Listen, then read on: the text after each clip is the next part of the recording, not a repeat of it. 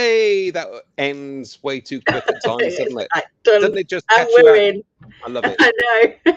I love it. I love the How are expression you? on our faces when you get. It's Oh shit! It's the got music the stopped. yeah, My yeah. God, straight away, Paul. Few seconds in. I know, but at least I tried to cover it up because I realised what I was about to say. How are you doing anyway? All good. All Yeah, good. really All good. good. Enjoying the sunshine. The And weather's been really nice here. I see you've got your fantastic new She I've Digs had It a, branding. I've had a wall put through and complete decor.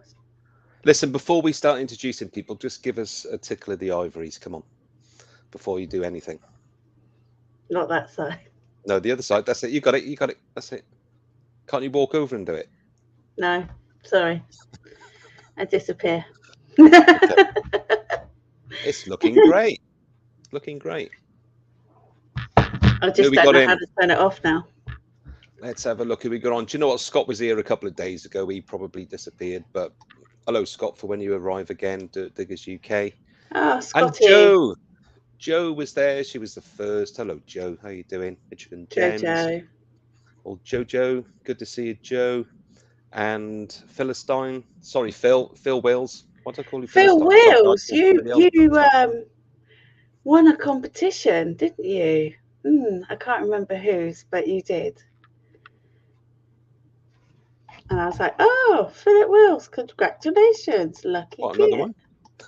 Yeah, I can't remember whose it was. Oh, I do. It was Nathaniel's silver coins. Cool. So yeah, hello Phil. How you doing? Good to see you. Rob Brandon gives me a limp rose, and you get a cucumber, or is it a gherkin, or is it? Is it just a green Willy thing, rubber thing? Well, it could mean anything, couldn't it? But thanks for that, though, Rob. Whatever it might be, much appreciated. And moving down the list, who we got? Percy, good evening, Percy, my man. How you doing? Good to see you. Metalhead Percy. Great to see that vid up. You got bursts of new giveaways for your Sunday Night Lives. I fancy one or two of those maps, so I'll be visiting. Paul, when he does his giveaways, can you send me the answer? So somebody else wins it instead of you. I don't always win. I'm like, oh God, I'm not smart enough to win this. I'll just make up a number. I do have your prize here, by the way. Oh, cool. Okay, so that's all good. That's a cleaning pencil thingy, isn't it? I actually want to have a go. I actually want to have a go at that. I like them. Are they good? Are they? Yeah. Spent some time, just talking to Spencer last night for a little while, and we got into the subject of cleaning stuff. And they do what they're intended to do. You just got to go light with it. Don't go berserk, and it works. So it's a pickle, actually. Rob sent you. Oh, okay, fair enough. Thank you. Jojo also wants you to send her the answer. To what? To Percy's questions. To his giveaways. Percy, when you get 2 minutes, mate, send me the questions in advance, all right, so I can get these these girls the answer in advance. Oh, is that how you win? Because he sent you the. Not at all, but, it's I'll do my best. I'll do my best. Evening, Glenn. Glenn just jumped in. How you doing, Glenn? Yeah, so that's our current lineup in the chat. Great to see everybody. So how have you been then, Paul? What have you been up down. to? And it's Rusty. Hello, Robert. How you doing, mate? Greetings to the northeast. Hope all's well. Yeah, it's not been a brilliant week, but I'm smiling, so that's the main thing. That's all that matters. it is. It is all that matters. This bloody consultation I'm going through at the moment in work has got me going up and down and up and down emotionally and all that kind of stuff. And I've suddenly realised, you know what? Screw it. It is what it is. And you make. Oh, I thought you'd already made cheesecake jam, Jojo. Even in Scotto, how are you, sir? Greetings to the north again. Hi, Scott. Yeah, she's making cheesecake. God help. Oh, who's sat? No one's. Are you going to do it live, Joe? Make it live and then do a taste test.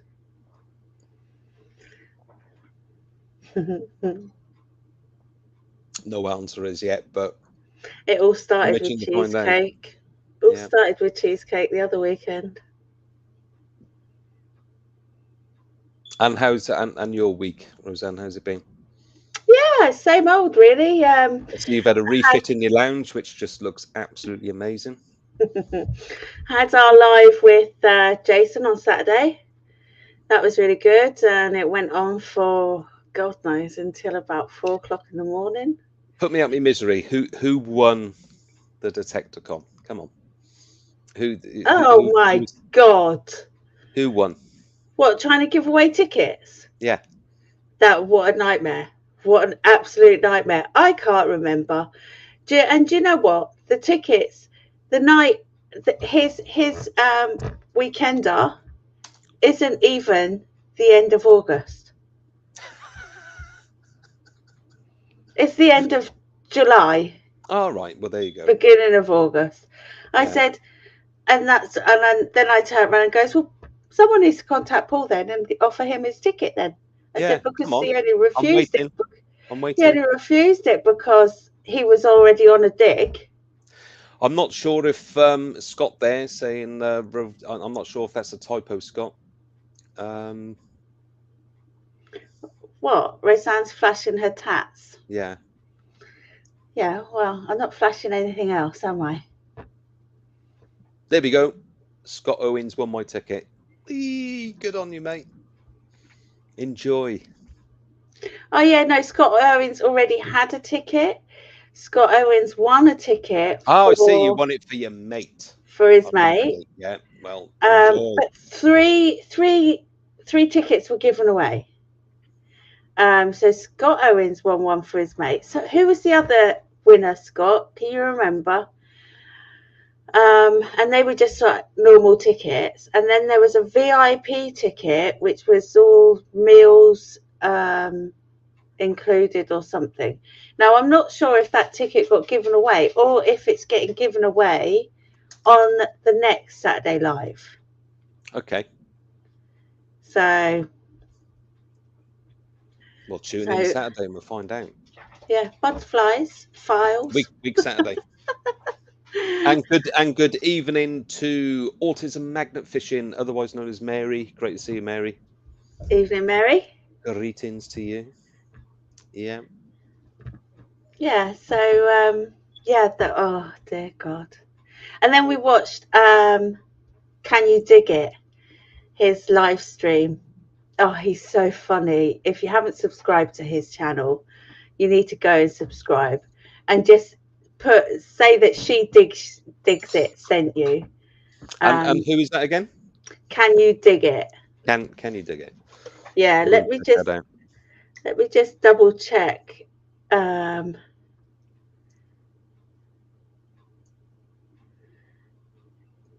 I did watch a little bit of that back after I had to leave because I was had a intimacy planned with the little Chinese.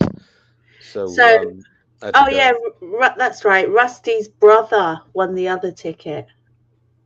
Cool. And then the other ticket is getting drawn on Jason's next live, which I think you're the guest on. Yes. God, that came around quick, didn't it? I know, didn't it? So yeah, it always goes around quick. The guy everyone needs to go and check out if they haven't already subscribed to him. He's called Can You Dig It? Metal Detecting. And just go and say She Digs It sent you. I will. I'll check that out. It's a She Digs It raid. Sweet. Okay. So they So, they did a raid on my channel. So I think I got about 5 subs off him when they did a raid. but more importantly, I mean, it's great to get the 5 subs. How many of those 5 you still got? Oh no, I'm doing really well. So doing the shorts and posting a short every day is holding on to the subs that I'm getting. So I haven't dropped any. Okay. Let me just double check on that. Um, yeah, so I haven't dropped any subs since I've been posting one short every day. My subs have not dropped, Wicked. which And we is really, can really, really good. we can open that up a bit later after the sort of 9 o'clock wee break, and Yeah, get into another conversation about stubs discussion and about the stuff like that. algorithm. And of course, talking about subs, guys, moderators and stuff like that. If you know, mods, if you want to post your channels, and if you can post other people's channels, help boost each other's channels, that's all good stuff for us. All right. So thanks in advance. Do you know, in the back room we have got somebody looking absolute 70s familiar. And can you see him? Yeah, I had some cheesy mash today. He's looking awesome. Look at this. You just bring him in, Yeah. and I'm loving this, and I'm really looking forward to speaking to this dude. So, guys, welcome Spencer from Future Bleeps. What's Mr. Bleep, up? what's How you doing? happening? Look at you, sir. How you doing, dude? Very well. How are you, Paul? How are you, Rosanne? Yeah, I'm good. I'm good. I'm really Oh, good. fabulous. Can't you do like a Daleki voice? I can't remember what sort of voice they had actually. Yeah, no, I It couldn't. was like a spacey sort of. Same machine used to make the Daleks as it was to make the mash adverts. Yeah, Apparently. Hello Well, to sounds everybody in the like it. chat. Yeah. maybe later on, you know, when we get into the second half, we can, you know, Spence, if you want to stay on, by all means, stay on, mate. You're always welcome, and we can get Bless. into some of those older adverts and just have a laugh, you know, I love those and as a kid. reminisce on those space age voices, because I think for a majority here, it was all part of our childhood, wasn't it? You know, Yeah. sort of watching it on ITV, and when you had the luxury of the 3 channels at the time. God, just And 3 channels. How did we yeah, survive? yeah. So Spencer, do you want to introduce yourself and tell everyone a little bit about yourself and your channel? My name is Spencer, aka Future Bleeps, and I've been running a YouTube channel for 2 years as a kind of, well, not kind of, as a silent detectorist, because I just believe that the hobby is the star of the show and definitely not me. And I've been detecting. This is just coming into my 4th year, and I originate from the South Hertfordshire, St Albans region. And I've got roughly around 11 to 1,200 acres of land that I detect Nice. over two locations. One's in North London and the other is in St Albans. So yeah, so that's really about me. Really, a short bit about me. Hmm. And when, how long ago did this journey start into the wacky world of detecting? 2019 it was first time. Well, I started as a kid because, you know, Tandy was on the local high street, and the Tandy special was one of them gadgets that I think a lot of children had and thought they'd find treasure with, but being so far from the sea, we didn't really make it. That wasn't one of the things. Sadly, I packed to go down to the coast when I was a kid. But yeah, I had a metal detector when I was a really young child, about 10 years old, and then left it and loved the coast, but I'd always see somebody with a metal detection, you know, forgot all about it over the years. And We then, got something in common there, Spence. yeah, big time. But that will be revealed in a couple of weeks. So. Yes. And then my good lady got me watching The Detectorist, and I was late to the party. I think I started in the 2nd series, and the first episode I watched, I said to her, "What is this? It's just so slow." And then second episode, I was hooked, and that was it. And then Christmas came about I was given one of them really small spades, which I never know why people use, and me being 6'2", this small spade, I just thought, well, where am I going to be using that? So and anyway, the next present was this box, and I opened it up. It was my first proper metal detector, and and yeah, I'll be honest, it's the first time since I was a kid that I shed a tear at a Christmas present. I was so overjoyed unboxing a decent metal detector. And what was that machine? It was a Garrett Euroace 250. Was my first machine. Yeah, with corded headphones and a basic pinpointer. One of the sort of the £20 specials. Yeah. That do and don't work. Yeah. Amazingly, and sadly, I just got made redundant that November before that Christmas, and so I had a bit of time off over the Christmas period, and I was starting a new job in January, and I wasn't starting until the middle of January, I remember, and I had my son with me. He was still on his school holidays, so I said, and I was journeying down this lane. I thought I'll just pull in, and this was the first time I'd asked anybody.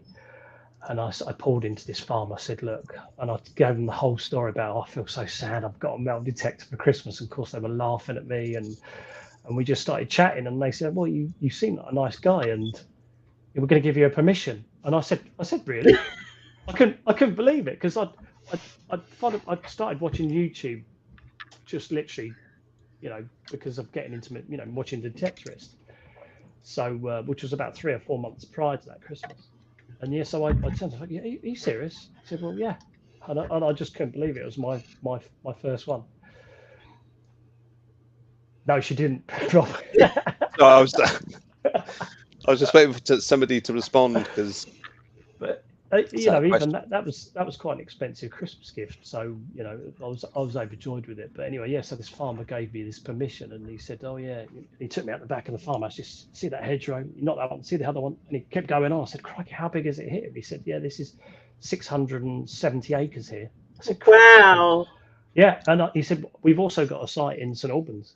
And of course, I just was like, "Oh my good Lord, the Romans!" And he said, "Yeah, that's about 470 over there, acres wise." And I just hit the jackpot. I hit the jackpot.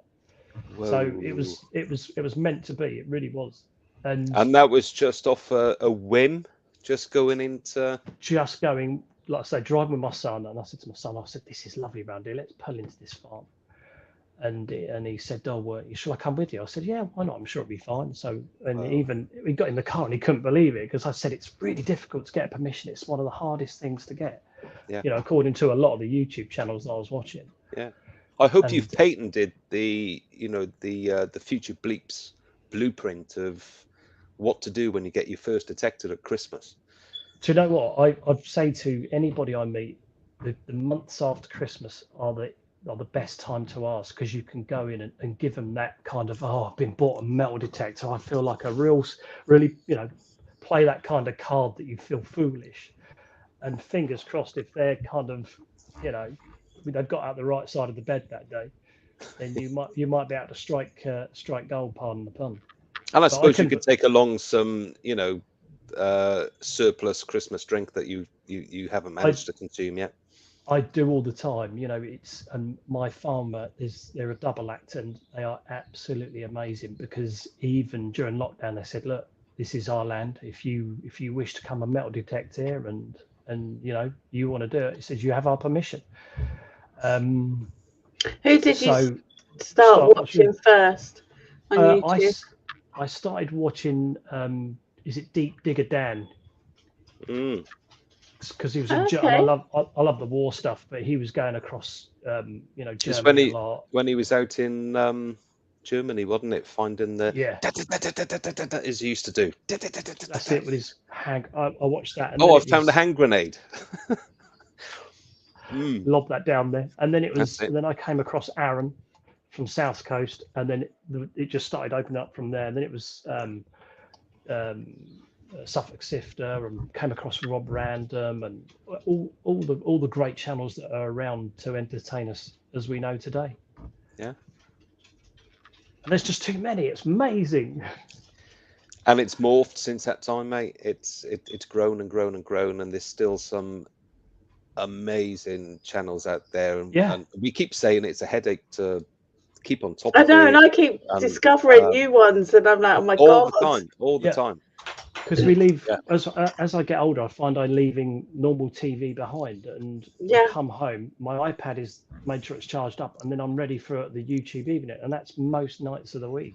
Yeah. You know, we come on to Tuesday nights are great, you know, and then Steve's Suffolk Sifter on Wednesday nights. It breaks the week up brilliantly, and yeah, it's just great. Everybody's awesome. It's a Well, healthy, good option. Yeah. Can you dig it? Metal detecting. You'll either find him funny or annoying, one or the other. And there's also another one I discovered who's in Australia. I can't remember his name, but he does a live stream, which would be about 12:30 on a Friday. I have to Is that day or night? on the night in the evening. lunchtime, our lunchtime on a Friday. I'll have to find his name for 9:00. I'll find his name, but he's also really, really good. And he does it with his 2 kids, and he's like a non-stop talker. So that's why I like it. Yeah. So getting into the YouTube channel, Spence, when did what gave you the inspiration to start your own? Well, I've always had, all these filming gadgets, the GoPros, and I've been a drone pilot for 6 years, and Okay. and I've got a Hero 7, Hero 8, 360 degree, and I've had, like I said, I've had a drone for 6 years. And my son said to me, he goes, "Yeah, why don't you start a YouTube channel?" I said, "No, I'm not going to start." He goes, "Yeah, you'd only get about 20 subscribers anyway," and that was it. I was like, "Okay, let's have a go then." So that's what I did, and I film on those cameras, and yeah, they're great. And I edit. From the outset, did you have it in your head that you were just going to keep it a silent, Yeah, there was. of, I've forgotten the channel that I think is it Detect 24. There's a guy who I first watched as well. He merely put subtitles up on his screen, and his shows are about an hour and a half. And even with that, I was mesmerised because I thought, yeah, this guy is just going out and finding, and we can see what it is, and and then he puts an explanation up. That's the only thing I'm slightly tempted, because you go along and you find 10 coins, say, and then well, hang on a minute, that's pretty battered, which was the first one that I found, but no, I think I've only spoken on one of my videos. I've spoken on. So there we go. Was that accidental, or was no, it wasn't. It was meant to be. There won't be nobody who knows it, because which one was it? Yeah, I think there's only about 40, 45. It wasn't the one where you found gold. No, I managed to remain silent in that one, except for afterwards. Yeah, I bet you're like, whoa! Yes.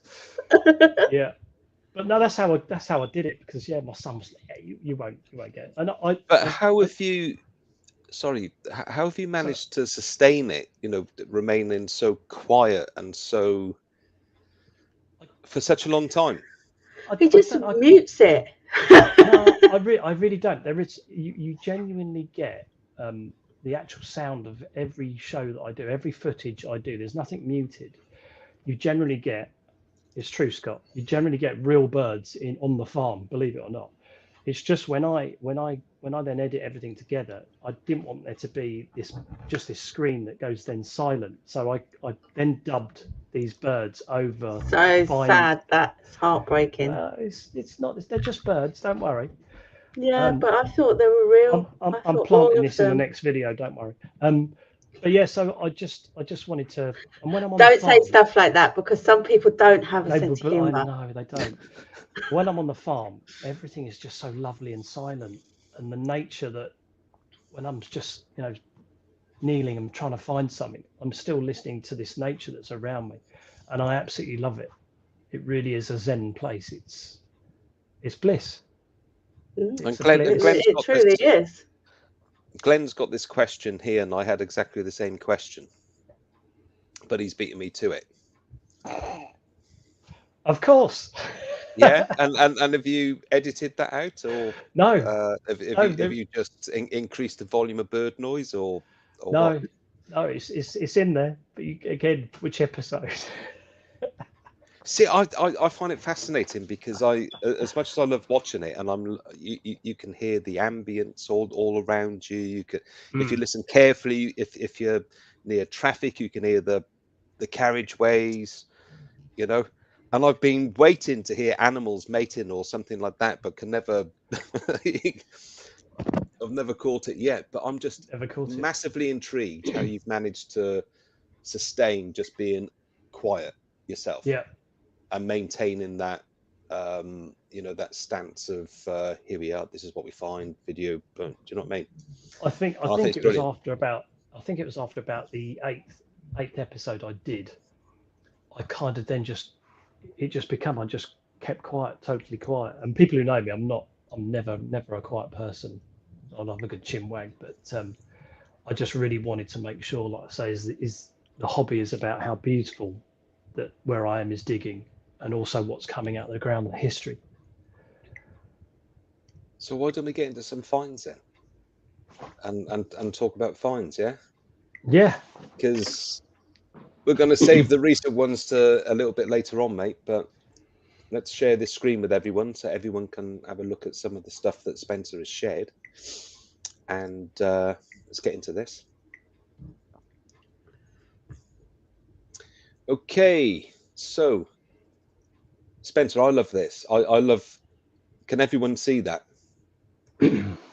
Well, yeah, we can all see it, but you need to sort of make them bigger one by one. Okay, So it's quite a few. so I was thinking the same there, Rosanne. Yeah. Okay, let's bear with us 2 ticks. Because I think when you click on it to make it bigger, it's going to open another screen, and you're going to have to share the other screen. Is that bigger? No. Bigger? No. No, why not? Because you're not touching it enough. So you need to, right, Paul, you need to make it bigger and then share the screen of the bigger one. Right, okay. So let's go back to the... If I cancel that, that's gone, isn't it? Now, hold on. Well, we couldn't see it bigger, so no, we couldn't see it. It didn't disappear for us because... Hold on. This worked earlier on. Okay. Right, so let's share.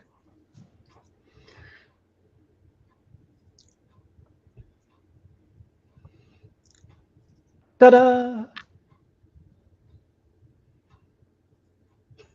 Right, is that coming up now? No, it's not big yet. So why not?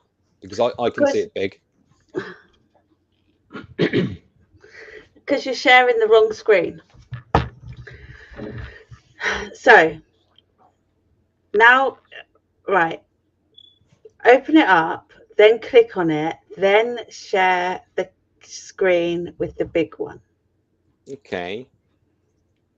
So you've shared that one, but you need to share the screen that's now opened up because you've clicked on number 1.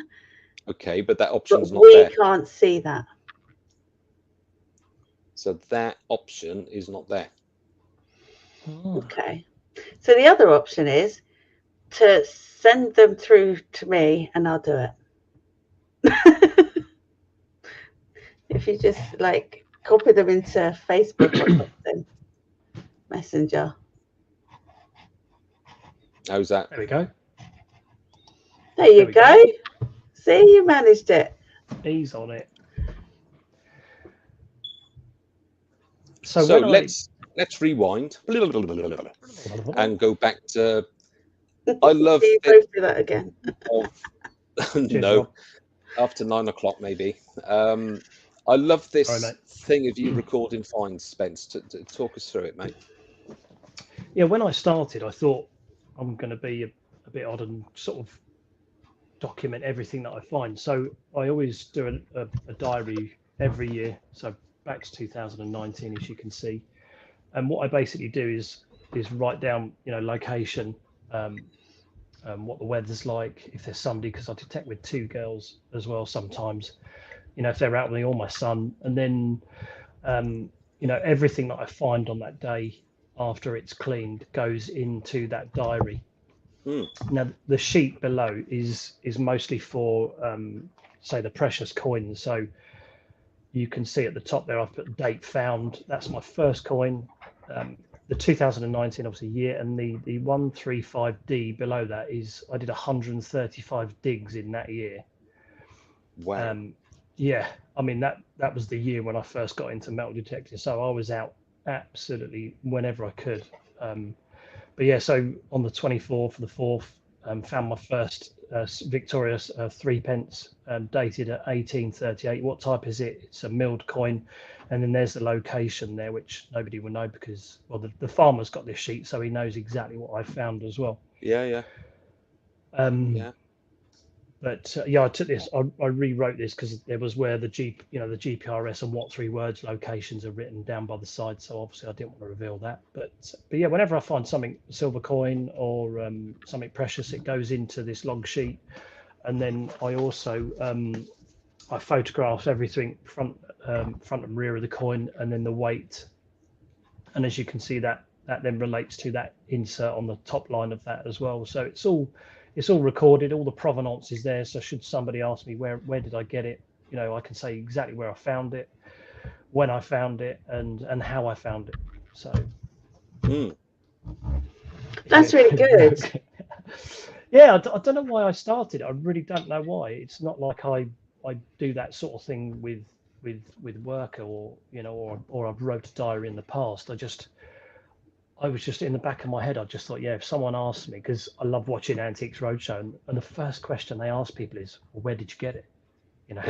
How did you come across this? Why have you got it?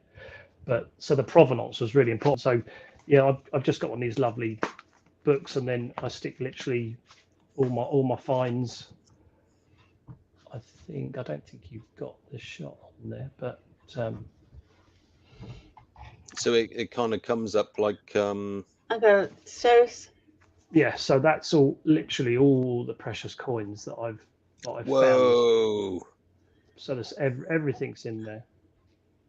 So that's just like a photo album, isn't it? Yeah, so I've done a photo, and then the next year says how many digs I've went on, how many hammered, how many milled.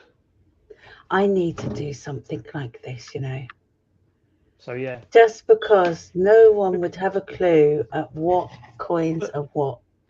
Also, if you want to go to, say, you do a rally meet, you go to a meet where where your local club is, you don't really want to be carting around your coins, and just in case you lose it or it goes missing or whatever. Whereas that you can stick in your pocket, and I've got that still kept on my computer that I can just take a copy of again should I lose that. But so we've had a couple of people jumping in. So Robert Hunt jumped in. Yeah, hey, Kev's Rob. jumped in.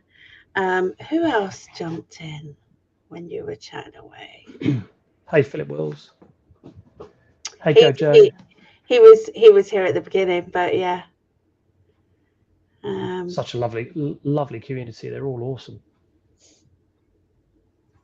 But again, I don't know why I did that, because I just wanted to make sure I could see everything. Whereas you can't walk down to your local club and go, yeah, well, there's the coin, because they all just go out, could go missing and whatever else.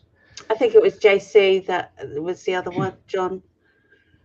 JC that I saw jumping when we were chatting away.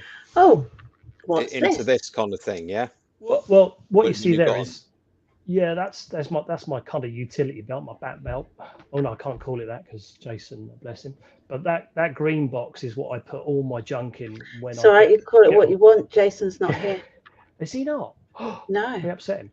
But that's my that's my junk box. That then goes out into the garden. I recycle it all into all the different boxes. But underneath that is all where I store everything. So the top one you can see is, you know, one of these standy boxes that that's full of my World War stuff. So shrapnel, World War timers, you know, bullet casings, musket balls, everything, anything war related is in that top one. Okay. And then I've got 3 underneath that. Well, I know you've got a big collection, Kev, but yeah, I'll give it a go, mate. I'm happy to come down on for a holiday and help you out. A few bevies. Yeah, so that's what I store most of my decent finds in. So it's got, you know, a lot of my buttons are in the top one. You're very organised, Spence. Very organised. I'm so jealous. It's a bit weird. I'm You a bit need worried to now looking at these photos. You need to get. It's not weird. It's really organised and it's clever. Yeah, you know, I have a bucket in the shed where I put all my trash. Yeah. Like, and then I go through it at a later date in case it's not trash, in case I see, because there has been times where I've chucked things in the hedge thinking it was trash, and then later on seeing a video and someone going, oh, this is a medieval leather hole punch, and I'm like, oh, we saw that in Detectable. We had a couple of lads who couldn't believe what people were throwing away. Yeah. So now I chuck it in a bin in the shed and sort it out later. Yeah. Talk us through this little bit of kit. Well, this is one of these kind of you know, it's a jeweler's polishing gadget, but a lot of my you know, if I find a crusty Georgian coin that I really know is not going to go in the good finds, then I just like to clean it down and make sure, you know, what it is. So, you know, the World War II shrapnel will go in there, and I just clean everything up. And then once it's been in there for an hour or so, because you can put in sand in that, you can put in gravel. Yeah. What's in there at the moment? You know, what we're looking at, is that like filings or? Yeah, that's just filings, and there's like that's very small ball bearings and jagged ball bearings and small little cut-off pieces of stainless. It's all stainless steel in there. So I fill that up about 3/4 with hot water, a couple of dabs of fairy liquid, shower gel, and then it goes on for a couple of hours, and it cleans everything, you know, quite well. If somebody wanted to jump into this kind of arena of cleaning, Spencer, how much would you be looking for that kind of piece of kit? The bit of kit on it's you get a little bit of shrapnel, you know, would they give it away, but that actual device is around about 55 quid if I remember. Okay.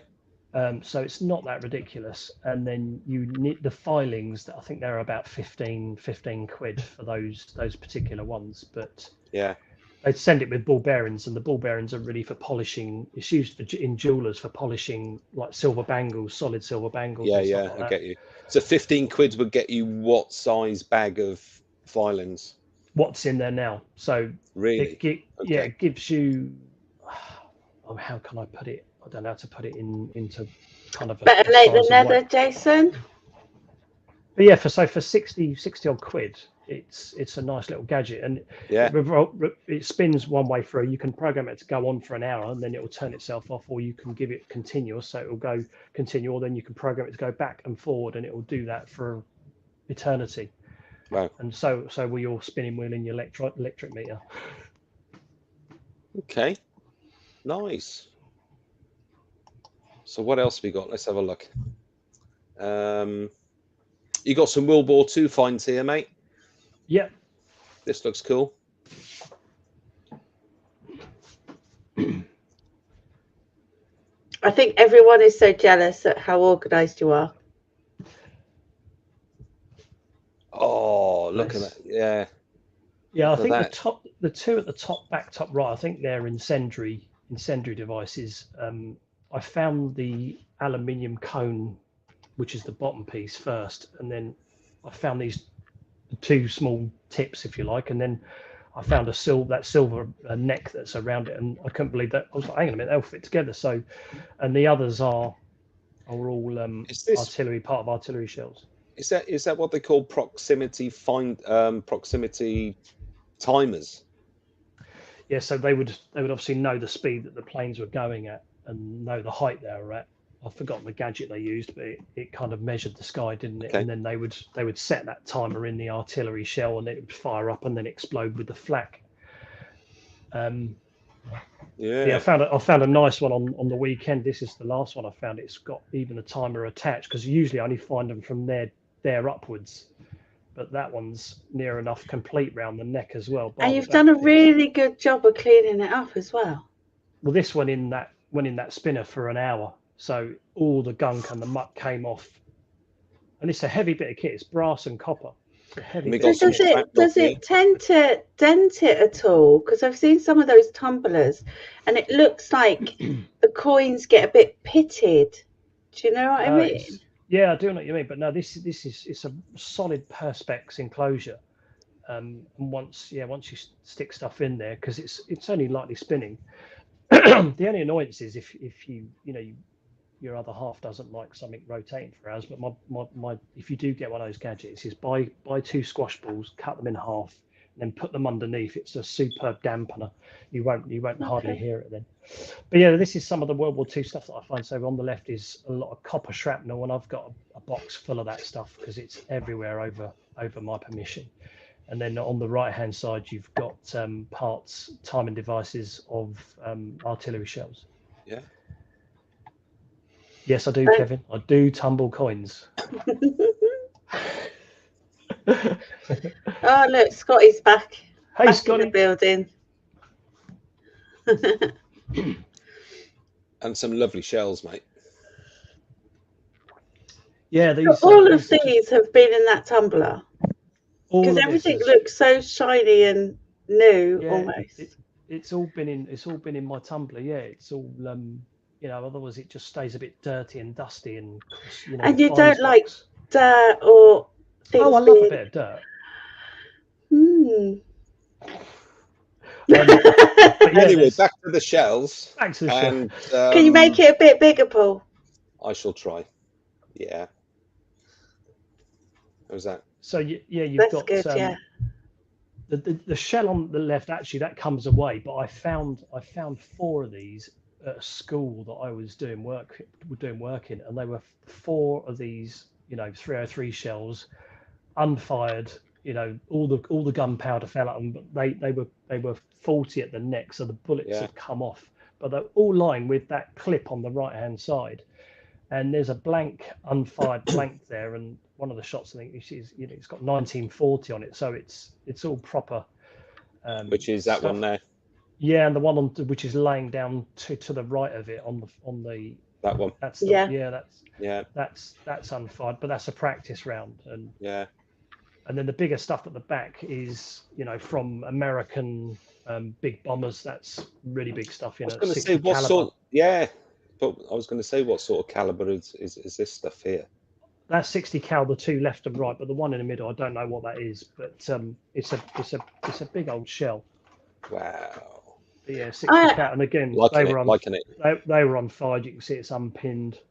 I think I'm going to have to get a tumbler. I like how clean they look. Well, this is it. I mean, I've got some, most of my buttons they don't get, but a large majority of my coins, don't get put in there. But if they're battered, I just think, do you know what the hell, just stick them in there. But if it's something, what I call is a sort of anything sort of 40% wise, there we go. So that's 1940 shell, which has been, it's a blank, so it's a practice round for over. It would have been here for the practice guard over here. Yeah.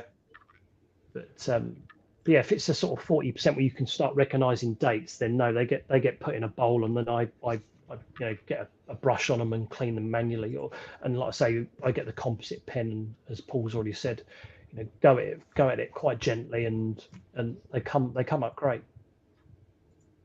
I mean, look at these. Yeah. Just don't put coins in it. Yeah, I don't think I would put coins in. But I just seeing how clean that these bullets look. I like that. I'm just trying to see if I've got where's the coin that I got?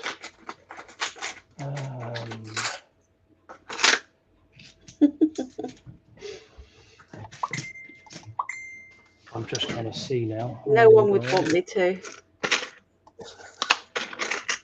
Yeah, so it's theory, Rob. It's coins like this that you just, that's a George III. You could just make out some. Let me make you big. But that won't go. That's been in the tumbler, but it's just battered. So. Oh, you can just make out a head. Exactly. They're the ones that go in. Anything kind of above that in detail, then they don't.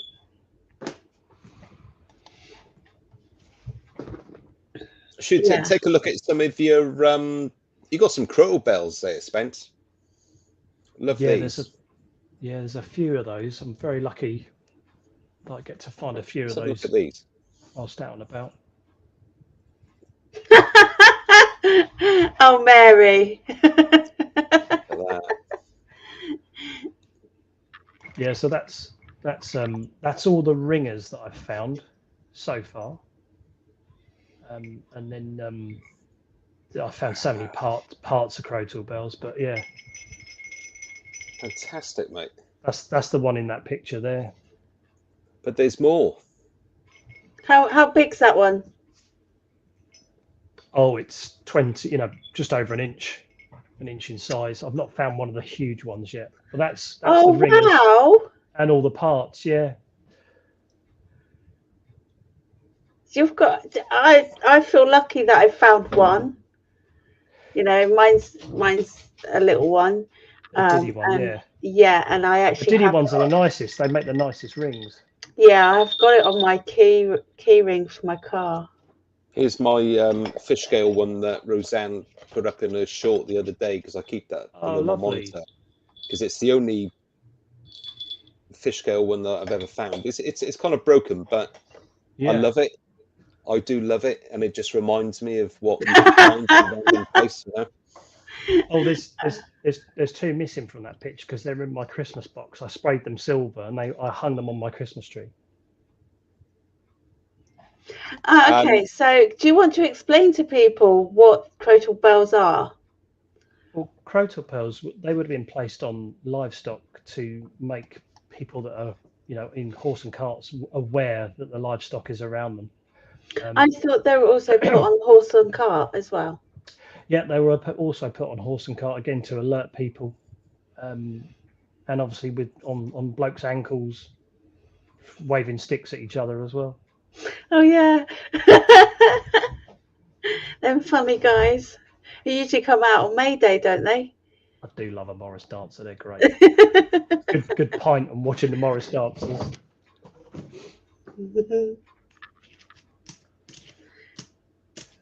Spence, talk us through this picture, mate. Let's get this one up and running. Let's have a look at this. This looks a little bit kind of. Yeah, this is one of my odd finds, and it is. It's actually carbon, solid pieces of carbon, and you can see on that angle how angled it is. I think it's a really old pencil because it's pointed so nicely. And it wasn't like it came up like it was significant size for a writing implement, though, isn't it? That's what, 6 centimeters, is it? Yeah, I think it's actually it's a little bit less than that. It's about 4 centimeters. It's just the angle of that shot. But I found two. What is it? It's carbon I need to make you big. Yeah, it's pencil. You can see that it's angled, so it's been used as a writing implement, I would say, but. It does, it works. So it's lead. It's pencil, yeah, cut fiber.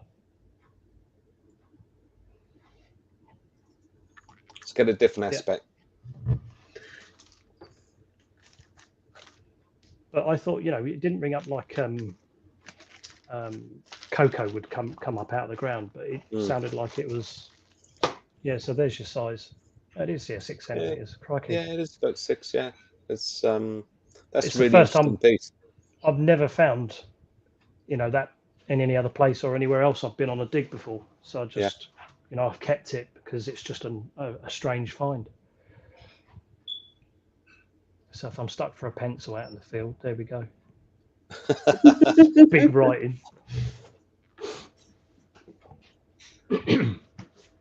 Okay, let's have a look at some of these others.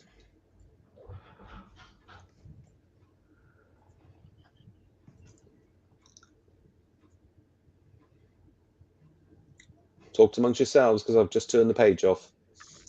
Well, it's still there. The pencil's still there. Is it? Yeah. Now it's gone. Okay. So I was just reading the chat. I don't know if you can see the chat, Spence. I can, but it seems to be moving quite quick.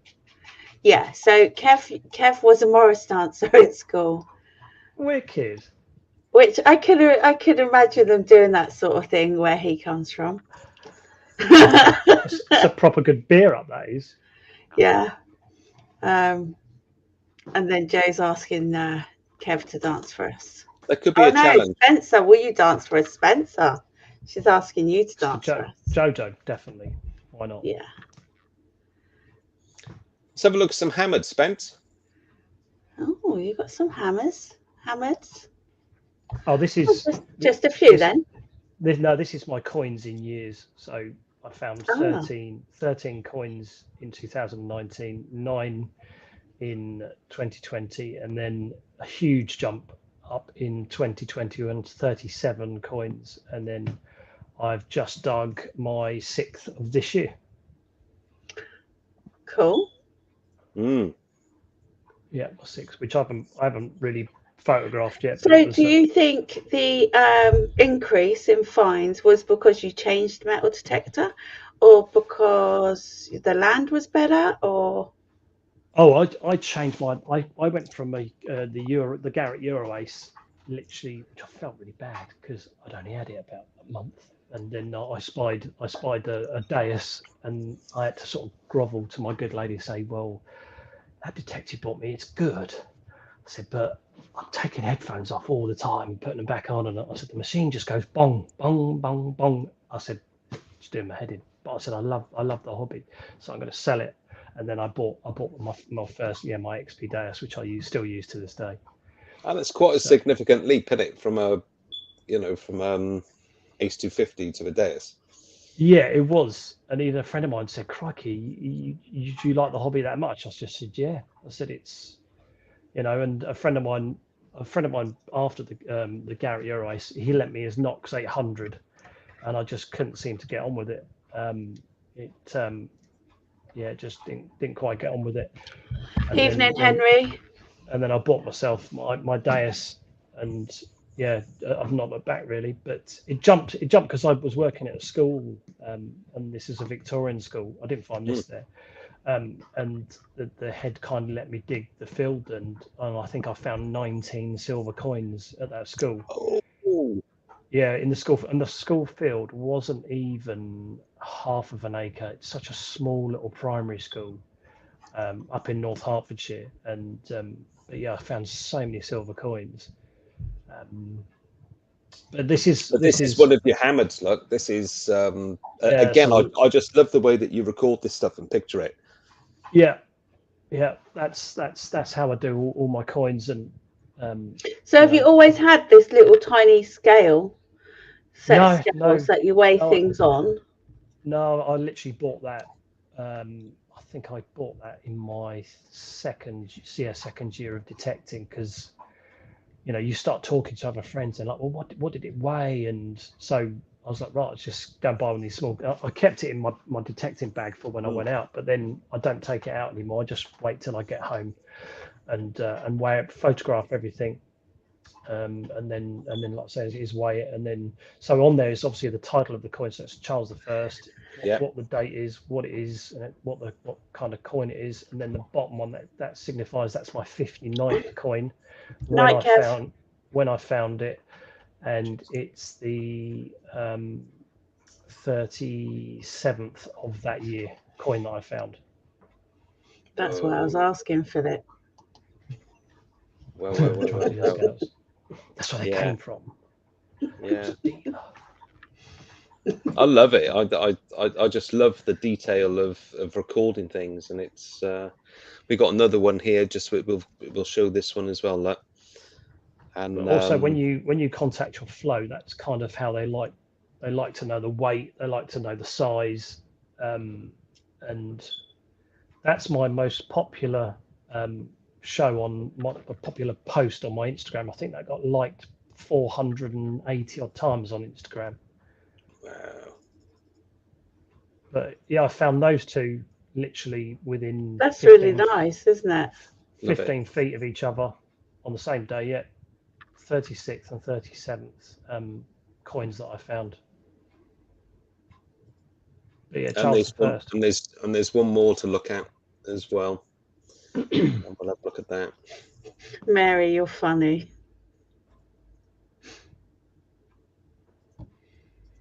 That's my favourite hammered. That's really nice. Now, have you Love just it. literally cleaned it with a brush? No, I washed it off almost. That went in that tumbler. Stop it. Really? You've never? He's lying to us. It didn't. No, it didn't. You're kidding.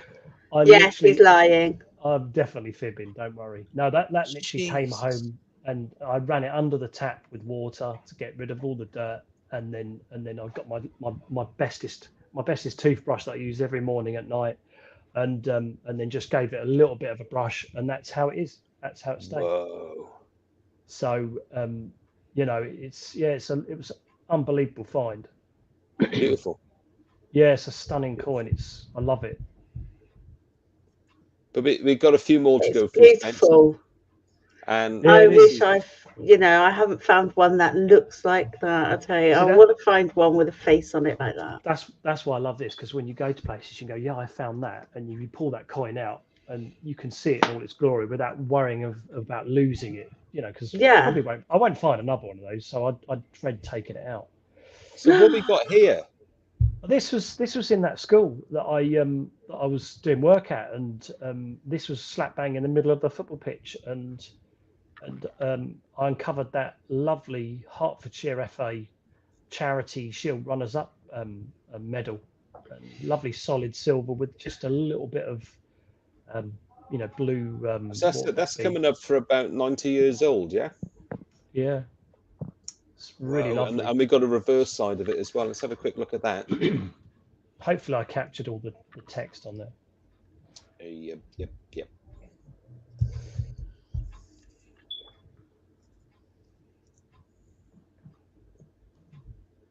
Is that sharing? Yeah, that's sharing. So we've got, who is that? There you go. Charity Shield runners runner up. 1933 to 34. Yeah. And a cracking little series of silver hallmarks there. And this bit in the top here, is that kind of like the maker's mark? Yes, the maker's mark, yeah. Fantastic, mate. Love it. See, I love little bits like that.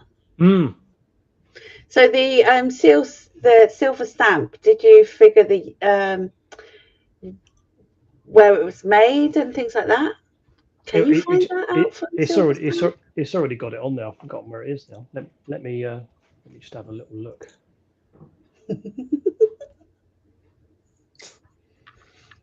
Yeah, somewhere up north. Somewhere up north. Oh, all right. Yeah. I can't see because the light is all up reflecting on the ceiling. You mean north of where you live, yeah? Yeah, north of where I live. North of Northness. But no, it's one of my favourite finds, like I say, and I'm gutted it hasn't got someone's name on there, because I'd have loved to have chased that back. I really would have done. Would have been really nice to hand that over. But sadly it's not. So, and I said I showed everything to this school that I found, because there was parts of aeroplanes, there was Girl Guide badges, the old stuff that used to go in the lapel pinholes. Yeah. There was, Boy Scouts. There was everything up at the school.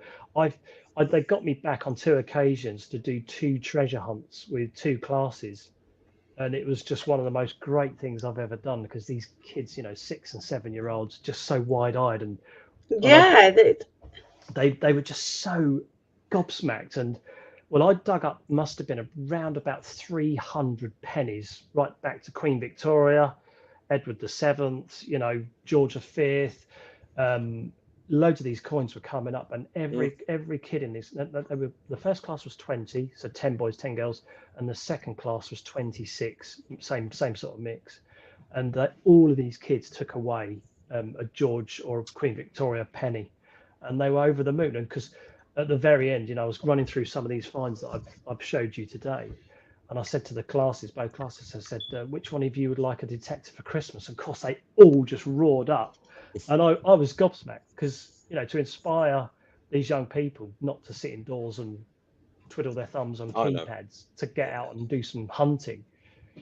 Yeah, and I made it into the us school. through this one, Spence, before we get into piece de resistance. Yeah, this is a brooch that I found. A friend of mine thinks it's Roman, but I don't know. I've got to. It's one of these finds that I keep meaning to submit to Flo, but it's a dog's head, and the odd shank on the back. It's kind of a clasp sticking out, so a pin must have gone through it to hold it onto something, which does give it some date of being quite old. So yeah, it's one of my favourite finds. Yeah, and we've got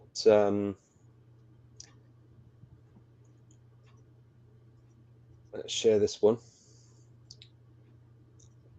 A fantastic series of medals and stuff like that, cap badges and things. Look at that. I love these things. Yeah, I mean, bar the one on the left-hand side in the middle, and the two on the right-hand side, the RFA and the County of London badge below that. I found all of those at this school grounds. I've had to buy these because obviously I let the school have the originals that I dug up, but I bought these on eBay to obviously keep in my collection. So they got the originals, which they were chuffed about. But amazing finds, and over the moon with all of those. I found over the time being detective, found two of these. I've found one that's got a part rotating wheel, and I've been trying to find more detail on that because I think the rotating wheels go back a little bit further. I think to the beginning of the First World War. Yeah. If I'm right, but the second one I found isn't in as good condition. But I love these things. They're amazing. Badges. I mean, there's a lot of people in trouble there because you'd have got seriously telling off for losing them kind of things back then. Because your uniform, you had to be on point. So to lose a cap badge, you'd have got some serious punishment. Yeah. But yeah, I'm going to show this next one, Spence, just so we can have a guess as to what it might be. I'm going to let the chat have a guess. Yeah. So let's just go back to this, and then we're going to do your piece de resistance, and then we're going to take a break. All right, guys? Because I need a wee. Yeah, you can see Rosanne needing to go there. Look at that. Okay, guys, what do people think this is? I know what it is. I'm not going to say. And anyone in the chat, come on, guess what it is. Okay. All right, time's up. So it's all right. Philip's already got it. Won everything and got everything. Well done, Phil. Yeah. When did he post that? Yesterday. Yeah. And what period? It's a helmet. That's World War II. It's a World War II gunner's helmet. So where I dig, there were the North London guns that protected bombers coming because the Germans then figured out that the radar was covering the south, so they would come in across the Netherlands, and then bomb Coventry and Birmingham, and then kind of made a rush for it across over London. But that was about 9 inches down, facing on its edge, and my detector heard the aluminium. It's Second World War because the aluminium rim. The First World War didn't have an aluminium rim. But that's definitely a helmet from which would have been an artillery person up on the firing the flak guns. And boy, you would have needed with that copper raining down. That's for sure. I bet. But we got to finish on this note, mate. We got to finish on. And that's what happens when you polish your helmet too hard, boys. Jason's in the room. Come on, talk us through this, because I can remember this event like it was yesterday. Glenn, how rude. Well, I just you got to the period when you start to realise that the evenings are just getting lighter, and you're thinking, right, I'm going to go to my local permission in St Albans. You know, the crop is sort of crop has just been, you know, seeded, and you know everything's sort of getting ready to sort of start. And I thought, right, well, I'll go up and have just a couple of hours digging, and I actually came off where I normally dig and headed down a bit of pasture and a walkway, if you like. And I made my way towards this tree, which is in the middle of the land. I thought I'll do a couple of laps around the tree because I found crotal bells down there before. And I thought, right, I'll come back down towards my car. It's time to head home. It's getting dark, and it was, you know, sort of 15 feet in from woodland. And I had this absolutely unbelievable signal, and it really told me it was quite, you know, not too deep. So I stuck my pinpointer to the ground, and sure enough, it was 3 inches, no more than 3.5 inches down in the ground, and up popped this beautiful Adenomyrus Celtic gold stater. Just say that one more time. How do you pronounce it? Adenomyrus. Adenomyrus. Yeah. Adenomyrus. Yeah. Adenomyrus. Yeah. So 45 to 25 BC. It's a 2067-year-old coin. It's just. And I just about £5,000, isn't it? Well, there's been one that sold for that, but that was with Spinks. But I don't know what the value is yet. I've still got to get it properly valued. So, you know, there's sort of three outcomes. You know, it's got to be sold, and so it will be, or it goes into to St Albans Museum, which I would absolutely love. Yeah. But the great thing about, you know, documenting what we do as a hobby, as YouTubers, that no one can ever take away that I found that, because it's there on you know. Yes, and you popped a cherry on my show with your gold coin.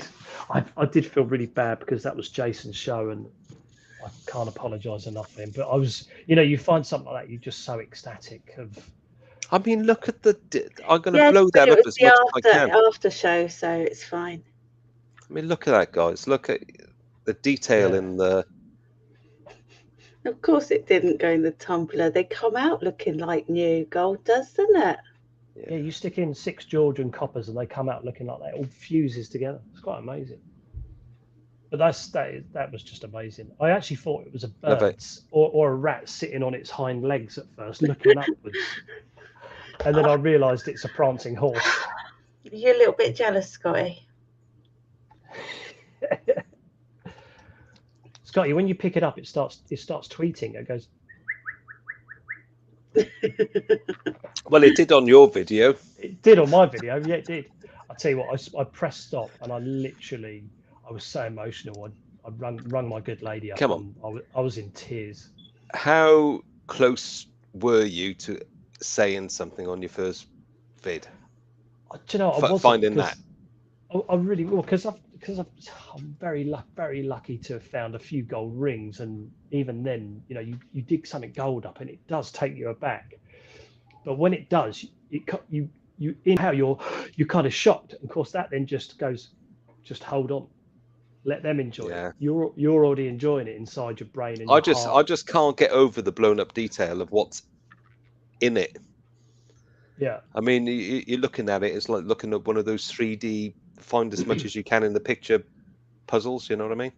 My question with something that old is how did they make the gadget that punched that? Because they had no Dremel. Yes, exactly. How did they make the gadget that obviously no one will ever find that punched that coin? Because the detail for 2067 years old is just mind-boggling. You think someone's made that in this day and age. But I've got to take a replica of that. I think with the 2 18-karat gold rings that I found this year, I'm going to get those melted down, and I'll make an 18-karat gold replica of this coin, so they can't, you know, ever take that away from me. Yeah, so I would, if I was you, before, have you already handed it in?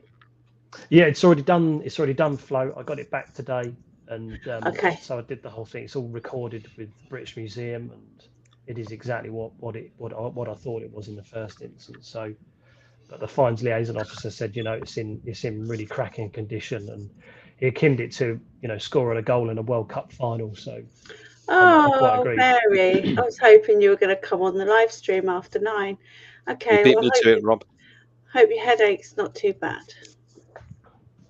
Thanks for coming on anyway. Do you know what, Spence? There's some amazing stuff there that you found in such a short period of time. And truly I love what you do. I love watching the stuff. I love the way that you record stuff because it's so unique. And do you know what? Think about marketing a product. I know it's yours, all right, but think about doing something similar that people can latch on to, that they can record in the same way. I'd be well up for buying something like that, because everything I've got is on a piece of A4 or in my head, or do you know what I mean? Well, as you know, I don't do Facebook, but I definitely think there's room to make an app that does a page that you write down, i.e. what your fines are, and then it'd be like a book format. You then flip, and then on the other side you would have a photo, which is just for you. Because I'm not, I've logged into Just Detect, and I've logged into, the MCMD's app, but I don't like giving my stuff for them to have and do what they want to do with it. It's mine. There is that as well. I know. But I know what you're saying. I'd love to create an app where people are just solely in charge. It's not being shared with anybody at all. But like I say, it's that digital format. Take those photos. It stays with you in your phone. Yeah. Because it is a bit of a hassle. It is hassle, I know. But you've been legend. I can see Rosanne busting for a wee, so am I. And I bet you are as well. We're going to have a break, Rosanne? Yeah? Yeah, and we'll come back on. And Spence, stay on, please. Do stay on, mate. And, we'll encourage people to, ask further questions and stuff like that. We'll put the link up and get some more people on. But I loved everything that you spoke about and the pictures that you sent. Thank you very much. And stuff like that. There's some incredible things. Jump on to Spencer's channel, give him a sub, watch the vids. There's some amazing things going back over the last couple of years, guys. Okay, we're going to take a break. The link will go in the chat. So if anyone wants to jump on. See, we'll catch you in 3 minutes, 31 seconds. Cause I've been living life right like I could just die any minute. Going for a ride down the side, PCH, country limit. I don't need a guide, follow lights, take me where I wanna visit. Are you alive? Or just breathing?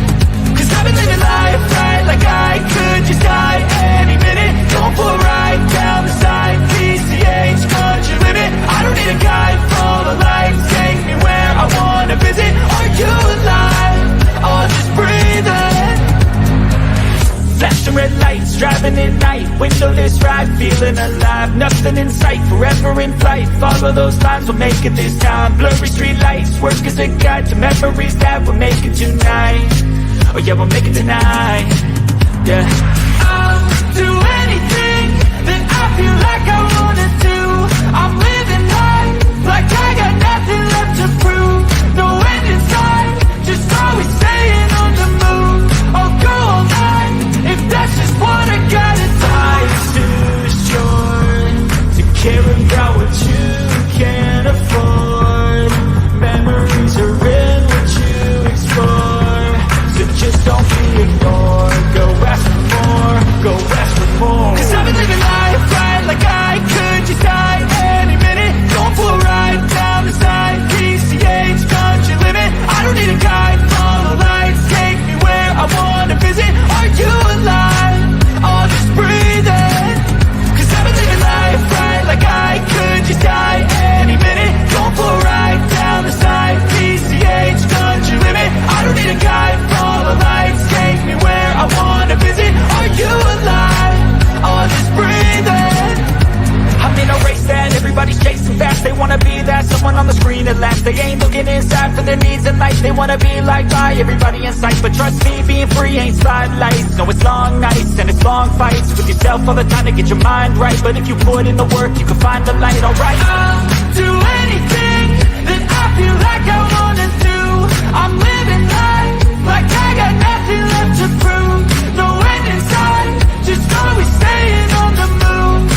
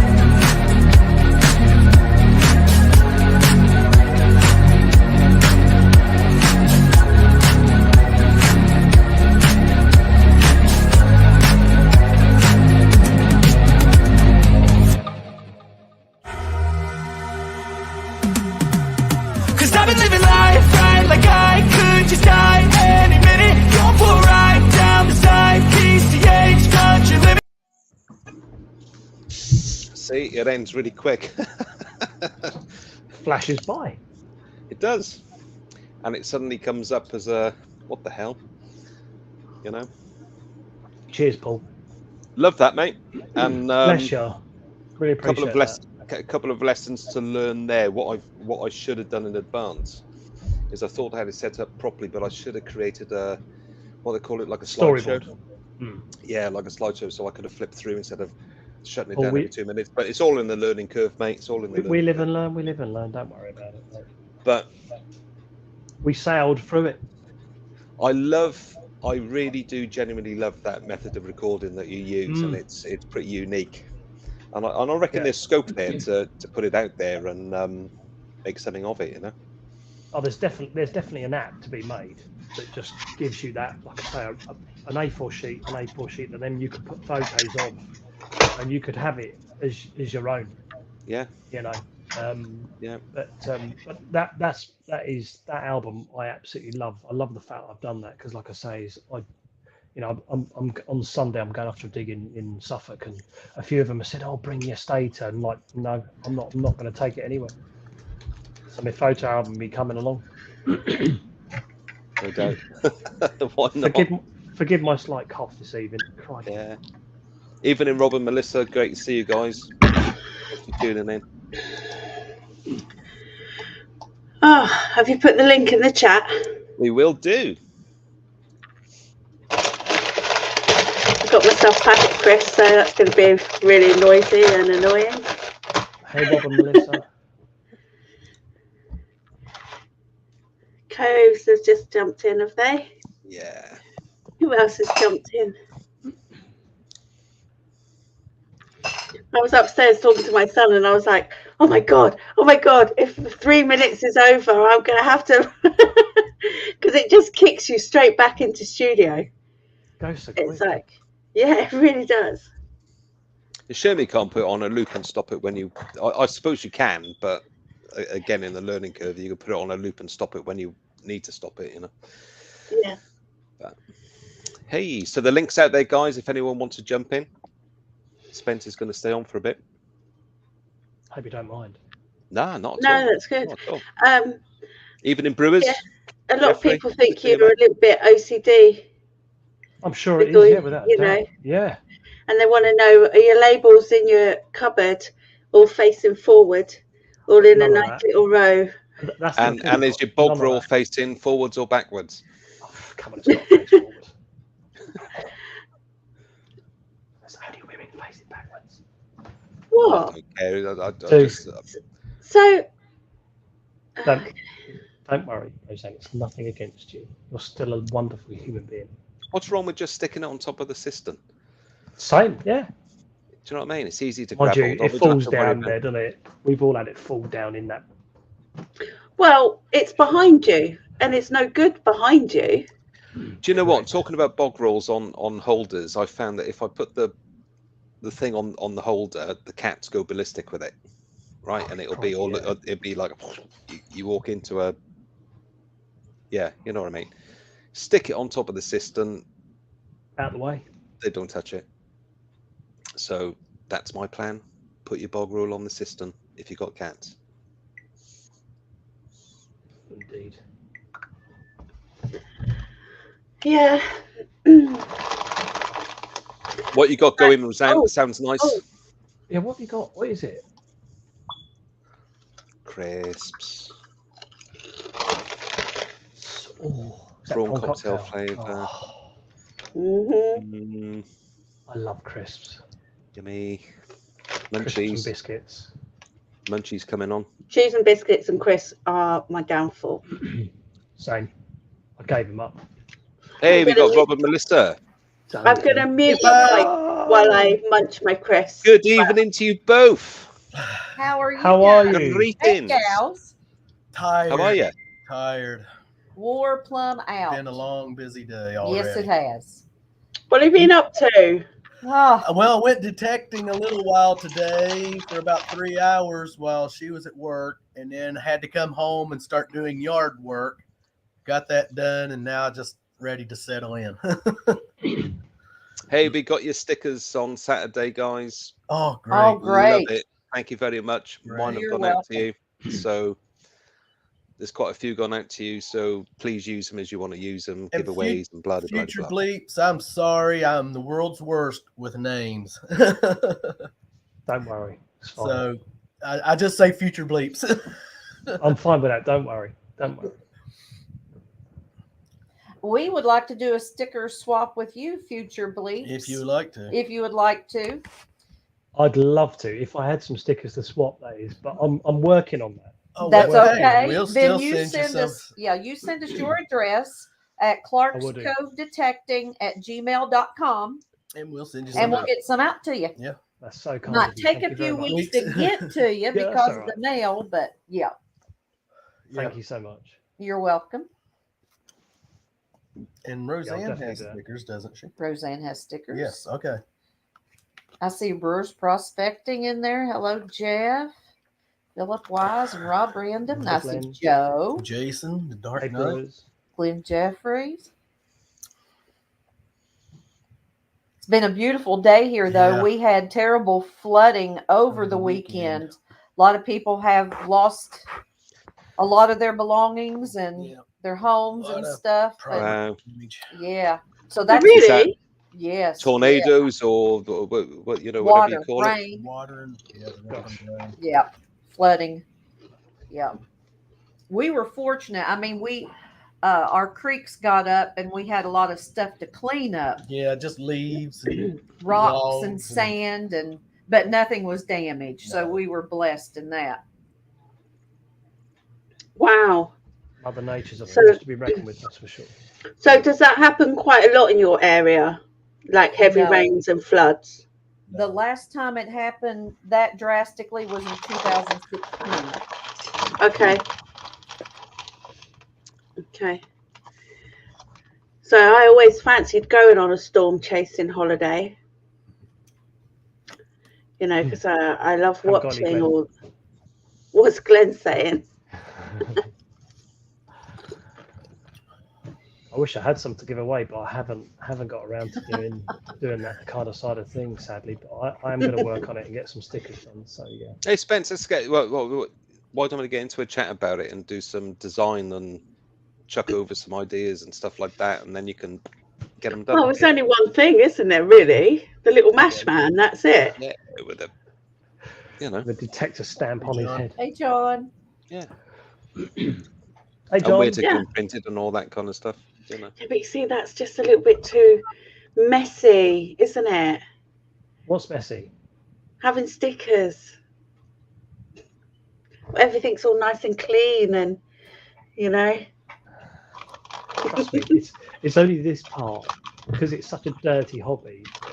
I like to make sure it's all clean. It's really weird, but no, I don't know. I'm not that anal with the other parts of the house, i.e., the spaghetti's labelled up and the frosties are sticking away. And It's Brewers, Jeff. Is that Jeff? Agreed, Rob Joe, and Jeff. Melissa, I'll get yeah? one. Yes. Yeah, yes. Jeff. Yeah, I thought it was. Why don't you come on, Jeff? Yeah, let's see, Jeff. Come on in, mate. Let's supposed to link up again because it's. So is Jeff near where you guys are, Rob and Melissa? Yeah, I can't remember where he said he was from. he's just like 4 hours south of us. Round the corner. Yeah, in really. American terms. It's what 216 miles from my door to his door. Whoa. Yeah, so that's not bad. But in America, that's not bad. Oh no. You know, they can travel 3 or 4 days to get somewhere. Yeah, it's just a Yeah. it's a day visit, isn't it? So that's just a few hours for Yeah. us. Just get up and go down And that's with stopping a couple of times on the way. Yeah. So, you know. So, doesn't Ed have a weekender or some sort of dig, as in flash in your pan? Is it? Is that yeah, his Flash name? Bash is coming up first Flash weekend Bash. of June. Yep, we're going to be there. That's just about 4 or 5 hours away for us too. Yeah. And will that be a whole weekend thing? Mhm. Yep, I think it runs. He said if people that can get there about noon Friday, and then it's Friday night, Saturday night, then everyone disperses out Sunday. So looking forward to it. Do they have like music and We're going to have our music. We're going to be playing. We'll have the radio going, CDs playing, whatever. As far as a Moonshine. band or anything I don't like think they're that, going to have a band or anything. you know, if there's someone there that plays music guitar, like yeah. Mark Miller, I think he's supposed to be there. they would probably bring their guitars. strum their guitar around the campfire. But it's just a gathering for everyone to get to meet each other, and They're going to do some hang out. detecting, some magnet fishing, some gold prospecting, or just okay. So it's basically treasure finding in every aspect. like a hodgepodge. Yep. Yeah. hang out Attendees are and- going to be there. or just hang out and Yep. do nothing. Yep. Yeah. Sounds So good. about how many people are there? Oh, right now I don't know if he has any spots left open. He had 30 spots. The last we heard, he had six or seven spots Yeah. left, and that's 2 people per spot. And then, but you can have guests, which cost extra. So right now, I'm going to say there's probably going to be anywhere between 60, 70 people there. That's my guesstimate, Nice. and that's probably lowballing it. Yeah, That's a nice quite gig. good. but we're going to get to Yeah. meet a lot of people that we haven't got to meet yet. So it's going to be awesome. I think that is it's all about meeting people as well, isn't it? It's the social aspects of it. It's not just about the detecting, the finding, whichever magnet fishing or whatever. It is all about meeting people. Yeah. Oh yeah. So what did you see in the chat? She got a pretty mouth. Yeah, Dirt Diggers UK says she got a pretty mouth. You're gonna pray, boy, and you better pray good. Those are quotes from a movie called Deliverance. Deliverance, if you ever Here seen in the U.S. Burt Reynolds. Dum, Yeah. dum, dum, dum. Yes. Hey, Hello, Joe. Hey, Hello, Joe. Joe. Hey guys, how are ya? Very good. How are you? Are you on your way home from work or Just getting out. busy Don't day? worry, I'll sit in the car. I'm not gonna drive. Just put your foot down and get home. I don't like. It's just that my fear is her having an accident while she's streaming. Agreed. I don't want to see that. You should see me when I've got my lights going. Handle this shit. I know, but it is. I know. It's like a phobia. It's like a anxiety thing. I don't like it. And I don't do it when you're on. Yeah. So Are you allowed to put your lights on and get home quicker, Joe? no. Why? Jesus, I swear they do it over here. I, I like reckon to, they do. I try to follow the rules most of the time. Oh, so she does do it. Spencer, those hammers are awesome. Oh yeah. How many do you have? 15 silver hammered and 1 gold hammered. Definitely hammer time. Definitely. Very, very lucky. What's your Like oldest, you. Spence? Will definitely be the Celtic gold stater there. Oh, you said Celtic? 2,067 years old, yeah. And British wide, Edward I. Yeah, nice Eddie Penny. yeah, I did a little short the other day of one of my hammies. Jason's in the room now, isn't he? Jason was He about. was. Yeah, he's still. Yeah, he's bless here. I'll show him my cartwheel penny collection. Now he's in. I know he loves the cartwheel penny. Those are lovely thick they are. Nice. So Right. are they both just like, because you can get pennies and 2 pennies cartwheels, can't you? Yeah, I found only the pennies. The Yeah. 2p's are insane. They're Massive. 6 millimeters thick. They're insane. But yeah, these are just your standard cartwheel single penny. You see the rim round there. What's 17. happened to Joe's screen? I don't know. Oh. Yep. She blacked out. Oh, hang on. Oh, she's back. Remove that one. Sorry, I hit the wrong button. Fat fingers. Let me kick that one from studio. Yes, there you go. There you go.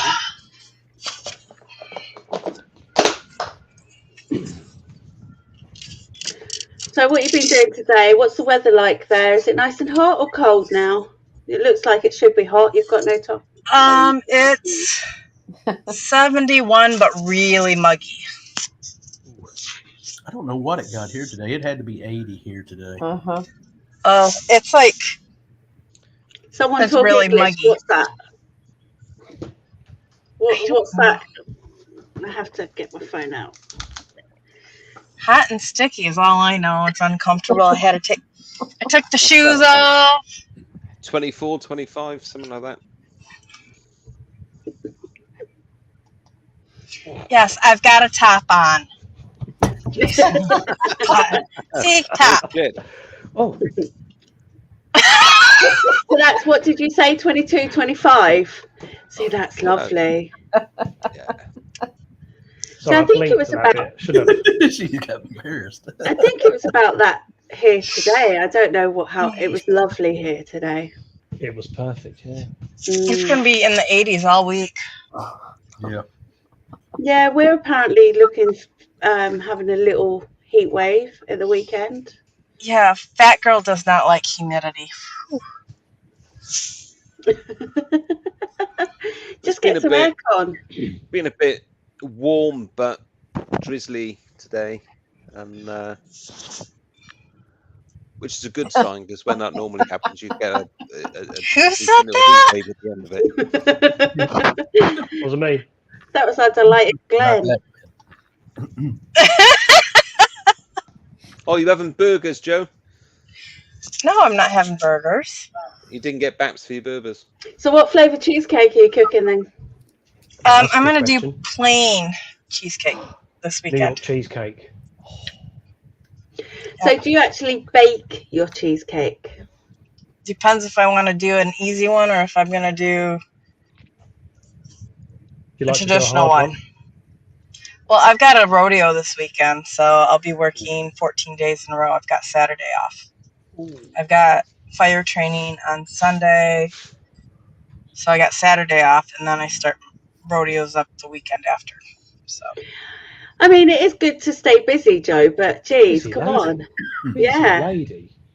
I know I'm putting in 13, 14 hours or days straight, about 120 hours. Just what I put in the last pay period. As long as you enjoy everything you do and you don't get stressed with life, then it's okay. Oh, but I love it, but the lupus is kicking in. I'm getting really tired. So this is the last year for the rodeos. I can't physically do it anymore. I love seeing pictures of it, Joe. I know. Aren't those kids just adorable? Yeah. My kids They're like proper looking cowboys with their hats on, and you know. I've been with the group for 10 years, so love my kids and their families. Commitment. How long's a typical rodeo day for you, Joe? Anywhere from 10 to 12 hours. Okay. I've got over 135 kids, and they have multiple events. They put a 10-month-old on a bull the other day, and I was not happy with that. That's crazy. It was. I was not happy, and I let them know too. Yeah, I would too. Hope they A strapped it 10-month. No, They were holding on to it, and it was a tamer bull, but still, one move. I got noted that we don't see that level of. I was going to say, was it in his car seat? Yes, car seat and all strapped. Airbags. It's crazy. Yeah. Yeah. Believe me, my anxiety goes up, but it is what it is. Yeah, it's yeah, you would never. I don't even think they do donkey derby here anymore, do they? What is Donkey Derby. I haven't. I know what it is over here. So Donkey Derby is literally, they have a load of donkeys and you race around a little field almost. They make a track for the donkeys to race around. And the kids, when I was younger, they would do it at fun fairs or things like that. And you would just pick a little sort of coloured bib and you'd be pretending you're a jockey for the day on a almost like a wild donkey. And I don't think they would do it anymore because health and safety's gone mad. Yeah. Yeah. I thought she was talking about a donkey shit. Robert. I know they have donkey basketball sometimes at the high school. Kinky Kelly and the sexy stud. Yep.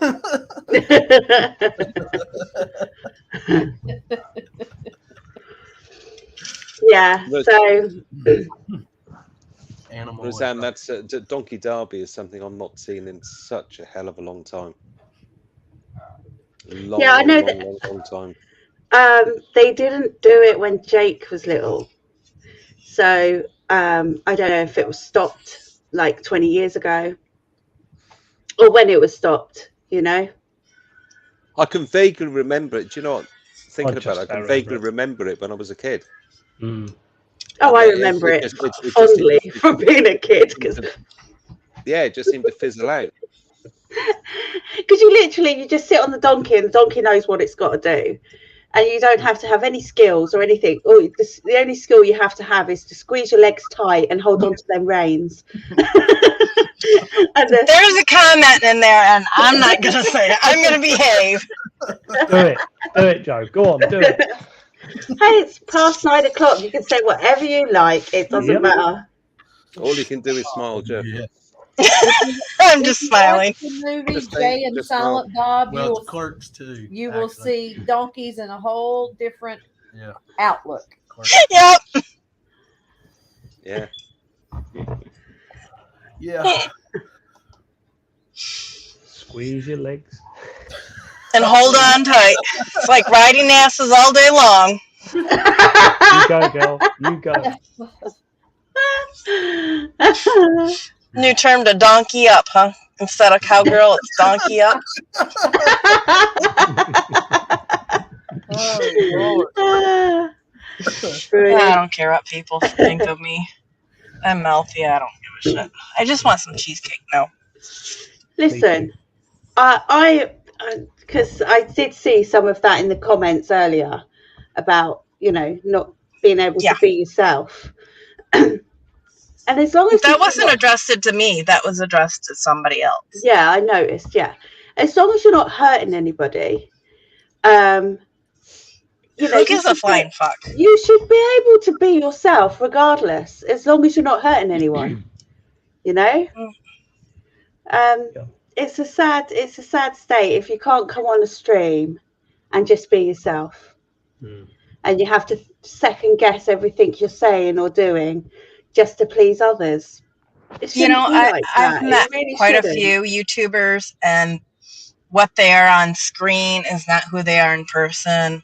And with Sarah and I, what you see on screen, the goofy, weird us, is who we are. We're two average moms that are kind of naughty at times. I'm quite shy and reserved in real life. Nah. Am I not, Paul? Don't look like that. I am. Oh my God. Look what Rob said. You're wonderful in real life, Rosanne. You really are. Yeah. I can definitely think she is, without a doubt. I am. Needs a detectable just to prove it, though. Yeah, it won't be this year. Maybe next year. I've already got commitments this year. Oh, but I'm going to the Wales one. Yeah. You're not going to the Wales one, are you? I'm jealous of that. I'd love to go to that. The detectives, isn't it? Yeah. Yeah, I'd love to go to that. So I don't know if he sells tickets or if he just invites certain people. I'm not 100% sure. I've got 2 weekends back to back in September, and that's pretty much all I need in 1 year. Didn't one? Yeah, there was another one that came up in September, wasn't there? What was that one? When's the Rodney Cook one? That might have no. Rodney Cook's fully booked, regardless where that one is. September 6th, isn't it? Something like that. I'm here. So it's the first My weekend. phone's acting up. It's not one of the Just Detect weekenders. No, actually, it might be the Heart of England are talking about having one in September, a weekend. Sorry, Rodney somebody Cook was is calling through. 2nd, 3rd, and 4th, and then Detectables 9th, 10th, and 11th. Am I here? Yeah, you're here. You're here. No, you're You'll there. hear you. Yeah, you are there. Now Oh, you're gone now. Maybe she couldn't hear us. Oh, Rob's saying it is VIP only. I'm presuming he's on about the Wales one. I don't know. But I would have liked to. I would have liked to have what? You're going. You're VIP, aren't you? Yeah, that was only because we were Right place at the right time. Yeah. So yeah, were you on the stream that night? Yeah. So Thomas was on. My jaw dropped. I was like, oh wow. Yeah. Fantastic. And he was in the chat just giving away tickets, and it was I'm already like, looking wow. forward to the videos for that, because they've had some good stuff come up over there without doubt. So I've got him actually on the show in a couple of weeks. Oh, so hopefully he'll be able to give us the lowdown on where it actually is. And groveling then. So yeah. Please let me come along. Please. One of these days I'll go to one of those things. Yeah, Day only invites nice people. Yeah, Joe, it was like someone was saying, Send the code, get over. What's his name? What was his name? He commented on one of my videos and he was like, I'll never find a coin like that. Well, you would if you came over to the UK. And there's somebody who does organise digs. And was it Deej who was saying that she was going to be coming over to Colchester? Yeah, Deej is coming over. Yeah. I'm supposed to go detecting with her in the fall. We're going camping and doing some beach stuff. I've never done beach before, so. Yeah, that would be cool. Hey, So, Joe, are you going to Flash Bash? No, I would love to. I've got a rodeo that weekend. Okay. And unfortunately, it only pays $200 for the weekend, but it is what it is. Yeah, he likes his whiskey, doesn't he, Day? And so does Spencer. Yeah. Scotch is where I've got.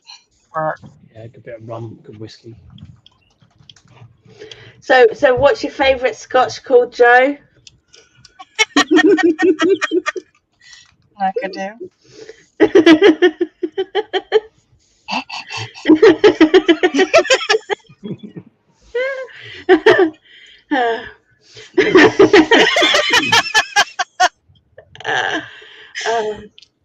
Inside joke. She sent me the correct way to say it. I'm still saying it wrong. I'll stick with it. It was funny. How is it? You say it again, Joe? That's a lovely snort. Nakadoo. Nakadoo. Nakadoo. There's a song It's a Scottish whiskey. Single malt, single barrel, 12 years. Yeah. Spence in there too, Spence. Yeah. Yeah, wow. She eventually found it and sent it to me. I was like, oh, it does exist. It's not said like that. But we'll leave it like that because I think it's kind of cute. Yeah. Can't be anything, be cute. So I'm surprised Rob hasn't jumped on. Yeah, Because, I think I'll make or Jeff. those or somebody to come on. So I'll leave. Is you Rob guys still waking up? and get Rob on. Come on in, Rob. Come on, Rob. I want to hear your Russian accent before I leave. Good, isn't it? So I just got my new glasses last week, and they're already starting to peel, and it's pissing me off.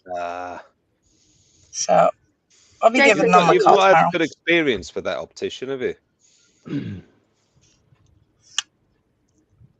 First of all, the customer service that you got. Oh God, it was the shitty horrible glasses customer that you got. service. I thought your glasses were all right. Yeah, the glasses are all right, but if they fall into bits, it's pretty shitty customer services. They just need tightening up, don't they, Joe? But you just couldn't be bothered waiting. When I had these done on Tuesday, they adjusted like it took them a half hour, and then they still fall forward, and they're uncomfortable to wear because they bite behind the ears. Oh, okay. Yeah. Have you ever tried contact lenses? Oh, I normally do wear contacts. Oh, okay. Do you get on all right with them? Oh, I love my contacts. I've been wearing them since I was 18, so almost 38 years now. No, never. I would have thought it's only like 4 years. Roseanne, now it's laying a little thick.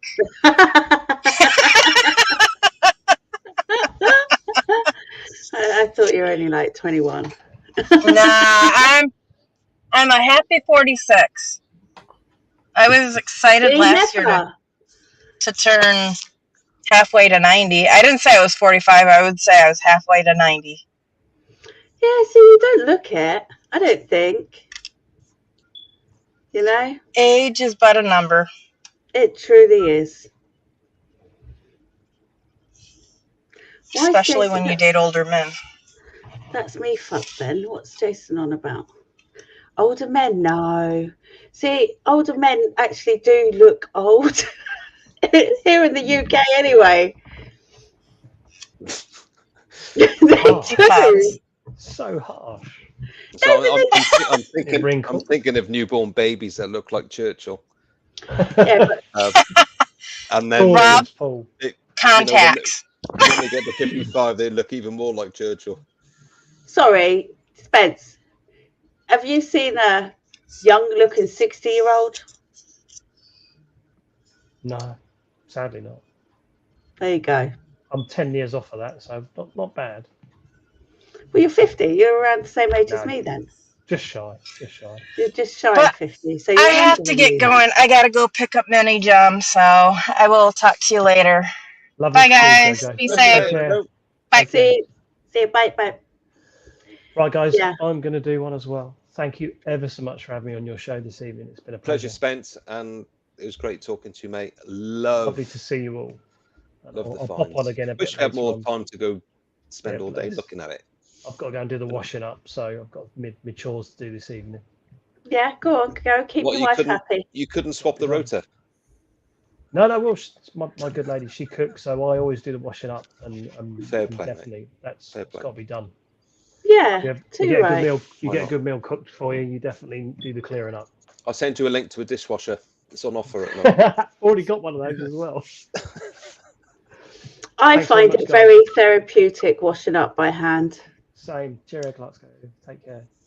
See you soon, Roseanne. See you soon, Paul. Cheers, Spence. Cheerio, guys. All the best. All the best. In a bit. Bye. Well. Bye. Bye. Yeah, there he's great, isn't he? Therapeutic about it. It is good therapy, hand washing up dishes. And I think the thing that's therapeutic is having the conversation around it all. So obviously, if Mel does the cooking and I'm doing the washing up, I love the conversation when we're washing up. Okay. The bonding experience. It's probably you one wash of the rare. Yeah, kind of. It's one of those rare times in the day when you really get to talk. Yeah. You know what I mean? Yeah, I guess. Yeah. So, and that's so Rob and Melissa, are you in front of a massive fireplace there? No, this is our headboard. We're in the bed. We're sitting. Oh, okay. Or we really the headboard. Yeah. It's Wow. That's a massive bed. yeah. Well, yeah, it's King size. king size. Yeah, a California king. Yeah, see, it just looked like a fireplace. We're usually over in the command center, but I'm just tired. I'm sitting here in the bed this afternoon, this evening. Been a long day. It has. Now tomorrow we have the day off tomorrow. I do not. Well, we'll work out. I do not. Calm down. Calm down. Finish back here. I have the day off. She has the day off. I know.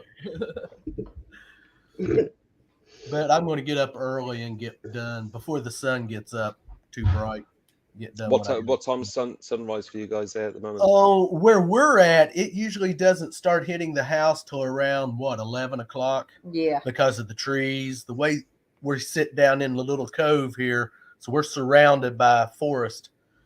So it takes it a while to get up above us and start hitting the house good. So it starts getting shady around 4. And then around 4:30, then it's going down behind the trees and we start getting shade, evening shade. So see, I find that fascinating because so they're saying you're getting ready to do a dirty live stream lying in your bed. No, man.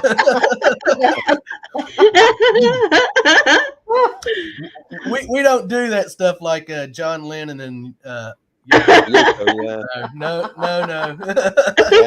Oh, Melissa, please don't get into a song like Yoko did. That was painful. No worries. I'd go and have my teeth pulled any day of the week rather than listen to her. God, Jesus Christ. I promise you, we're not into that. So when you say you've got to go out and work, is it just on your own property or? Yeah. Just yard work. But we've got plenty of it. So. Yep. Have you got any animals or anything? 11 o'clock. Huh?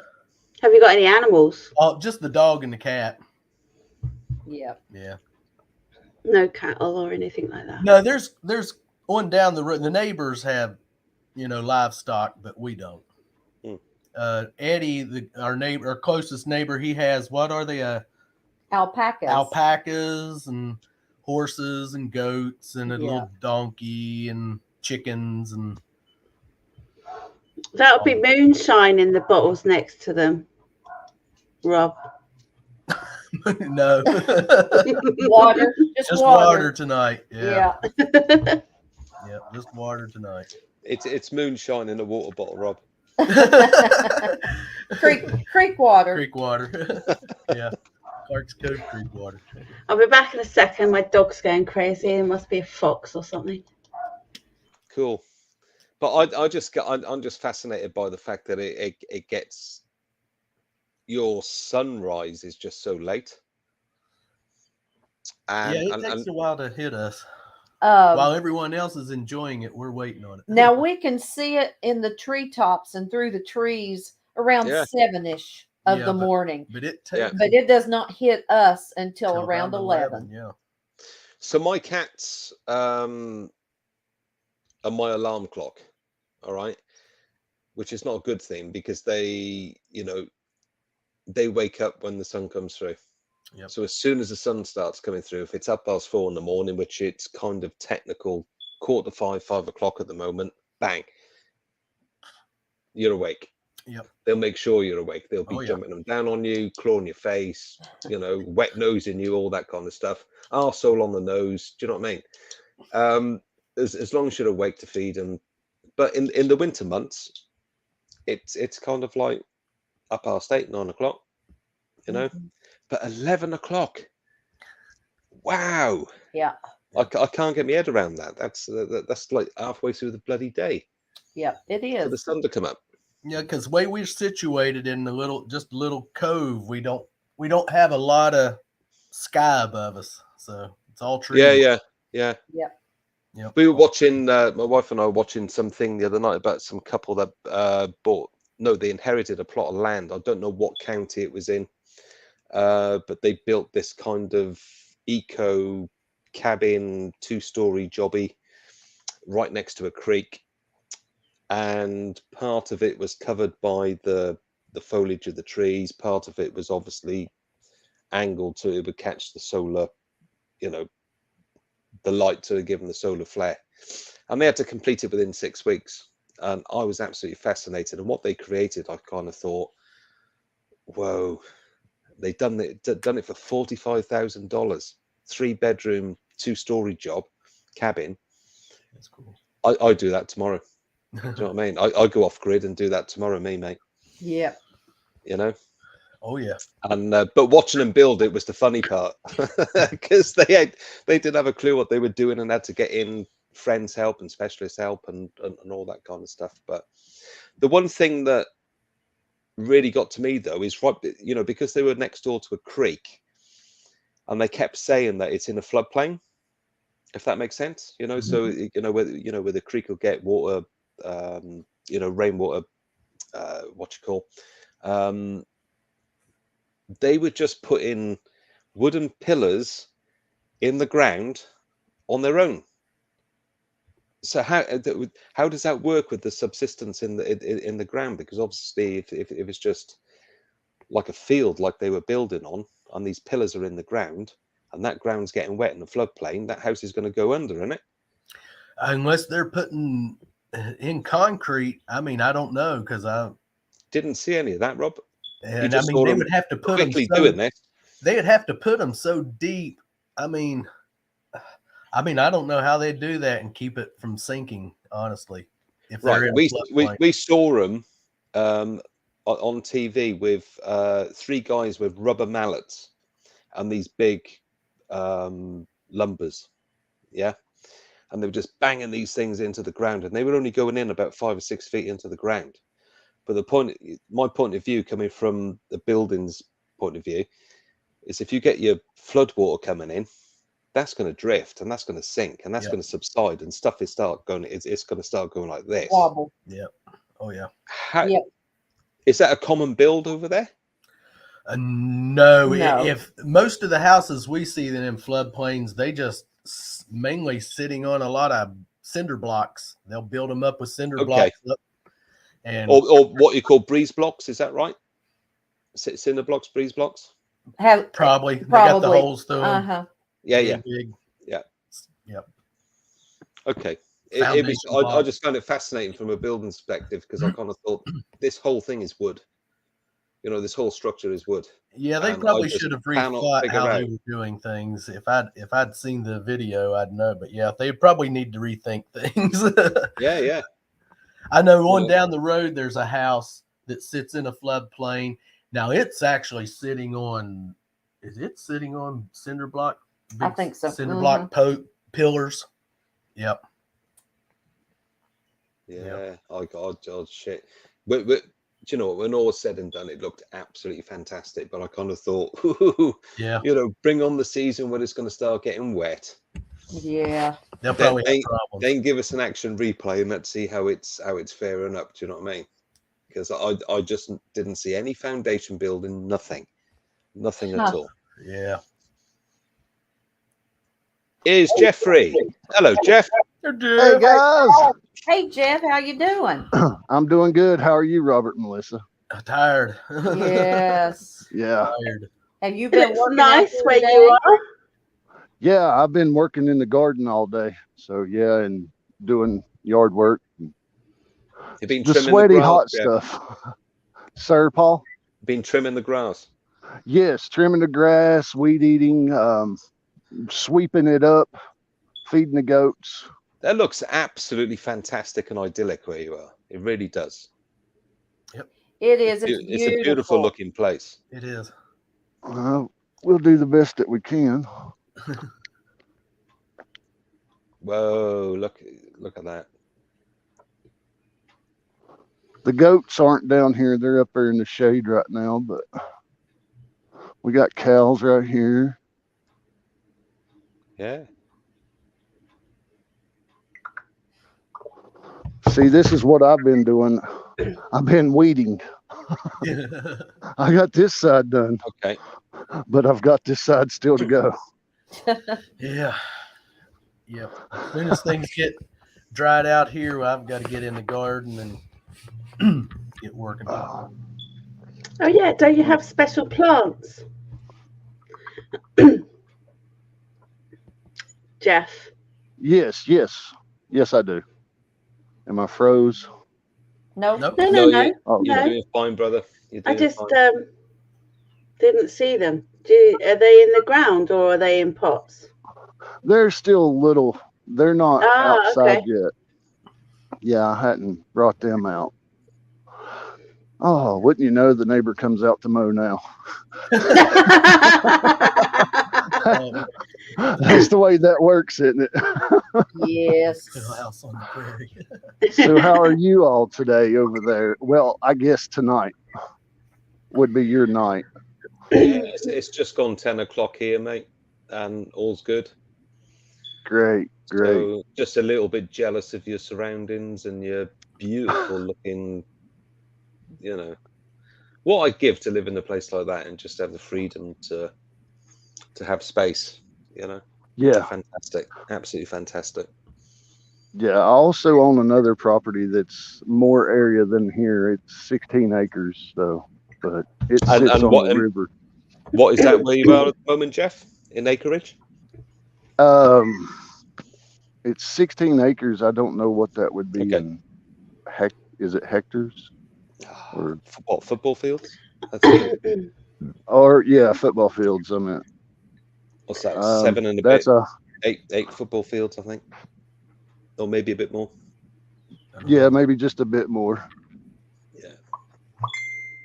But it's all hillside, so. But that's not bad. It looks cool. I like it. Oh yeah.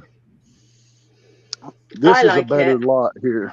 Yeah. This is where I grew up at, so. Yeah. So, are the sheep and the goats all to do with you, or is that the neighbours? That's the neighbours. So it'd be nice to be surrounded by all that. But they're getting elderly, so I have to do a lot for them and help them with the livestock and stuff. So. Do you have any streams running through there? I guess he means when he says water. What? In front of the house, yes. Across the road, there's a creek that flows through. Yeah. I guess you don't say water, do you? No, we say creeks. We do say water. We call it water when we're talking about something to drink. Yeah, but if it's flowing in on the ground, then it's usually a creek, river, or lake. Yeah. Creek. A creek. See, in Scotland, they call them burns. Okay.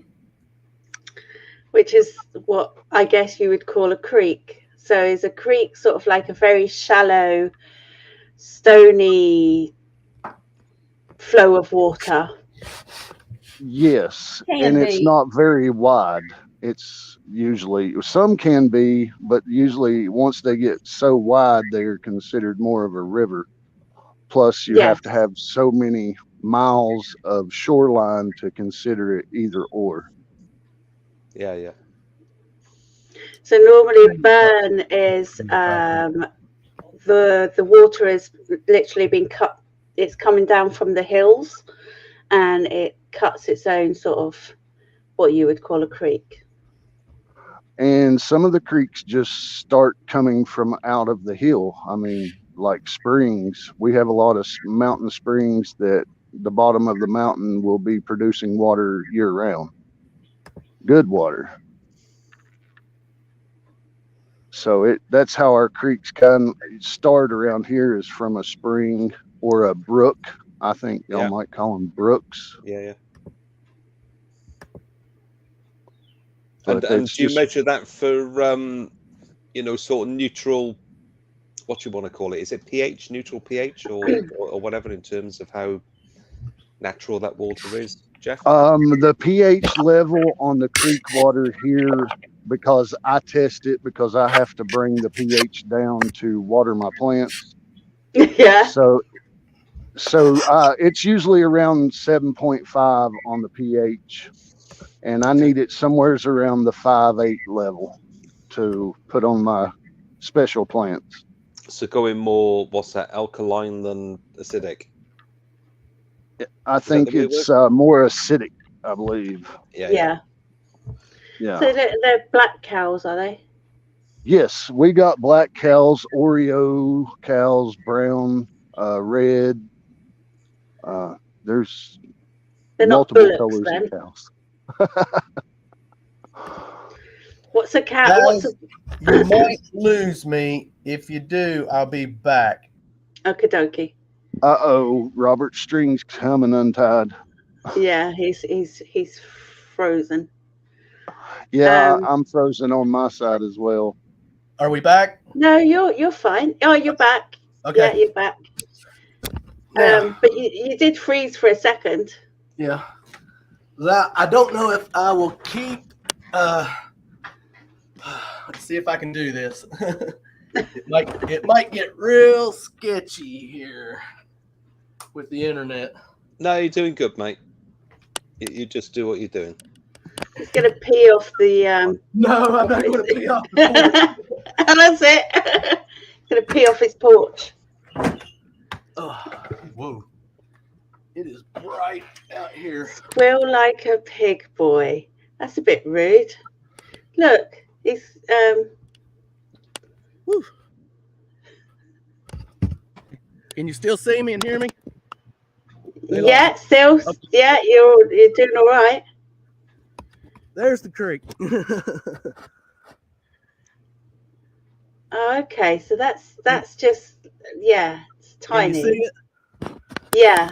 Yeah. And this is kind of where we're at. See, that's nice, isn't it? Got my tent, my camping equipment up, so getting ready for Flash Bash. Yeah, you're just making sure it's all dry and And see, that's heaven. There's off the porch. That's the garden. Greenhouse, buildings. Fire pit. Fire pit way over there. But that kind of gives you a little idea where we're at. So. See, I'd just be employing a live band to come and play every fucking day if I was there. It would just have to be done. Do you know what I mean? Screw the stereo. We just need live bands playing. My string broke. Oh, yeah. It happens. No, I tried to refresh and then it would not bring me back. So I had to back out and come back in. But I can see everybody moving now. That's a lot better. I see what people mean when they're just... it is. I know it's a... Right, so someone said squeal like a pig, boy.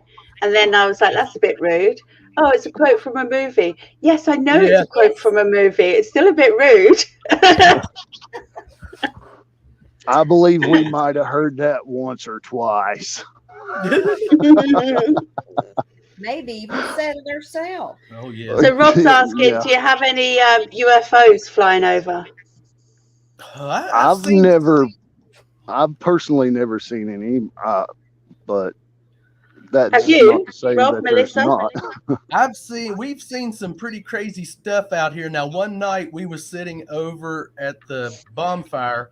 Melissa went to sleep, and I kid you not, and I put my hand on the Bible. I seen 4 objects in a triangular shape moving across the sky, and I kid you not, they move in perfect synchronicity across the sky in a diamond shape. Call them Rob TR8s or the called now. And that was back during 2020 when, you didn't have a lot of planes in the air because of COVID, everything, there was no traveling, none of that. So whatever that was moving across the night sky, I've seen some pretty strange things in the sky at night. Yeah, see, I would love to see something. I don't look up enough, I don't think. See, they actually used to, I don't know if they still do, but the Air Force used to run maneuvers out here and up through these hollers. And since we've lived up here, I've stood out there on the porch and watched them zoom right along the tree lines. you hear them and then they're gone. It's pretty wild. And the when you say hear them, what hear sort coming. of things have you hearing? You're just hearing a whoosh of air or an engine noise. No, you can hear them fighter jets when they go through. You hear them coming, and then it's and that's about all you hear and see. A streak. As a streak. I was fixing to say I've been down there at the river and been over working on a deck, and you didn't hear them coming, but you damn well knew they came by, because after they went over, it'll drop you to your knees, man. It'll scare the ever living crap out of you. The windows because they're flying treetop level and the contours with the mountain and the river. So here, I mean, you can hear them when they come out at the bottom and they pull straight up at the big horseshoe bend. They'll pull straight up right there and fly back over the big mountain back towards the back counties. So I assume they're flying from West Virginia somewheres. Yeah. We've seen the, oh my goodness, one evening we had about 8 or 9 of the big double-bladed helicopters. Yeah. Go Chinooks. over Chinooks. Yeah, that's pretty wild. Yeah, they make a noise, don't they? And I mean, they're low enough that you can see the writing on them. Yeah. Wow. Thing. So I'm guessing it's like pitch black when it's nighttime there. Yeah. Like you haven't got much in the way of light pollution. No. Right. Yeah. I mean, the stars shine bright. If you have any moonlight, it's lit up out here. I mean, you can we've had very well out here when the moon is full. You could get out and walk around. Perfect. Yeah. The moon's already up. It's going to be a half moon tonight. Yeah. I think that's weird when you can see like the sun and the moon. There's the moon. Yeah. We can see it there. Yeah. And here's the sun. There's the sun. Yeah. Isn't it weird? So we got both of them up at the same time. So, but that's the moon up there, half moon. Smoke more, see more. Yeah. I was going to say a comment about that, Robert, but like, just what were you drinking or eating at that point when you seen those orbs? But that was just merely joking. I didn't really. It was crazy. I don't know what it was. I mean, take your guess. I mean, I don't know. It was a UFO, unidentified flying object. So Rob, those 4 lights that you've seen in a triangular, sort of formation. So I'm taking it was 1, 2, 3. 1, 2, 3, 4. Just like, and it went straight across. Just all in the uniform pattern, never breaking away. Yes. TR3Bs, TR8. What's that? You're just saying numbers. Triangular shaped UFO craft, as they're otherwise known. Yeah, it was pretty crazy. So, like I said, that was during the COVID. So, I mean, there was no airplanes in the sky at that time because it was eerie when you're not seeing planes up. Rob and Glenn, if you don't behave, I'm going to put you in timeout. Just a thought, but all commercial planes were grounded. That would be the perfect time for a government to fly hidden or secretive craft and not really get it identified. Mm-hmm. It just seems coinky-dink. That's all I'm saying. It would be the perfect opportunity if one was wanting to do so. Because everything was grounded. Nobody was traveling. So. You start talking UFOs and everyone thinks you've gone kind of loop the loop. But UFOs are just unidentified flying objects. It's not alien spacecraft because it's not identified. It could be one of our governments flying something around that we don't know about. I'm not saying I seen little green men or anything. Yeah, exactly. So UFOs are easily talked about because there's so many of them. I mean, it's hard to identify from the ground. So Joe, I believe in spirits, and I haven't seen anything, I've kind of felt a creepy sort of like as if someone's watching me when I've been detecting in the middle of nowhere or something, and you know, you get that kind of feeling that you're being watched, sort of thing, you know. But I've not seen anything. No. Have you, Paul? Anyone on the panel? I've had one very spooky experience with detecting, because we're talking detecting, on the permission over in Somerset, and I swear, no word of a lie, I found a buckle, which is a really nice shoe buckle, and I got it out the ground, put it in my bag, and loved it, and no word of a lie, in the headphones I could have sworn I heard somebody say, "That's mine," right? But it was like a really low whisper, and it freaked me out. And I walked to the edge of the field, and there's a copse at the end of the field. And I sat down and had my lunch. And as I'm sat there, I'm sat, and I've still got me, me pouch finder's bag around with the pinpointer hanging off, and I'm sat eating my lunch. And I could feel this. I can only describe it as an energy, because it was not windy. It was a perfectly still day, but I could feel this energy. But all of a sudden, I felt somebody tugging at my finds pouch. I left. That was me. No, I'm not kidding you. I shit myself big style, and I heard what I heard. It was audible. It was like somebody. It wasn't in a spooky voice, like anything like that. It was very audible. That's mine, right? And I kind of thought, I heard that. Let's have a break. Let's have a cup of tea. In the cellar. Let's go and sit over in the copse and have some lunch. And then obviously when me finds bag and me pinpointed are tugging away, no, I left for the day. I was gone.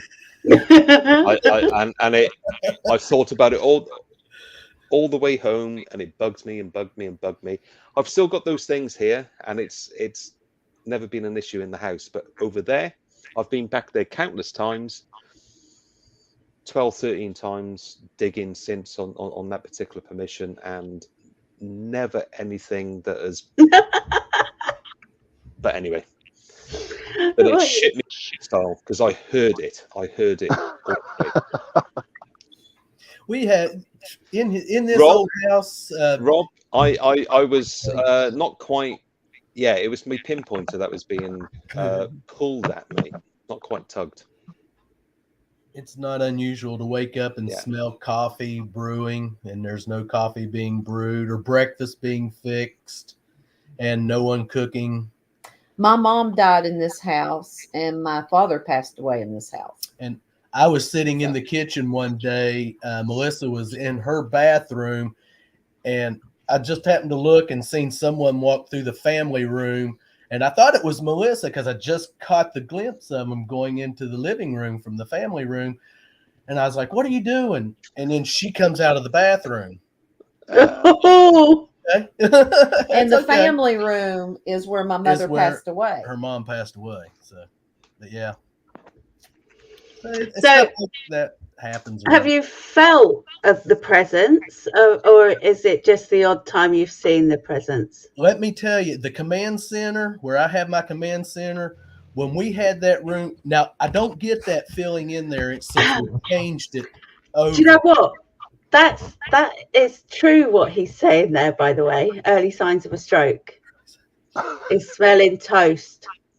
That's true.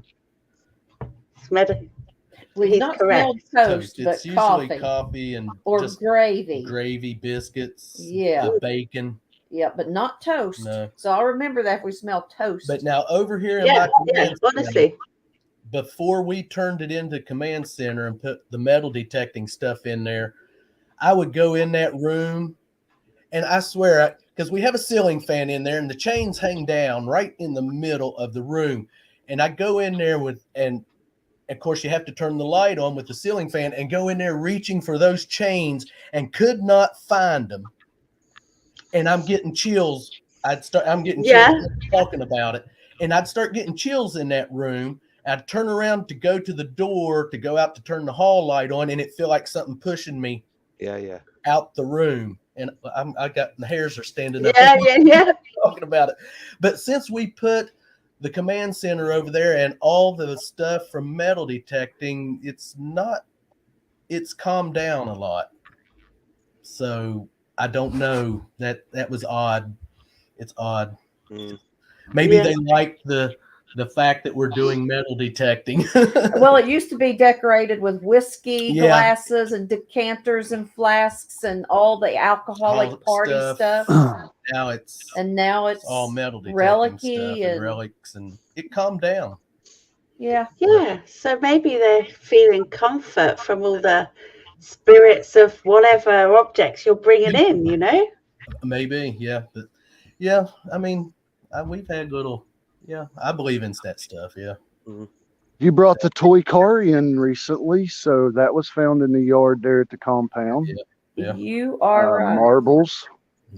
You know, maybe you're bringing the contents back to them that they had lost, and they're subside with that. You know, I'll go with that.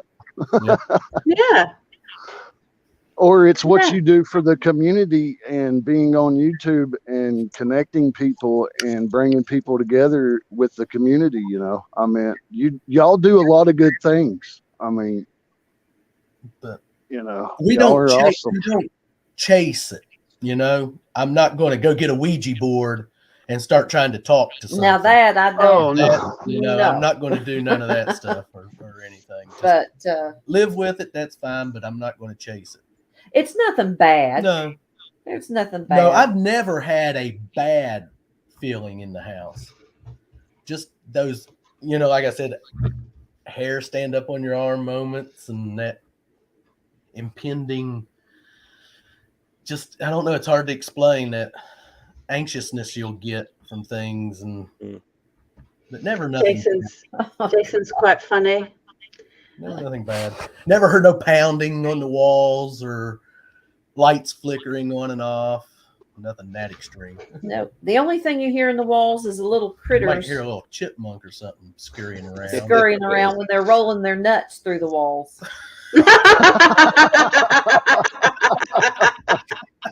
Melissa.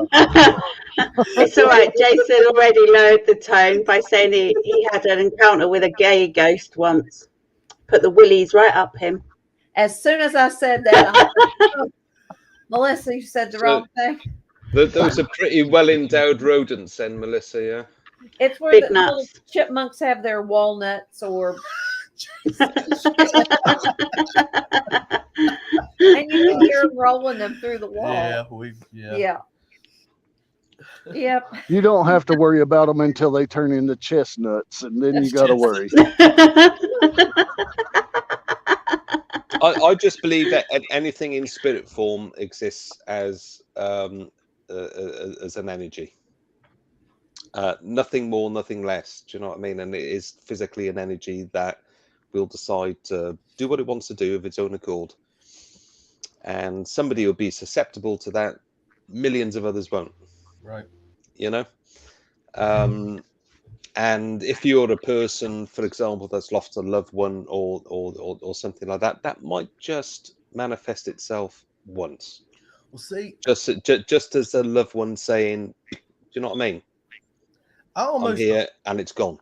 I almost drowned when I was a kid. That's what I believe in. We was on the Gulf Coast of Florida, and I was probably, I don't know, 6 or 7 years old, and I got pulled out into an undercurrent. Oh. And my brothers were there. They couldn't get me. And I swear the only thing I remember is this young man jumped in and saved me. That's all I know. He said, calm down, put your arms around my neck. He took me into shore and was gone. Yeah. So, you know. Wow, that gives me the chills, just like hearing that, you know. That's my guardian. That was my guardian angel. Did you ever hear about I think it's an Australian guy that was, he was a surfer, was out there in a wicked swell, and he was stung by a whole load of box of jellyfish, paralyzed, drowned, washed ashore. Paramedics couldn't save him on the beach, so obviously took him to the hospital. But he had this ongoing experience where he could see exactly what was going on, even though he was he was technically brain dead. Have you ever heard of that story? Because this guy has been on TV and he's talked about it and whatever, and I don't know what to make of it, but he talks about having this, for want of a better phrase, like a near-death, sort of experience, and he's trying to talk about the passage between life and death and all that kind of crap. And what I found really interesting is that he was able to give testimony, even though he was dead and he was clinically dead. He was able to give testimony about what he could see when he was walking through the corridors of the hospital, trying to get somebody's attention to say, what the hell's going on? Nobody was interacting with him. He was just walking around, and he walked back then to where he kind of was in the morgue, and could see himself in the morgue, and this nurse writing the toe tag out, so to speak, and that's where he realized that I'm not dead. Come back into his body, apparently scared the living daylights out of her because she was writing out a toe tag for somebody that was dead, and he goes, what the hell's going on? Wow. That's a strangely accurately documented thing from paramedics' point of view, doctor's point of view, surgeon's point of view, nurse's point of view. Like Rob said, out of body experience. Oh no, it wasn't Rob, it was Scotty. I watched that in total bewilderment, thinking, what the absolute buggery am I watching? Because this guy was so scared himself to relive the experience, and he said, I don't really know what was going on. He did say, I didn't see a light, or I didn't see an entity, or I didn't see this and I didn't see that. I was just confused where I was because nobody was talking to me. I was just walking around corridors in the hospital. I was on the beach half an hour ago. What do you make of that? I know. I have heard of people stuff. having out-of-body experiences when they're going under for an operation or something, or people that wake up during an operation and say they're feeling half of the operation, but they're still under. That would be... Yeah. But yeah, no, I've not experienced any ghosts. Not seen anything. Not seen any UFOs. I'm not going to go to the place that Paul goes to look for UFOs. I fucking knew you were going to bring that up. I really, I would have put money on that. I'm never going there again. I'm never. If I run out, tell everybody. No, I'm not. If I run out of fuel, I'm not fucking stopping there either. I'll just wheel the car straight past the place. So he went out. It was really, really late at night. He said he was going to go out watching UFOs and obviously have a spliff and that and just chill out. And he turned up at this car park and thought, oh, there's a lot of people doing the same sort of thing. And it was a dogging car park. Do you know what dogging is? Parking sparking. Yeah. What do you call it over there? Parking sparking. Yeah. Parking spark. Yeah. So what's that mean? I'm pretty sure that, Are you sure it's the same? Fornication. Yeah. I guess that's the nicest way to say that. Yeah. So basically, yeah, people park up and do their business and have other people watching through the car windows. Yeah. Lovey-dovey time. Just a tip. I went to this place that was, people said they were going looking, got their telescopes out and all that kind of stuff, and blah de blah, looking at the midnight sky and looking for UFOs. All I could see was people flashing headlights at each other, and I kind of thought, this ain't right. Time to go. And I wasn't there long. I was in and out.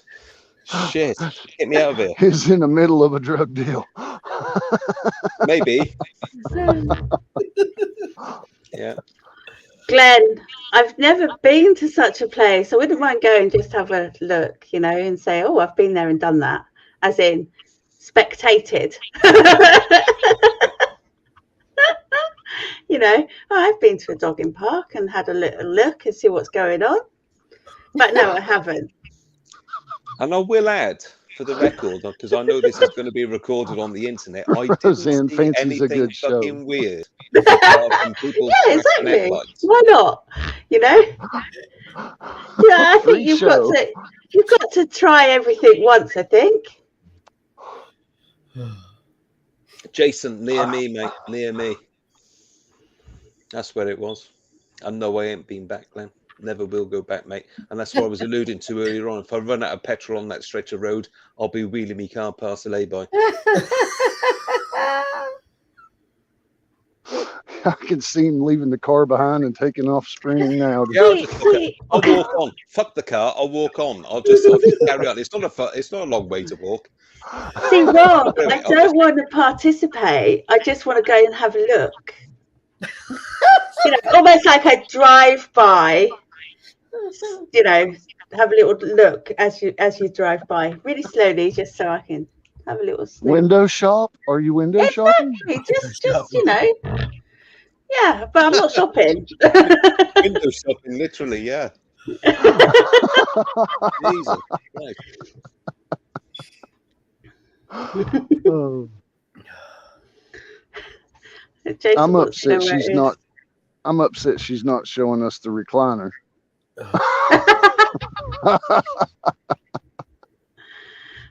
Yeah. Oh. Yeah, not tonight. Look, the house has had a makeover. It looks good. I love the grand piano sitting in there. Go back and play us a tune, Rosanne. That way. Yeah. We started earlier on, Jeff, when you know when we first came on, and I begged Rosanne to tickle the ivories, give us a tune. You know. That's awesome. It does look idyllic, doesn't it? The backdrop. Yeah. Be nice if my house was that big.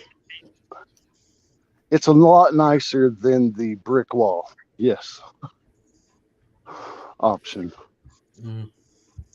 That literally is 2 options, isn't it? Unless you upload pictures. Yeah, unless you want to upload them. Yeah. But see, Jason knows what I'm on about. Oh, sorry, I'm in the dark. I'm getting some wine.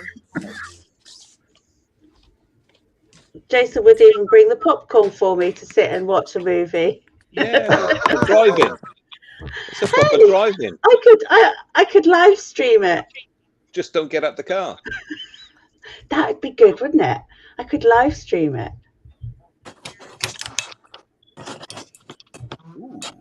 I'm sure it'd get some good views. I reckon it would as well. Take a drink for me, Joe. Will do. A big one. What's Half the that? bottle drink. Like guzzle, guzzle, guzzle, guzzle, guzzle, guzzle, guzzle. I'm not going to drink from the It bottle. must be feeding time for the cows because they just legged it. Yeah. Funnel and tube. Funnel and tube. Now, I'm not being rude and ignoring the chat. I'm on my phone, so I just can't see it. So I'm not ignoring anybody in chat. I do apologize. That's all right. They're not saying anything intelligent anyway. You're on your phone, Jeff, but it's doing well, mate. It looks great. It's performing fine. No glitching. It's cool, mate. I haven't got a green screen or anything. It is literally. How do I turn this back screen off? I don't know. Oh, I know. You turned it on. There you go. So yeah, I haven't got anything up there. It's just. There you go. Yeah, it's gone, man. What did you say? I thought Joe was naked then for a second. No, I'm not naked. Jeez, what's she doing? I'm wearing a dress. It's just the colour of it. Can you put you on big screen? It's flesh tone. Yeah.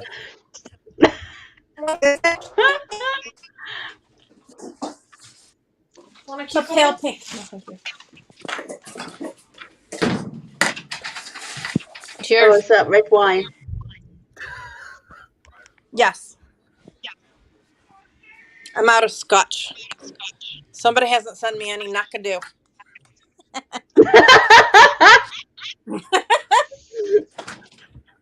Knockadoo. Knockadoo. Are we saying Hey, can you hear the bird? Nakadu? It's knockadoo, isn't it? Nakadu, Nakadu, or is it? She did send me it, and I sent her a correct pronunciation of it, and it's more of knockadoo, I think. Knockadoo. Knockadoo, yeah. Not Nakadoo. I need to look these things up. Knockadoo. McAdoo's is a pretty good restaurant over here. So listen to the birdies singing. It's like she's in a bloody aviary. Yeah. I'm in my front yard. It's my backyard, and it's muddy.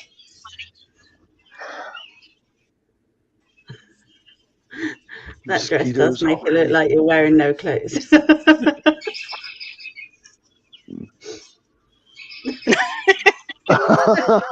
My little tiny backyard. Shut up, Jeff. Put her over You're here. on the side of me. There's no motorboat wind. No. No. Do not switch. No.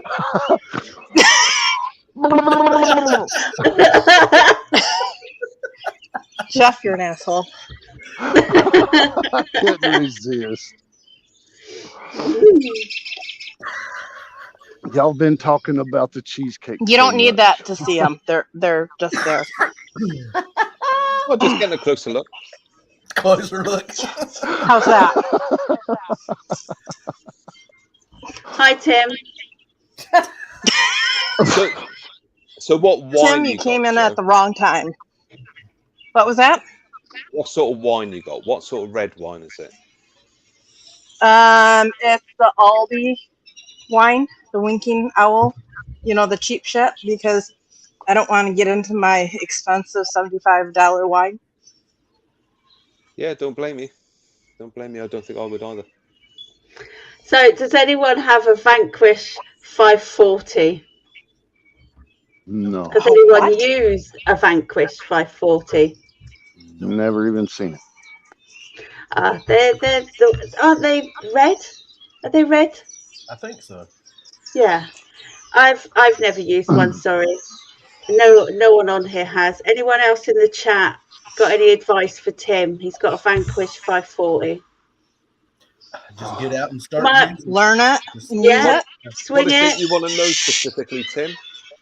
Get out in your front yard and learn your machine. Dime, penny, quarter, and go over them and start learning your tones and silver ring, gold ring down in your yard and just start practicing. And then get out in the field and take off. Absolutely. There you go. Just Dig like it Jason's saying here, Tim, it's an accomplished machine. It's a capable machine. It's a great machine. Keep with it, learn it, enjoy chuck some pennies. That's the best advice, I think. Chuck some pennies in your front garden and see what it sounds like, and then just go and dig everything. Mm-hmm. The only way of learning what you're digging is by digging everything. Yeah, and then you'll learn. Takes time. We're all still learning. Yeah. You never exactly. quit. But I think the Vanquish have quite a few different programs and settings you can run on those. Is that correct? Possibly. I don't know. I've never used a Vanquish. I don't know. I've never looked into it because I've never had one. Yeah, you can definitely YouTube type in. You'll find someone using a Vanquish, some videos of someone. Yeah. I know they're giving one away at Flash Bash. Oh, are they? Yeah, so make sure you get entered for the giveaway and the raffle. Yeah. Because Can-Do's putting up some flags, plus they're doing a Vanquish metal detector giveaway. That's nice. And like 80 other I still prizes. want a Garrett carrot so I can paint it purple. And I'm going to So yeah, the best thing to do is maybe look for Vanquish 540 on YouTube, and you'll find someone who's using it. Yeah. And there's plenty of people using it out there, with some amazing finds, Tim. So just bear with it, buddy. Enjoy it. Come back. Tell us how you're getting on with it. Yeah. When I first got my Simplex, I was watching YouTubes about Simplex before I actually bought one.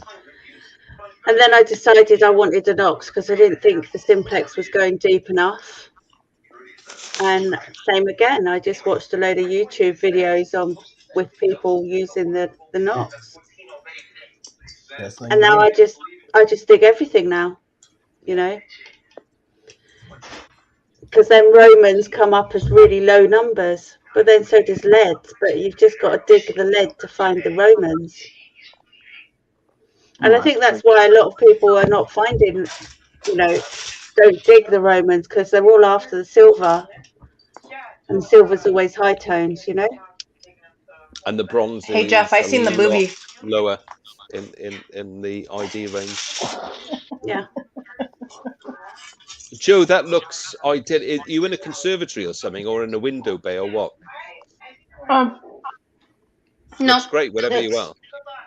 With the plants. Oh, it's my plants. It's just a window. It's a bay window. There's the big garden. Yeah. Dark chocolate chips with wine. Nice.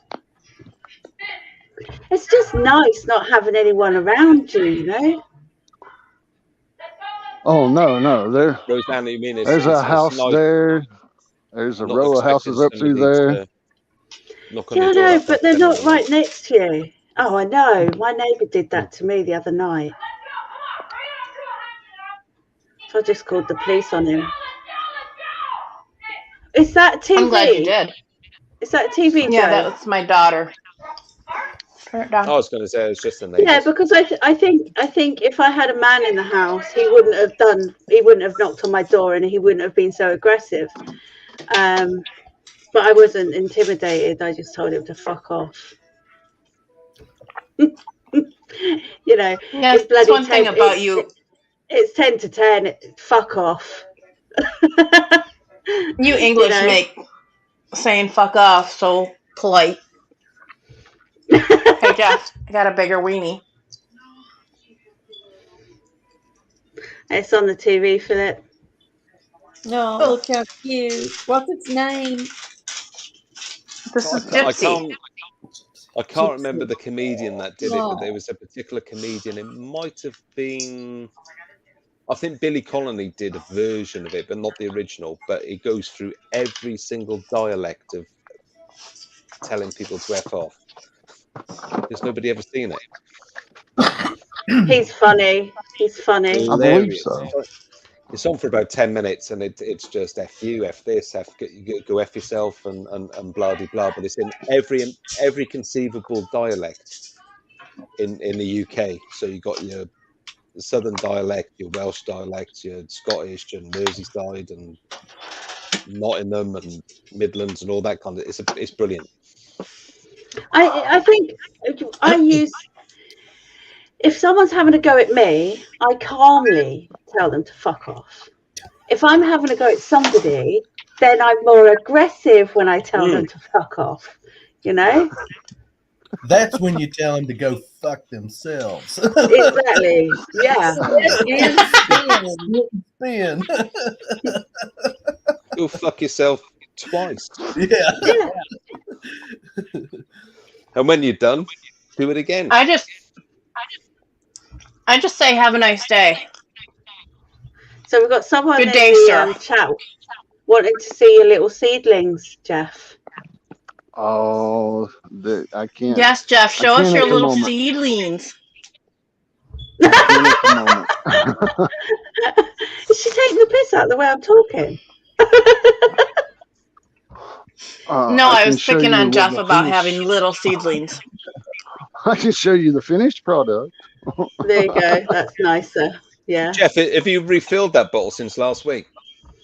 Oh no! Well, I have multiples. Oh, right. Stupid question. Sorry. And yeah, I had 4 good plants last year that yielded close to 6 pounds, or right Hey at Jeff, 6 remind pounds. me not to go in that room or in your camper. It's in jars, Joe. You're not gonna. You're not going to get high from it. Yeah. Well, she's allergic. She's I'm allergic. allergic. Jeff, just take the lid off a minute. Off Do one of them. it just knocks you out? No, it closes my throat. I go into shock. Anaphylactic shock. I know. Ooh. Oh, I'm on this one. I got the laptop in front of me, so Yeah, that's nice. Little bud. Lovely. I've just noticed I caught the sun today. Red Got a little nose. red nose. Yeah. You being a reindeer.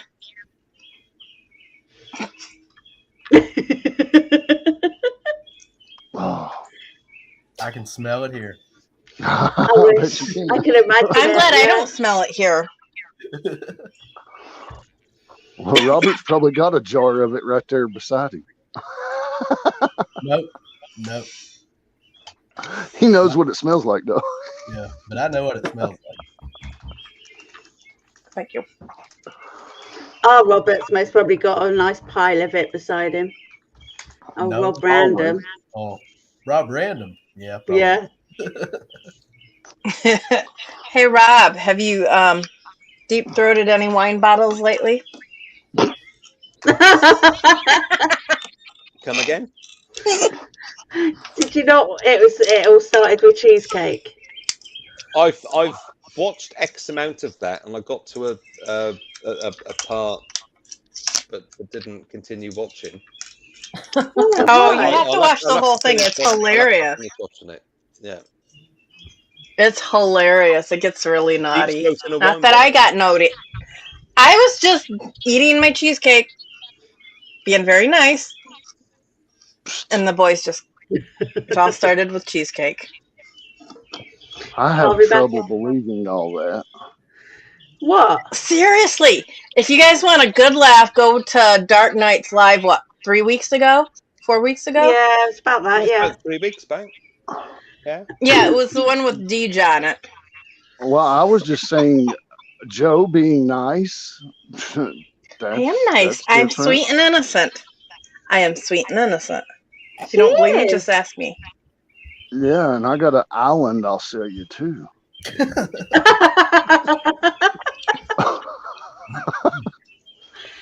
What's he trying to say, Joe? I'm only mean to Jason. But then again, you know, sometimes us women can be bipolar.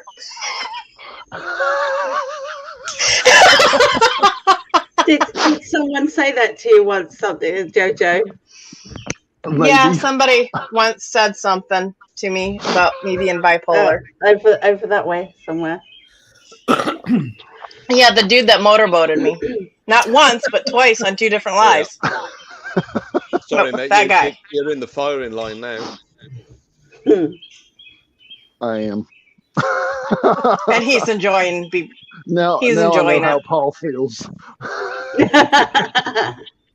I love the banter. We love Paul. I love listening to it, trying to work it all out.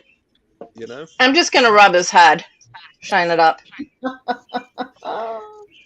Yeah, rub his head. Really good. Here. Oh yeah, there's your agenda.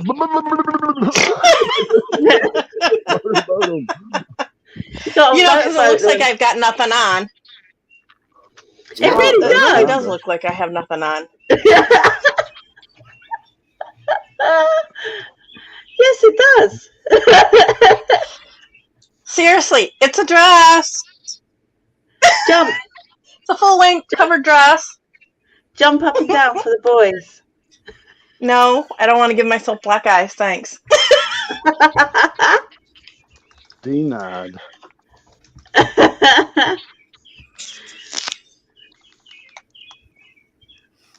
What are you doing, Paul? Hey, I was just reading the chat. Why were you? Screenshot.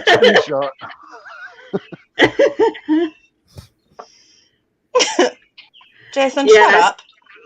Jason shut the blood. Goes south. Oh, he's just admiring you. See, it's the rosy cheeks. It's the wine.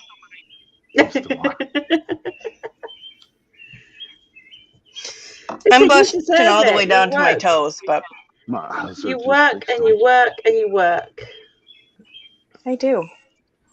Oh yeah, I forgot you can't see, can you? There you go. Oh yeah, I can see now. I've got the computer in front of me and the phone. Oh, you're on the computer. Okay. No, I'm still on the phone, but the laptop's here. I'll focus on my face. That way you can't see anything lower, and it looks like I'm wearing something. You can see a collar. See, look at this.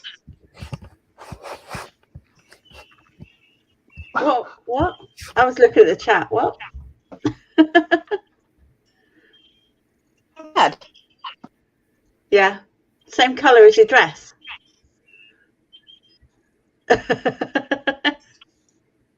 I'm a little redder than my dress.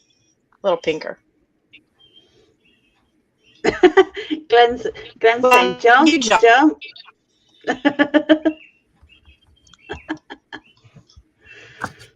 All right, we're back in a minute. We'll be here.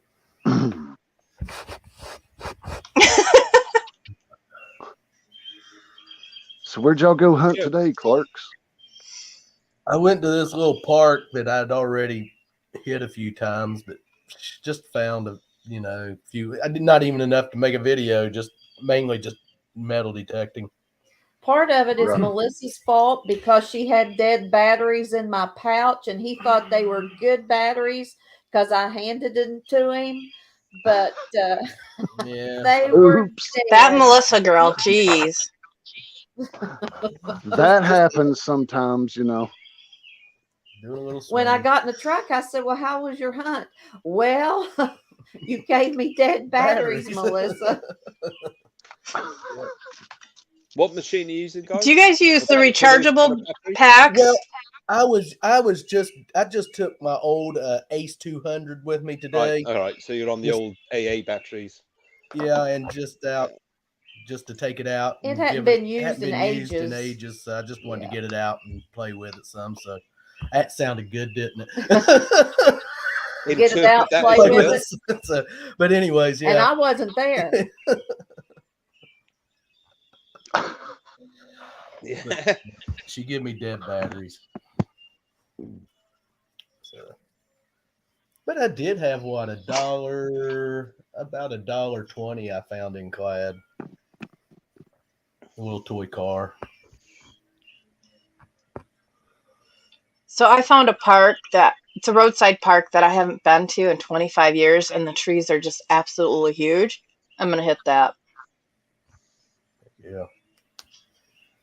It didn't look like anybody's been there, so.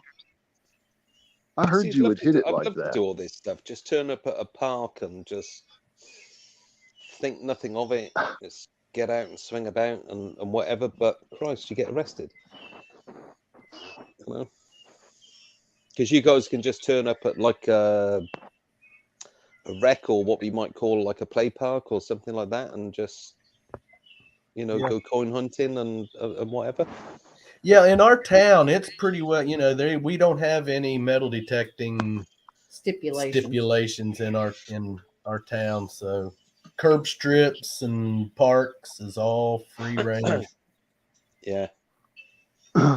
Yeah, Now, would you guys ever do like the outside of a graveyard? Outside the fence, in the parking area areas, only. Yes, we've done one parking area outside of graveyard. Care of your chocolate chips. Cemetery. Okay. Gypsy's trying to get after them. Okay. Because I seen somebody yesterday do that in our town, and I'm like, oh, okay. But no, just never I done don't. it. You Don't won't go go inside in a the fence. cemetery. No, No. that's kind of bad juju. No. Jason, I can No, this was imagine on the outside. About it. Sorry.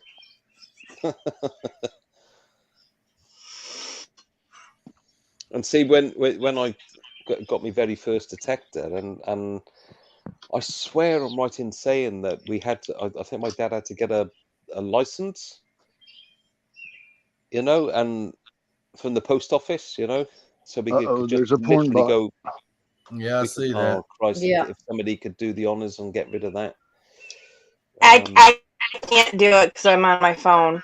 I'm just on. Here we are. I'm a mod. Jason, get him, sick him. I'm just going to post this up from Matty because Matty lives not far from where I used to live in South Wales, and I used to do all that beach and the local parks and the whatever, and not think anything of it.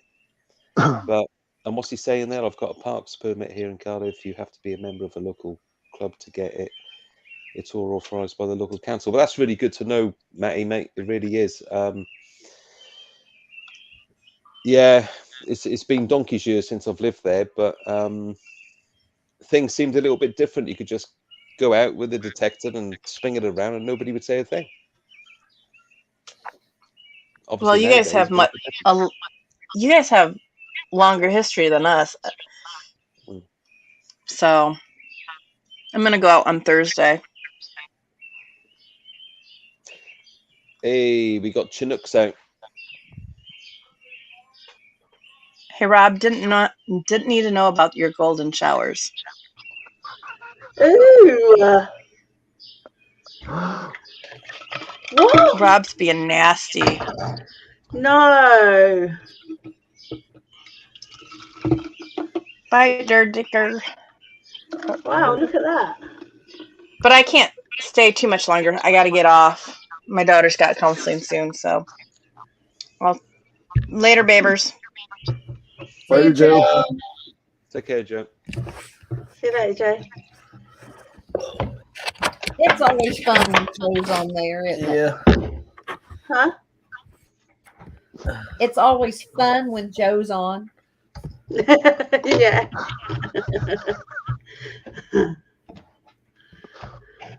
Saying it's shit now. She's then. got her moments. She's got her moments.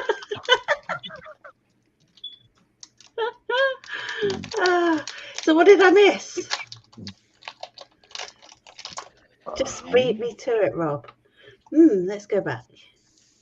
You missed a bunch of corn stuff coming in. Yep. Yeah. We tried to get rid of. Yeah. Lots of it. Lots We of got fun. into a discussion about park detecting and coin shooting in parkland, particularly in the States. There's kind of a freedom that you can go out there and detect around those particular recreational areas. Mm-hmm. But now over here, it's a lot different. They have to have permits, and I know up in New York and New Jersey, I think a lot of the northern states they have to have permits. Oh, right, okay. Tennessee, some areas of in Tennessee, there is absolutely no detecting whatsoever. I think right there where Bill Paparouse in the dirt is at, there's no detecting around him at all. He'd have to drive quite a ways to be able to detect. So some areas, it's off limits, but we're lucky that where we're at that there's no real laws against it. So. See, I had to fight with the city manager just to find out the rules for my city. And that's when I found out where we could go when you guys come over, along with JP's from JP's Bar, Miss JP and the Bulldogs. When we all went out on our little extravaganza. Now, see, they won't let you hunt the tot lots. Is that right, Jeff? Yeah, I'd imagine you could go out there with a pinpointer and just a little trowel maybe, or just something, a screwdriver probably, and do with that. But as far as getting caught out front swinging the detector, no, they take Night, that. Scotty. Scotty disappeared. Did you say night to him? Sorry, interrupting you, Jeff. Oh, you're fine, sweetie. They think you're going to go out there and dig up their irrigation, like like we're going in there with a big shovel or something that's going to dig up an irrigation system, for the ball fields. Or, I mean, we don't go in the ball fields. It's around the bleachers, the concession stand. That's the good areas to get. Oh, yeah. But they just won't allow it. Until I have a sit down with the city manager, and then I'll have them show me the laws. That way, there is no more. Do they not have gray areas? Do they not have them posted on no webpage? No. I from what I've learned from one city leader to the next, they don't know what to tell you. They don't even know the laws. I mean, somebody's going to have to pull them up and find them in the bylaws or the books, I mean, that's about where we're at on that point. But there's a lot of private land here that we can metal detect. I can metal detect the rest of my life on private lands just with the permissions that I have on old home site. So.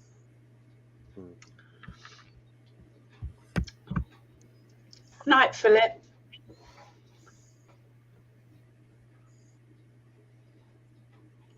So you don't need any permit whatsoever to detect, guys? No. Oh, night, JC. Not down here in the south. And like my state, it was sort of one of the first states of the United States when we first came over here as settlers and stuff, Or, well, we came from over there to over here. But yeah, we don't have to have permits. But any historical area is off limits. Yeah, that's pretty much a given. How the hell did I block in? You didn't block him. You put him in timeout. Yeah, but how? I was trying to show somebody's chat. Oh. It's easy. Sorry, Glenn. It wasn't intentional, mate. Nothing personal.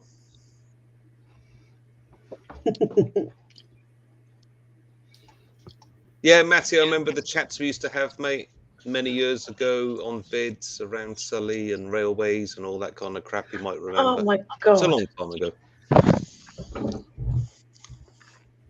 I've got a cat scratching on my window. I've got patio doors over there, and instead of using the cat flap, she wants me to open up the patio doors and let her in. Smart cat. No, she can want. There's a cat flap for a reason. She just wants to do it in style. If you can go out at your door, why can't she? But what she'll do if I let her in, she'll come in and then go out the cat flap. Yeah, I get it. Cat I've flap. never heard it called that before. We call them doggy doors. The cat flap. A cat flap. Yeah, a cat. Yeah, if it was a bigger one, it'd be called a dog door. But because it's small for a cat, it's called a cat flap.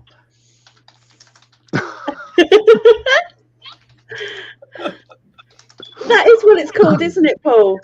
Come on, it tell is. us. Oh, I'm sure. It is. Right, I need a quick loo break, guys. I'm gonna. You're gonna go and have a smoke, aren't you? That might be attached to it, but I really do need to go. So, Go on then. See you later. Bye. Spinny break. Yeah.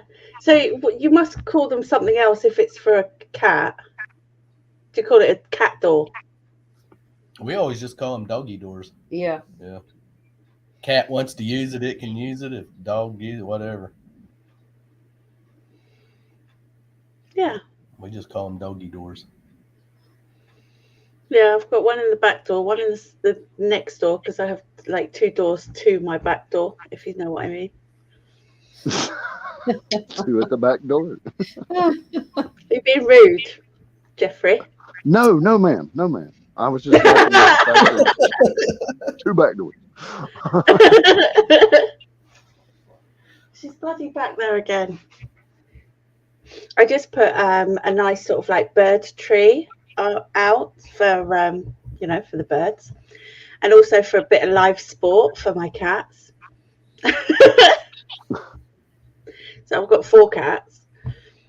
So yeah, they'll never catch them, but it'll be entertaining for them, you know. They can practice their stalking skills. Yeah, exactly. They'll never catch them. Oh,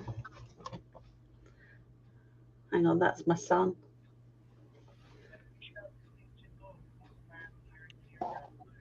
Yeah, she most probably is, but I'm not letting her out to bark at the foxes. So anyway, I'm on a live stream, Jake.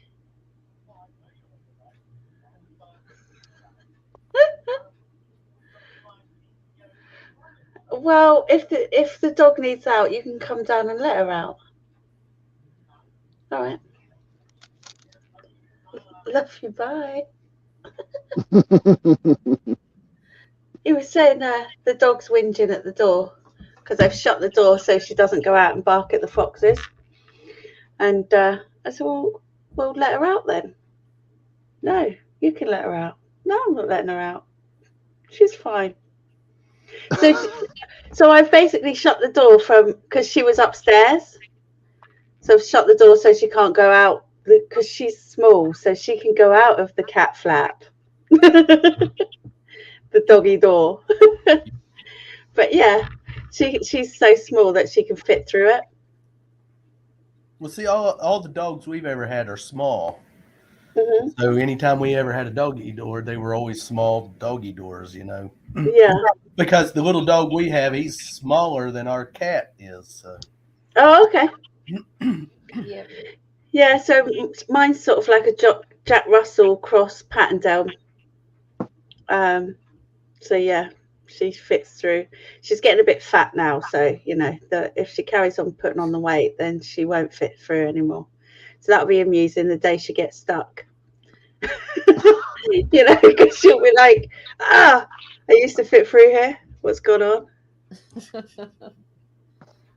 More exercise, more exercise. Rob, cat flapping your back door. Yeah, see. I should watch what I'm saying sometimes. Sort of like Joe. She left the door open a couple of times, but I behaved myself. You were being gentlemanly. Yes. It's this. If it was my stream, yeah, I might have said it. I'm not against anyone saying anything as long as no one gets upset. Right. Yeah. Not to be mean by no means. Yeah. You got one in your back door. All right, Jason. Jeez. Feel the love.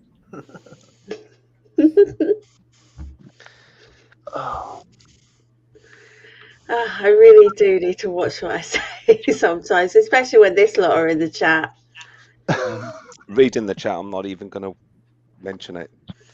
Yeah, it's like, all I'm going to say is we can't have one where we live, but Rosanna said yes, I can, and I will look into it at some stage. Yeah, you can put one straight through the wall. Yeah, but if we want to move, we don't want to do that, you know. Well, people put holes in the wall for their vents for their tumble dryers. Yeah, it's exactly the same sort of hole. Just keep the bricks that you take out of it and put them back if you move. That's a plan. That's what I'll do. Yeah.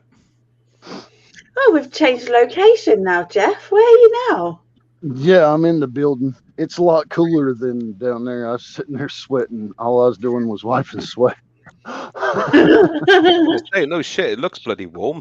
where you are. It's very hot. I'd say the 80s.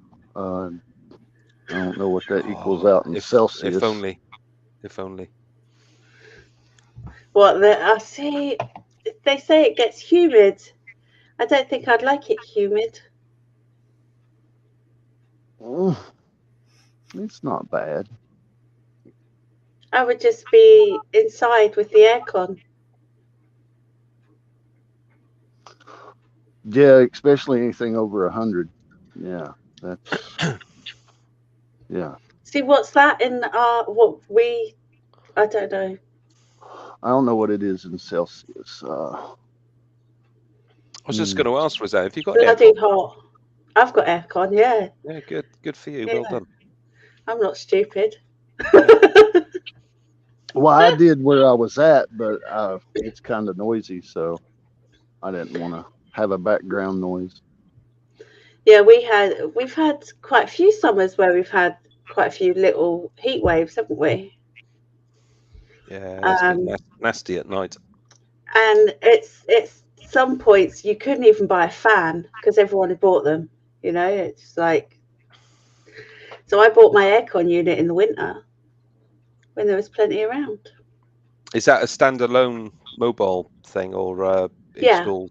Yeah. Okay. Yeah, so I basically stick the hose out the window and put this special sort of slidey thing on the window, so none of the hot air that it's sucking out can come back in. And so I've got one upstairs and one downstairs. Yeah. Those are becoming more popular over here as well. I've seen more and more people use them, especially like in their bedrooms, if they don't have the whole central heat and air throughout the house. Yeah. Yeah, I've seen a thing the other day, Jeff. It's called, what is it, EcoFlow? This dude, it's a cooler, just like you put your beer in. It's got a little motor on it, battery, and a hose that he claims will keep your tent. You can put it in a tent for 6 hours and will keep it cold. Just by using ice and water down in the cooler. And hey, that's a cool little thing. It's $289. Yeah. I believe I could create my own for $285. But it's pretty neat because they've got it set so you can put it in the side by side and run the tubes so it's shooting air onto you. And yeah. Rosanne, the units that you use, are they I'm trying to think what they call it now. They multifunctional in terms of in winter can you use it like a dehumidifier? Yes. Yeah. Yeah. Yes. That's what we kind of need as well. Something that's multifunctional. Oh, it's brilliant. It's like a fridge in here in the summer, and I've got south-facing garden, so it would normally be like a sauna, you know, and the front of the house where the because my house is kind of back to front. So over the road, my friend, her front room is in the front of the house, her lounge, and the bedrooms and the hallways are at the back of her house. Yep. So that would be the right way about it, whereas mine's the opposite way round. So I don't see what's going on in the street because my kitchen's at the front of the house and my lounge is at the back of the house. Our garden is, I think it's southeasterly facing, so we get sun from the time it comes up in the morning, and then roughly around about 6-ish in the evening, it disappears behind other people's houses, and it begins to get nice and cool. So in the garden, it's nice, but in the house, it's absolutely stifling. You can have all the windows open and everything, and it's still like. Yeah, worst thing to do, I think. You meant to shut all your windows and shut all your curtains and keep the heat out. Gonna look into that. It's best getting one before the summer is really here, because I think the prices go up and then you just can't find them anyway. I got mine from Curry's, but they're not cheap, Paul. Nothing is it, at the moment? Or ever has been? I think they're about $350 a piece. Yeah.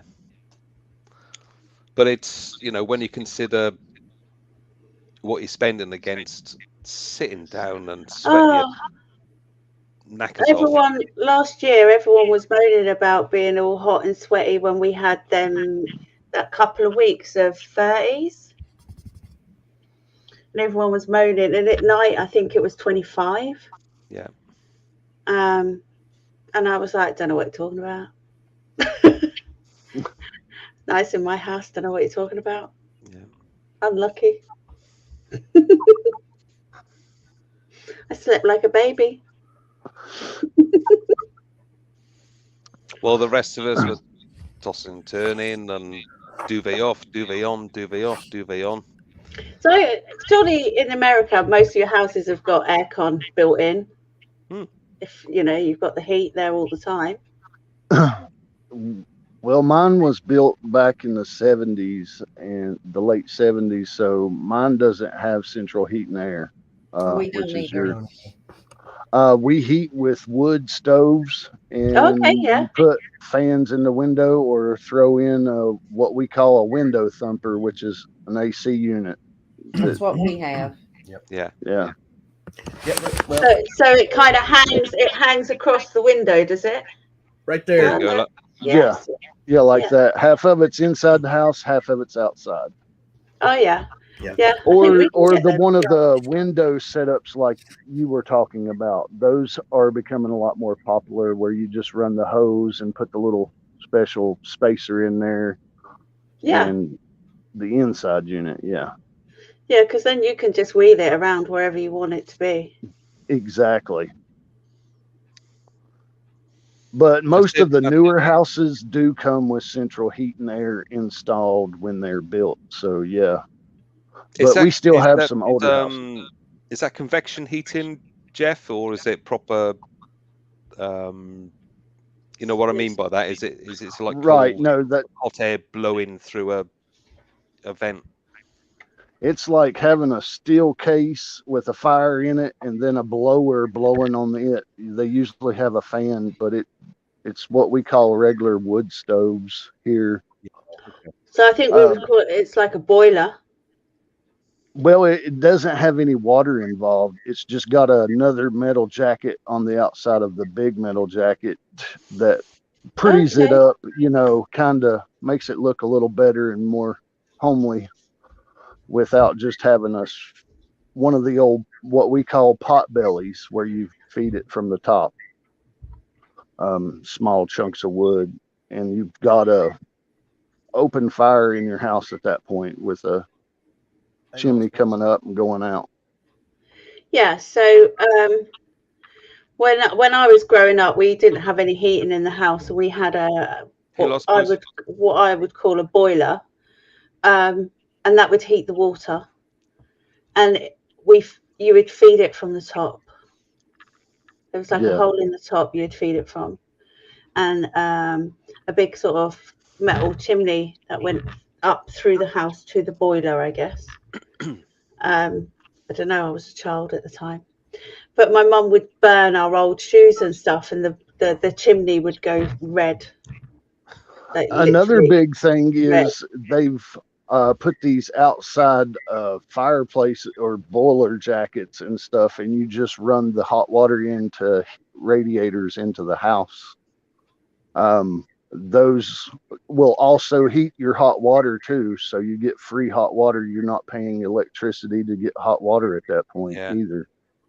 So those are becoming a little bit more popular in my area, where we do without power a lot because the power just goes out and stays out for a while. Like the Clarks were talking about this last flood that they had. Well, we had tornadoes touching down here in my area in shear winds, which were coming at us at 60 plus mile an hour. Wow. And taking trees down, 1.5 inch size hail blowing at 60 mile an hour. Yeah, it does some damage. And I didn't lose any trees, but neighbors on both sides of me and in front of me, there were tree downs on their stuff, and the neighbors kind of got mine. Night, Glenn. But we do without power a lot, to say the needless that we keep a generator around at all times. Yeah. Is that Just diesel generator or something, is it?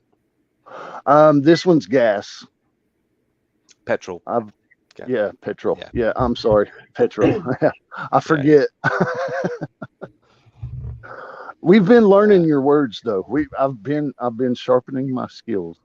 Well, it's vice versa, isn't it? As long as we don't get into aluminum and all that kind of crap, you know. Aluminium. Castle. Aluminium. Castle. You know. Aluminum. Aluminium. It's easier to say aluminium. Yeah. Well, which is how it should be said. Cling film. Not heard that one. Cling film. You don't know what cling film is? Yeah, Paul? but I've not heard that as a. I think they say cellophane. Oh, I get you. Yeah. Can you say that again, Rosanne? Cling film. Cling film. Cling film. Yeah, saran wrap. Yeah. Saran wrap. That's it. Yeah. Saran wrap. Yeah. Yeah. Press and seal. Press and seal. What? It's a new kind of cling wrap that we've got that you can just put it over the bowl and push around the top of the bowl and it seals it to it. Oh, that's cling film. That's what cling film does. Okay. So it's what you use. It's what you use to prank your college mates, and you put it over the top of the bog pan. You know, yeah, that's our saran wrap. Yeah. You put it across the doorway and call them in. Yeah. Yeah, the doorway with some glue or something on.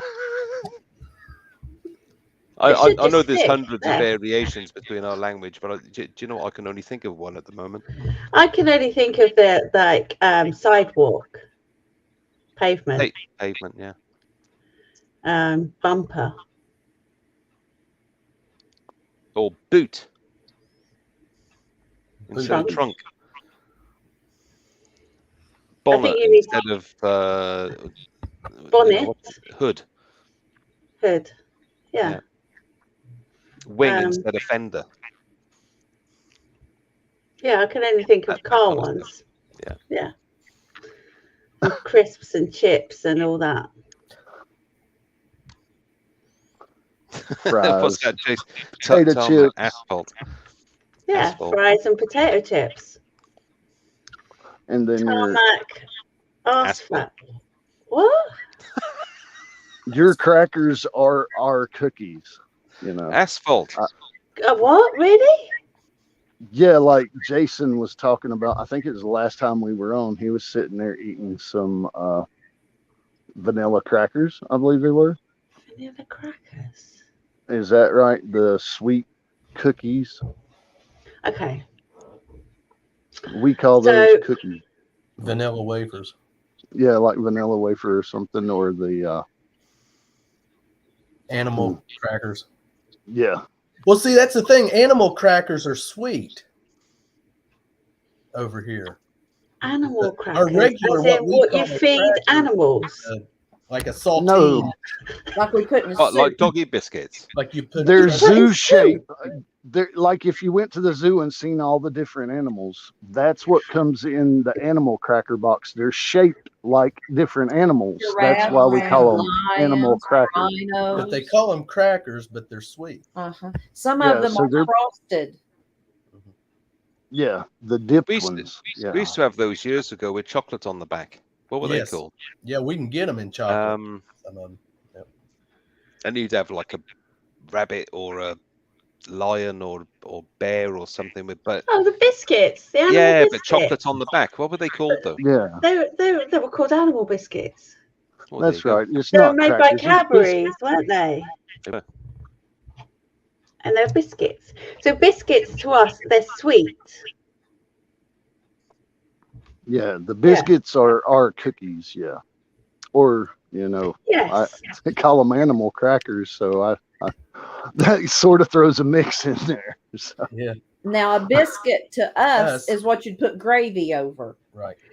Yeah. And I've never been able to get my head around that. Which their biscuit, I've seen somebody making them, and it almost looks like a scone. Mm. Yeah. Yeah, they're breadish and bread. They're a heavy like a crusty doughy thing with gravy on. And in the Yeah, south, well, they call them cat head biscuits because they're big and fluffy. Self-rising flour and lard. Yeah. Yes. Oh, yes. Yeah, they look very similar to what we would call a scone. Yeah. Or a scone. It's even Scone, yeah. Scone. Yeah, scone. Now our scone. scones are like blueberry pastry. They're slightly sweet. They're muffins. Muffin, yeah. So that's, a blueberry muffin, which is a cake. Yeah? Well, we call it more like a cup. Muffin. I think we should bring up pictures and then we know what we're all talking about. Yeah. Now, what do you call this? What we call muffins is more of the shape of the it could be a cake pastry type dough that you use, but it's usually, when we say muffins, it's the shape of the bread after it's baked, is my kind of go through, because of the muffin tins that we use. It shapes them that way, or what we call a cupcake. Yeah. Yes, cupcake paper in it. Put the cupcake your paper batter. in your batter. And Yeah, we call them cupcakes. Cupcakes, yeah. Yeah, you can use a muffin pan for the cupcakes as well. It just put your foil liners inside and then put your batter inside of the foil liners. Yeah. Cake mix. If you want muffins, you leave out that foil wrapper usually, but I'm assuming it would work the same with it as well. Yeah. What are you doing, Paul? I'm getting hungry. We always end up on food. That's a common interest for sure. I'm thinking of Welsh cakes. That's what I'm thinking of. Now describe a Welsh cake. A Welsh cake is kind of how can I explain it to you? It's kind of like it's almost like a doughy thing, like you express like your typical biscuit, but it's got currants or raisins or whatever you might call it, and it's got a very slight hint of depending on where you get it in Wales. Some people will put cinnamon in it, and some will put some other stuff, and I can't remember what that other stuff is called, but it's got a very unique taste. I love them, and then they're completely pounded. They kind of look like sugar. They look like a thick pancake. Yeah. Okay. Yeah. Looks like hardtack to me. You put clotted cream on that. Oh, what? Wicked. Now, clotted cream, is that like a heavy cream or whipped cream or heavy? It's pretty heavy. Yeah, it's pretty heavy. It's already. It's kind of a thick, heavy cream. Clotted. You don't have to whisk it or beat it. It's already. It's like very. Yeah. Quite why they're called Welsh cakes, guys, I don't know, because it's not unique to Wales. You'll find them all over the place. But if you do venture out to certain places of Wales and venture out into a typical coffee shop, tea shop, that kind of I stuff. inhaled that. Oh. I literally did as well. I saw it coming as I was reading the chat. I saw it coming towards me. I was like, Sorry. it's all right. It's been November and I still want a cigarette. No, you don't. Oh, I do. No, you don't. Yeah, I do. I was sat in the garden today with my friend. She come over for a coffee, and she's quite a smoker, and just normal cigarettes. And she wouldn't touch any of that sort of stuff.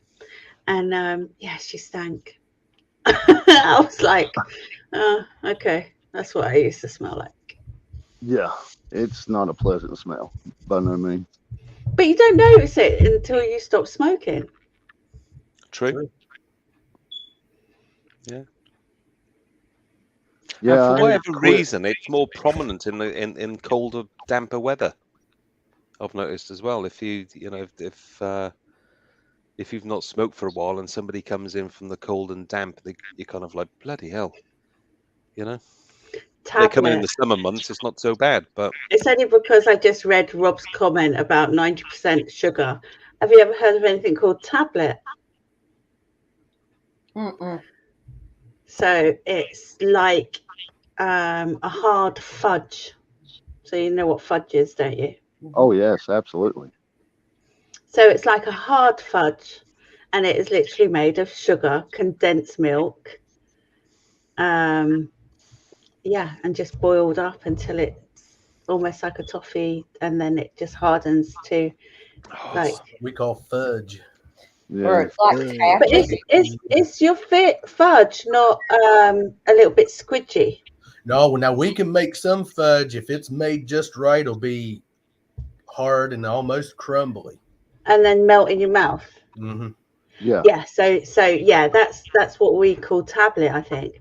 So our fudge is a bit more softer and squidgy, and then you've got toffee, which is chewy. Our saltwater taffy is the same way. It's real chewy. It's just like confectionate sugar and it's called bit of honey.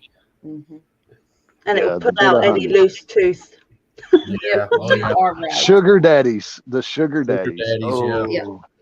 I lost a few teeth to those as a kid growing up. It just pulled them right out. Pull them right out. I lost a tooth one time on a moon pie. Are y'all familiar with pie? Yeah. Put them in the microwave.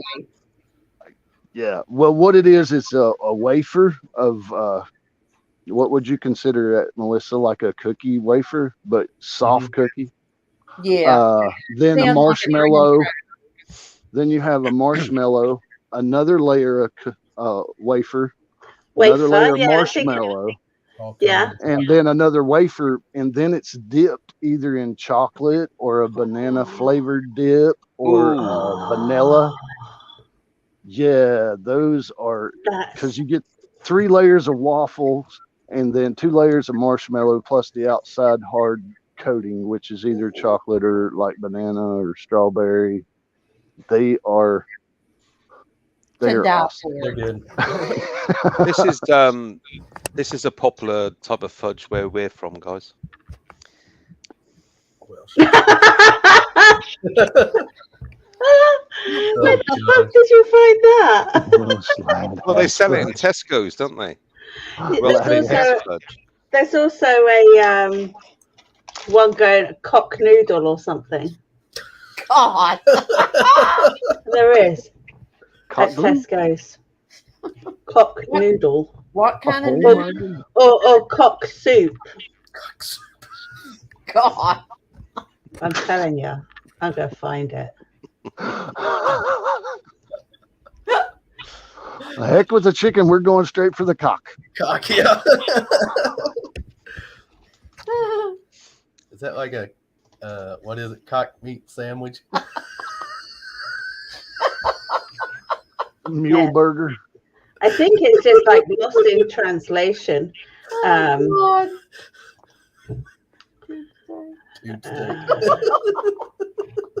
Oh, they must be going on in chat. I can't. I'm missing. There you go. Oh my gosh. Oh, that's what we call chicken soup. Now we'd call that chicken soup. Yeah, so would we. I think it's just lost in translation because I think it's like from China or, but yeah. God. The actual good marketing. That's good marketing ploy. I mean. Yeah, but over here, if you're serving cock soup over here, you ain't gonna get no one eating it. Trust me. I guarantee it. They're like, what? No, thank what? I don't think so. Explain to me what is in cock soup. That's what they be saying. That's what they be asking. Just exactly what are we eating here? Oh God. They would definitely do a double take. Go, what? But you can get Rob Random's had cock soup. He cooked it on alive. Somehow that does not surprise me. You can get a good alternative. Oh, God. Which is this one, the cock flavored. Could you imagine if you showed that to someone over here? They'd be dying. Oh boy. Cock flavored noodles. Show that to Park Rat Pat. Yeah. I'm gonna have do you know what? Roseanne on one night as a guest and interviewer, and she's got to pull out the cock soup. I mean, do you know what? I could send you a packet of it. That'd be too funny. I'll send you back a moon pie. Box of moon Just pies. send it anonymously, though, Roseanne. Yeah. All right, don't do a track and trace or anything. Because don't you do, Rob and Melissa? Do you do what do you call gifts and goodies or shout outs, or when you get your letters and stuff? Yeah, we call it a mail call. Roseanne. Mail call. That's it. A mail call. Yeah, we usually Mail show call, off what yes. come in. Yeah. Yes. So that's what I'll do then. I'll send you cock soup. You can mail call that. I will. Absolutely. Live from the command center. Yeah. Cock Could you soup is imagine extra creamy. being Is on it? JP's, Jeff, and they say, "What are y'all eating, Clark's?" Cock soup.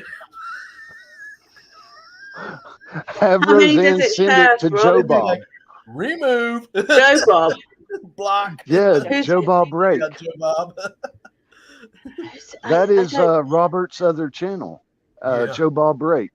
Joe Bob. Oh, is it? Yeah, he does cousin. it's his cousin, that comes on. Looks almost identical to Robert, though. I mean, they could be twins, but they're cousins. Yeah. Yeah, you figure that one out. Are you being sarcastic? No, I'm being serious. He has a second channel, Joe Bob Rake. Yeah, you got to look it up now. You got to know who Joe I Bob am. is. I'm He's going the to look it up. supreme leader. Oh my God. Once you've had your cock soup, as a supplement to that, you can have some of this. Cock soup and Semen dip. Oh my. Jeez, oh Pete. So now what is semen dip? Who knows? Who knows? Oh. Okay. Okay. Who knows? Oh my But gosh. Christ, they sell it. Bloody hell. so does that go on your Potato we chip. call them chips. We call them I- chips. Y'all call them something else. I think. I'd hate to think, Rob. I really would. The potato chips. Yeah.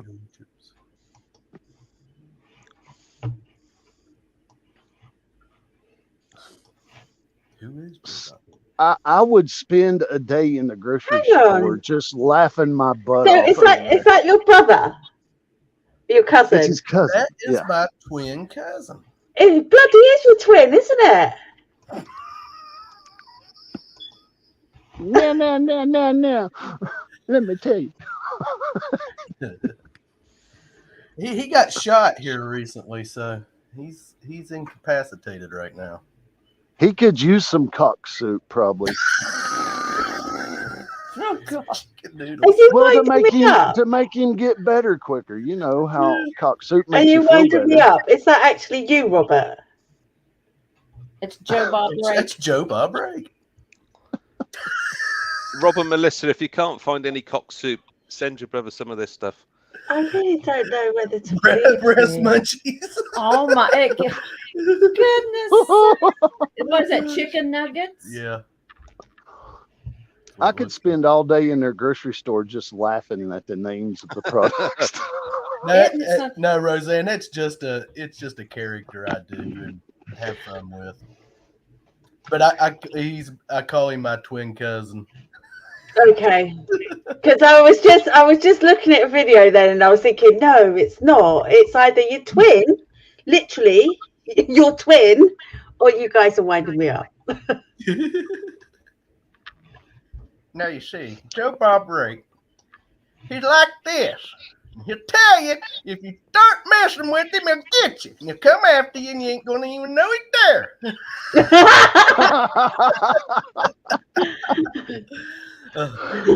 It's one and the same. Yeah, it's just fun. I'm usually not around when Joe Bob's out. Yeah, I'm within hearing distance. it's something though. I have to get into that character. Sometimes I can, sometimes I can't. Well, I'm really sorry, but I've just took you from 69 to 70. Boom. Yeah.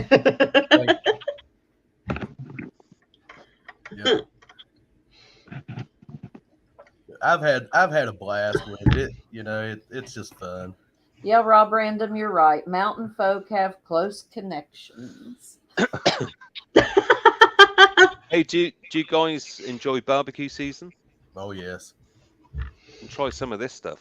Absolutely. Oh no! Got now? Crack. Crack. That's great. Oh my gosh! Oh my god! Where do people find this crap? This is just—it's lost in translation. That's what it is. Yeah. Oh, when I went to Thailand, there were T-shirts saying "Enjoy my herpes" and things like that. It was like, okay. Gee. Okay, yeah. Yeah. Things just get lost in translation. That's not something you would enjoy. Yeah. And you guys like macaroni? Oh God, what have you found now?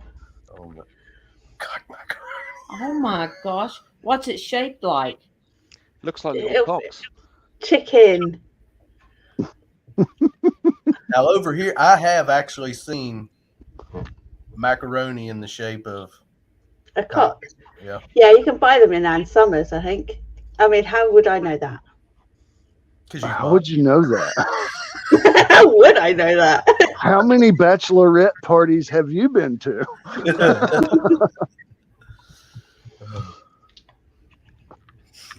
Oh, don't look up Ann Summers on YouTube because you don't get the Ann Summers that I was looking for.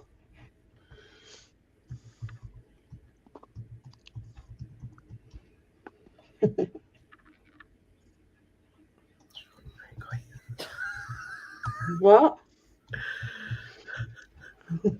I hear you whispering. And just Suffolk Searcher said short and wrinkly. And then Rob Random said, did you sample any of those things? Thai things.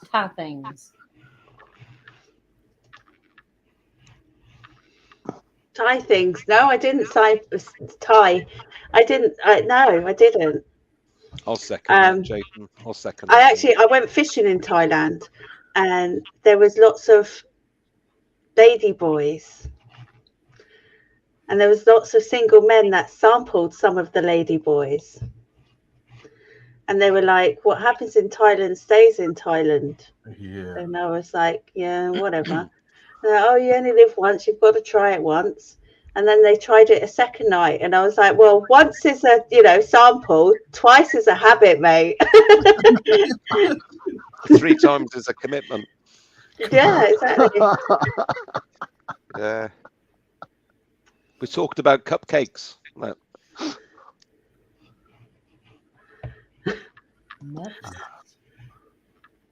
Muffs? What? You Muffs make it bigger, cupcakes. Paul. Yeah, that's way too small for me to. Yeah, it's way too small for me.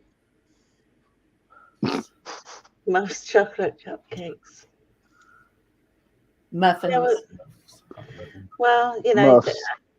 yeah. Ladies here call their thingy a muff. Yeah, no muff. It's too tough.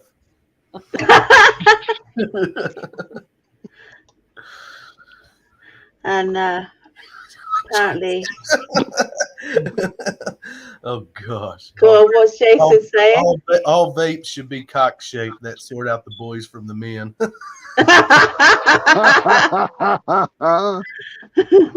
Have to pump the vape for it to work. Penis Oh, pasta. Penis pasta. Yeah, there we go. Summer's not just penis pasta special. Coronavirus panic buying. Yeah. I think it's amazing. The shelves are empty. Did you guys have panic buying of any kind? Yeah. Ours seemed Back to in be the beginning, like the toilet paper towels, any Clorox wipes, hand sanitizer, gloves, butter. Yeah, it was wild. Yeah, we were, all of our shops ran out of toilet roll. Yeah. Painkillers, paracetamol, couldn't get that anywhere. Hand sanitizer, couldn't get that anywhere. Pasta, couldn't get that anywhere. Yeah, we still have trouble finding pasta sometimes. Shelves are still in some of our stores empty with pasta. Yeah, I did take the mickey out of a lot of my clients when because I clean people's houses for a living, and yeah, if I saw that they were stockpiling stuff, I was like, I know where to come shopping. You can just pay me in food, thank you. Yeah. TP. I do the same thing, Roseanne. Oh, do you? Uh-huh. Yeah, I'm quite happy. So I was made unemployed, and then I just decided I would work for myself. And it's good because you can choose who you clean for, choose who you work for. Yeah, I love it. And I'm quite lucky because I live in quite a well-off area, so I don't really travel very far at all. You know, all of my clients are in my town, so it's literally a mile. You know, so it's pretty good. Leave my house at 5 to 8, and I'm at my client's house by 8 o'clock. Awesome. Saves on petrol. Yep. Yeah. Well, particularly with fuel prices the way they are at the moment, it's hit me stupid. That's it. Absolutely stupid. Yeah, because my journey is backwards and forwards to Reading, Slough, West London every day. And we're looking at 1,300 miles a month just for work.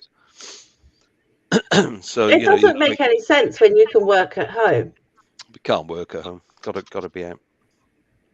Might be able to do one in the new scheme of things if I get through this consultation. I might be able to do 1 day a week, which will help. Believe me, it will help. Save some money, but otherwise, it's a massive amount of cash. Massive amount. Yeah, I don't see it. Hey guys, we're going to go ahead and drop off, okay? Okie dokie. Thanks for having me, guys. Before you go, yes, I would love, when I come to the States next time, I would love to go and visit this place. oh my halfway in. Make it big because Brewer can't see that. I see the big dicks. Yeah. Big dicks halfway in. Famous, reputable place by all accounts. I'll be sending you some cock soup. Okay, we'll be looking for it. If you can send us 2 pouches, we will reimburse your shipping, and that Oh, way we'll forward one to Brewers. You want a pouch each? That's fine. Yeah, no, don't worry about the shipping. I'll send you a couple of pouches. That's not a problem. We'll send you a return packet. favor somehow. We'll return. You could. I'll send you a load of them, and you can just send them out here, there, and everywhere, all over. Yeah, just to put them through the letterbox of the neighbours. You could do it as a giveaway prize. I'll get with the Clarks, and we'll do y'all a care package as well. Yeah, absolutely. Right. Yeah, some we'll just do a tradesy. Yeah, absolutely. Yep. But we're going to go, guys. It's been a blast. Yeah. Thanks It's so been great much. having you here, guys. Rob, Melissa, See you all be later. safe, See be you, lucky. Paul, Roseanne, Yep. Jeff. See you next Everyone time. in the Thanks chat, for coming on. Guys. you're all the best. Great. Thanks. Peace. Bye. They're great. Oh, what a great bunch. They are, aren't they? They are. I love it when they come over. We have so much fun when we get together. So, are you pretty much neighbours? As you know, Yeah. a few Well, in miles a between you, sense, but Yeah. We're close enough that we can visit each other when we like. So yeah, I think it was like 3-hour drive from their house to mine. So that's relatively short anywhere's here. That's all right, isn't it, eh? Yeah, and that's like JP from JP's Lawns and More and Mrs. JP and the Bulldogs. They're 3 hours the other direction in North Carolina. So we get to hang out a lot as well. So you can send him some cock as well. Yeah. Since he likes sampling things in his bar. Sample some He cock likes soup. hot things. He likes a lot of hot things. And then Heavy Meadow Detective is not far from me either. So he's about 6 hours away. Well, Rob did say he was going to come on when we got down to 3 because he thinks more than 4 gets a bit confusing. So I'll put the link in. He said he's a bit fucking stoned. So, you know. Here he is. That's not very nice, is it, Rob? What's up, Rob? Hello. Alrighty. How you do? How you do? Are you a little bit stoned? Yeah. You look all right. You don't look stoned at all. No,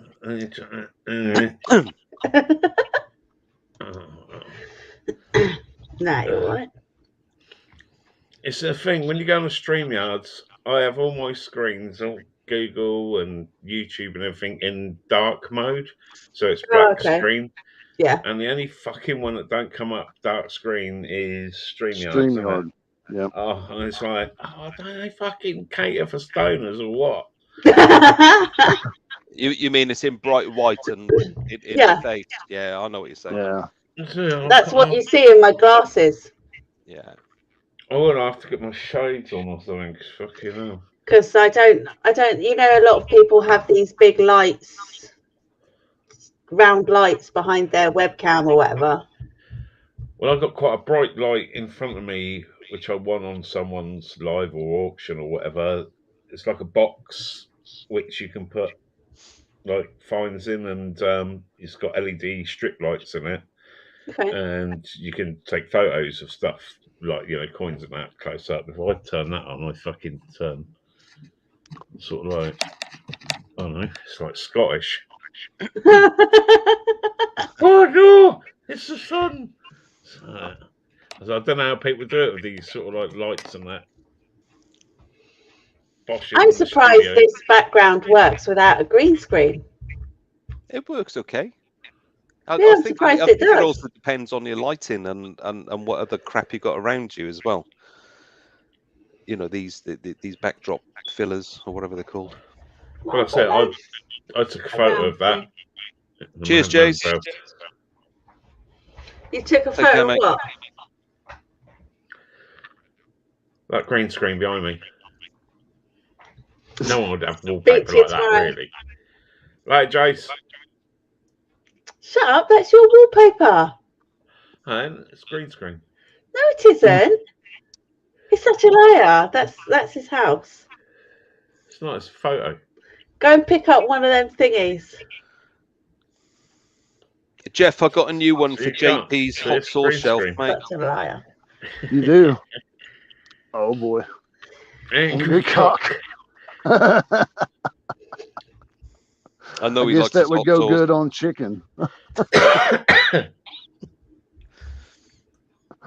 guess that would go let's good see on him the swigging chicken. out of that bottle. Ooh. Get your lips round the cock then.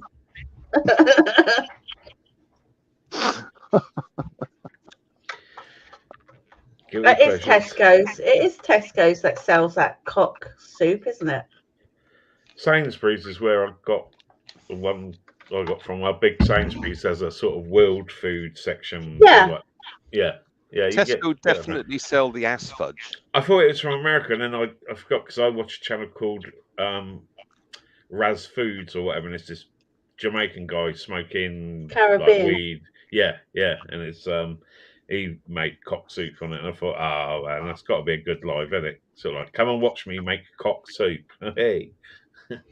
Yeah, I was going to do a live stream of come and see my tits. Gonna be birdies. Yeah, my blue tits. It's really cold out there. So I didn't, because I don't really see that many birds in my garden because obviously all the cats. I usually just see pigeons, and I put this bird feed. Yeah, put these bird feeders out, and I've got blue tits coming in the garden. They're quite sweet, blue tits. They will sort of swarm from garden to garden, going to all the different feeders along. Yeah, they're little buzzers, aren't they? They're like boom, flick, flick, flick, flick, and I'm like, they've obviously got babies. Yeah, it's that time of year, isn't it? For all that. Cat. So we struggle with bloody house Get it off the piano every year. Bloody nightmare. They're beautiful birds, but they're a bloody nightmare. House martins. Yeah. They're the ones that make the little clay sort of. Yeah. Nest. And apparently, because they're a protected species, you can't get up there and take it down. No, you got to leave them there. Right little buggers they are. I have never heard of them. Jackdaws. Yeah. The last couple of years, there's holes in where the what was it, drain pipes and that are. The underboards, there's a couple of them that have fucking fucked off somewhere, and they get in there. And like last year, I was sitting on my bog, and you can hear the babies tweeting above me in the ceiling, sort of thing. Fucking, yeah. And they come in, they feed them, and then they shut up again. Yeah.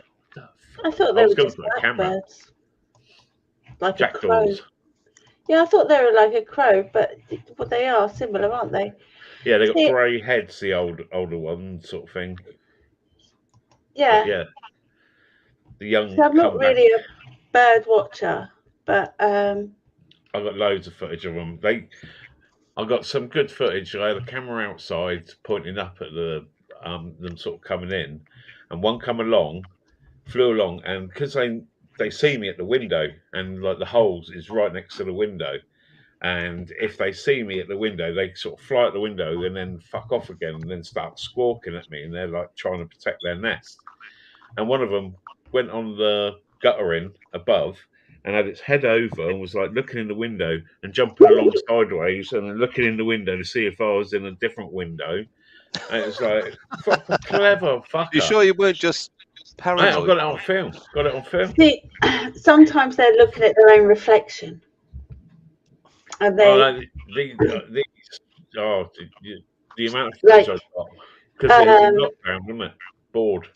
The Grim Bleeper, he had a little blue tit tapping on his car window and tapping on the reflection in the side wing mirror, and that bird must have had a nest because it's seeing itself as a dominant threat. So it's just tapping on its reflection. It's fighting with itself. Fucking having it. Yeah. And it was like, I don't know what this bird's doing. It wants to come in my car. No, it's actually having a fight with itself. So we're talking about this. I watched Candyman last night, and mirrors and shit are a bit dodgy now. Candyman, that's the thing that you say it 3 times in a mirror or something? 5 times. So in the mirror, and he appears. See, that's a really good wallpaper when it's got one of your own stickers on the wall. No, I know. I told you I took a photo of it. Oh, look, see? That was to hold up a sticker board. I keep forgetting that it's actually there. That is some crazy ass fucking wallpaper. Yeah. Be good on some mushrooms. Oh, yeah. Oh, fuck yeah. It is. Have you got a furry wall as well? You be counting layer upon layer upon layer of furry wall. depth. Do what, Paul? I said you'd be counting multiple layers of depth if you were staring at that on mushies. Oh, yeah, it would be infinity for sure. It'd be like looking through a kaleidoscope. And everyone starts warping and moving. Yeah. It's that thing, isn't it, when you first know you're tripping when you see the. Is that it's like an early Top of the Pops video or something where they have that effect of like multiples. Yeah, absolutely. I've never tried it. You've seen the films. Huh? I read a book. You sounded like Forrest Gump then when you said that. I read a book. I read a book. Yeah. Me and Jenny was like peas and cuts again. Love She it. said, "Run, Forrest." No, I'm sure. And I ran. I'm sure in the film he says, "I read a book." I'm sure he does. See, in that film, I would have been probably the one driving, to be honest, but I would have been in that truck chasing him. Fucking horrible cunt.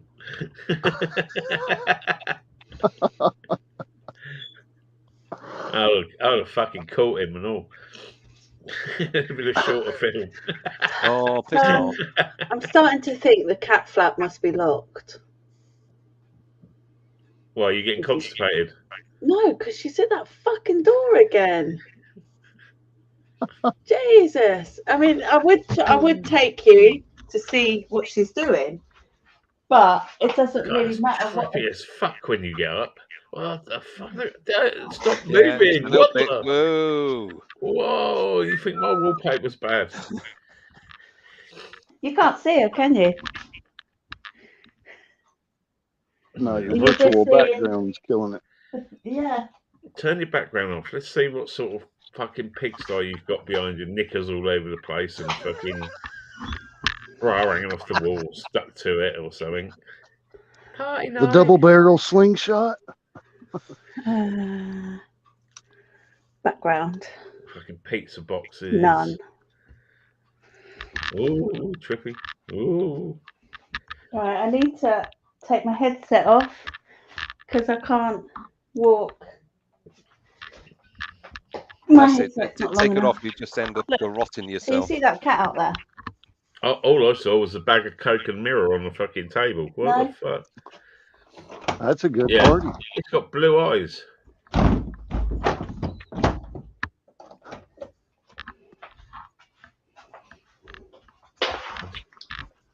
I see another set of red eyes down the bottom of the garden. That's the foxes, isn't it, Rosanne? Are there foxes in the garden still? What were you saying? You still got foxes in the garden? Yeah, most probably. Why? Rob was saying he could see red eyes. Down the bottom of your garden. There you go.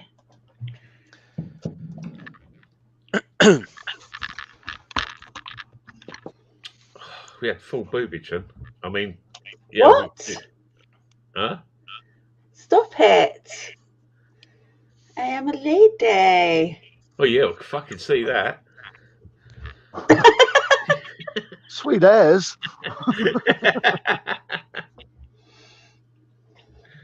Anyway, what were we talking about? We were talking about all different kinds of muffins and stuff. Yeah. Got Clark's on with the old UFOs. Fucking hell, that brought out some stories, didn't it, eh? The what? When I said, "Oh, do you see any UFOs above you?" Because, like, obviously with Brewer and that, they get some dark skies and that there, and big open skies. What would you call that? There's a cracker in it. Rice Krispie treat. Yeah. Crispy. Rice cake. Something. It's a Kellogg's one, isn't it? Yeah, it's a square. Yeah, they are quite. Marshmallow. Oh, yeah. Yeah. It's marshmallow Rice Krispie square. Yeah, we call those Rice Krispie treats. So has everybody here made in their life where you get either Rice Krispies or cornflakes, wasn't it? And melt chocolate, roll all that together, stick them in the fridge. Little chocolate crispy cakes. That's I thought that must be a worldwide thing.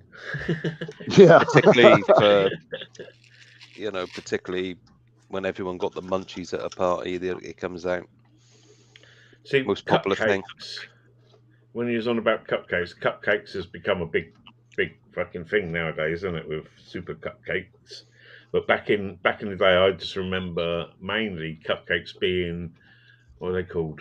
Butterfly cakes. We'd have it. You'd cut the top off of the cake, cut that in half, put the cream in, then stick them in like butterfly wings, angel wings, angel cakes or butterfly cakes. Yeah, I remember those.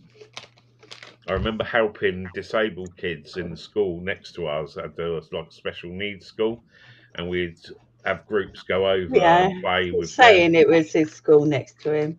Yeah, there was a lot of fucking dribbling Daves in this school, and it was like we helped them cook for the school fete, and you literally had like kiddies, and not being unfair to them, but they dribble a lot, and when they're mixing up cake mixture for the fucking butterfly cakes for the fete that are being sold there, and then you see at the fete all these people, they just swoop the cake table that's all got these cakes in it that are got special DNA in them. The special sauce. The special sauce. Yeah. Oh, fucking hell. Special sauce. Yeah, but, that was in the 70s. That was, made you immune to things.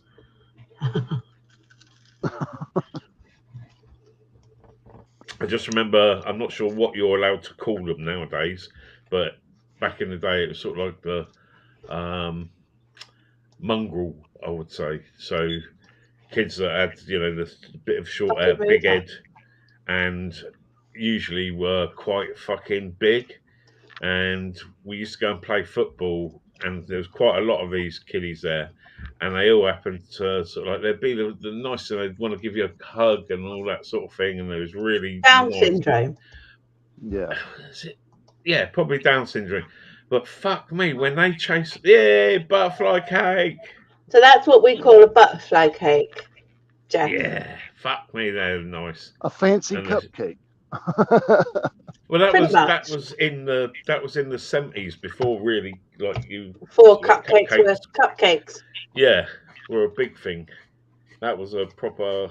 Still getting treat. hungry.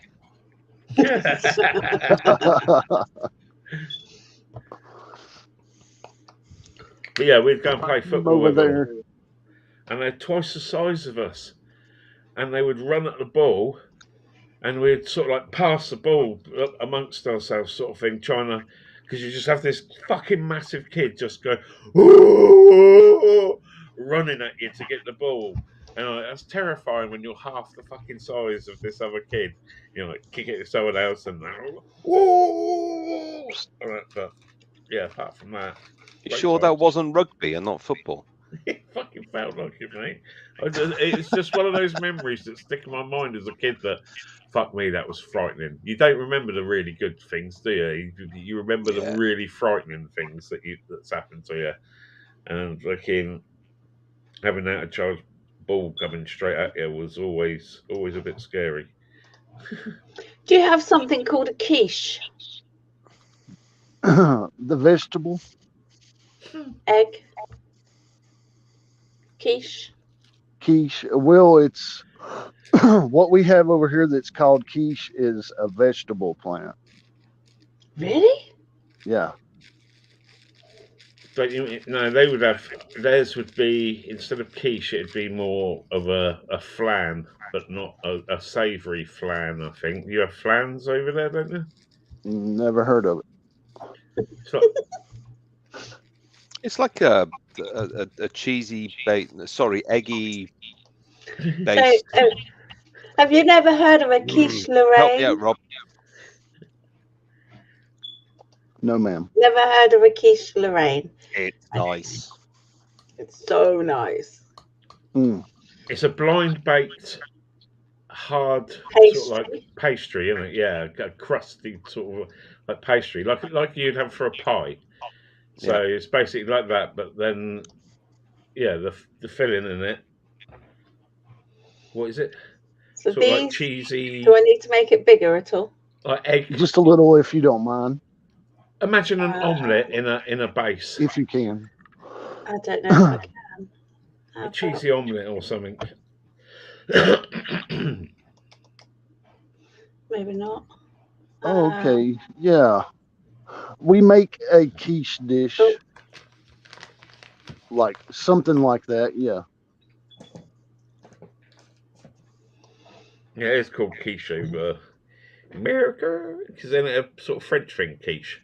Sounds French. I think it's French, yeah. So it's basically pastry based, filled with egg and whatever else you want in there, cheese, bacon, whatever you want.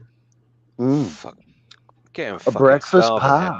Yeah. That's a breakfast pie right there. Yeah. Just a nice one is just cheese and onion. Just cheese and onion. Cheese and onion one, the basics. Then the quiche Lorraine's got bacon in it and a few other things. It's got a bit of bacon, that's all. It's cheese and bacon. I started getting hungry at cheese and ham. Mom used to make an onion pie like that has the pie crust in the pie pan and then the onions and some egg, and I think there was some meat in it. But yeah, I remember her making that back in the day when I was a kid. Yeah. Yeah, so that would have been a quiche. Can't get anything delivered after 12. It wasn't my favorite meal. It wasn't my favorite meal in no way, shape, or form. I've seen so there's something called on YouTube Morrow's Farm or Leicester's it's an animal sanctuary thing, and his sister Kim makes, what do they call it? I can't remember what they call it now, but it's like gloop. It's start. It looks like mashed potatoes, but it's not mashed potatoes. It's like dough that they mix up into, and it's almost like wallpaper paste. It's gloopy, and they have it with gravy. I think I've seen that. Is that grits or something? We do have grits, but it's not made from dough. What's it made of? Oats or something. Grits or grits? They're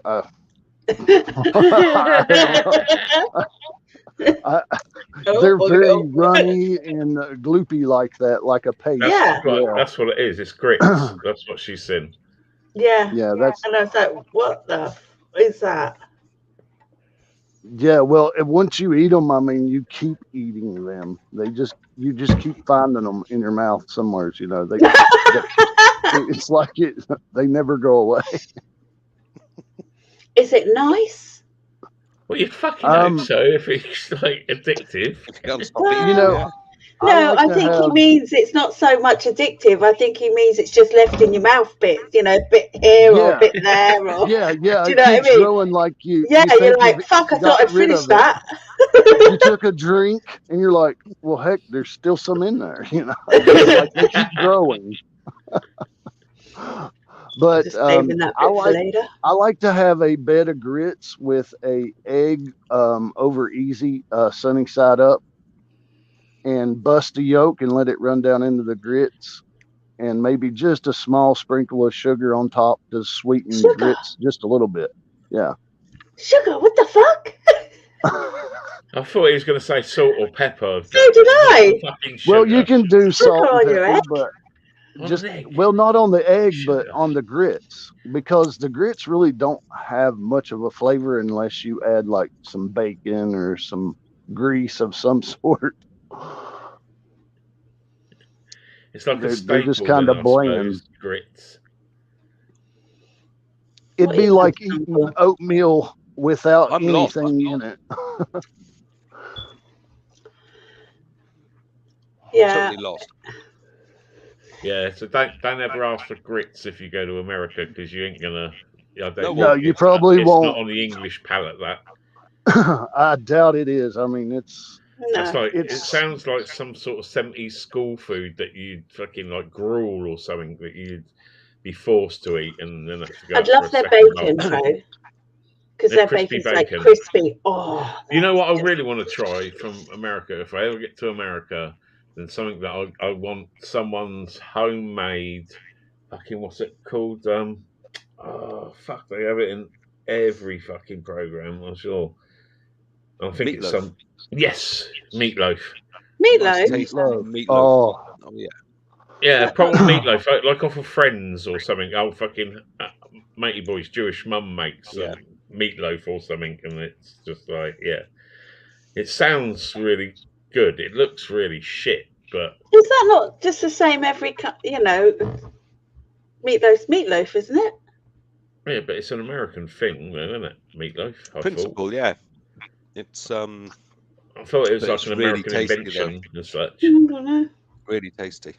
I know it's really good. That's one of my favorite meals is meatloaf. Yeah, I can imagine I'd really fucking like it. You know what I mean? Meatloaf, mashed potatoes, some corn on the cob, some green beans, Maisie Daisy in the haystack, and yeah, with your stuff on one.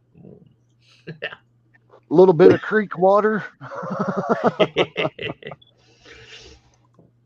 You'd be wasted. You'd have too much of it. Oh, me and Random Rob could have a lot of fun. What are you hearing? What's going on?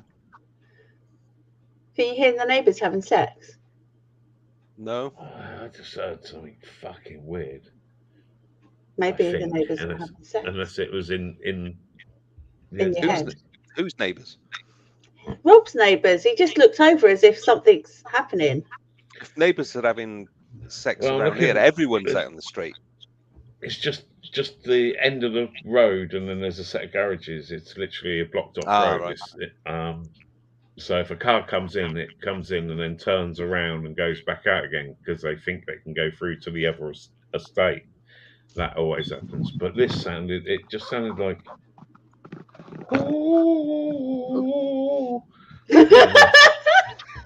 In a weird car sort of like ice cream fan fashion. It sounded like Vanessa from what's that? Gavin and Stacey giving birth.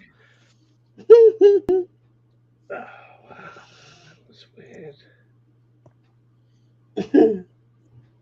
Okay, there's not a lot of things that freak me out, but that made my back go. So it wasn't a fox or anything?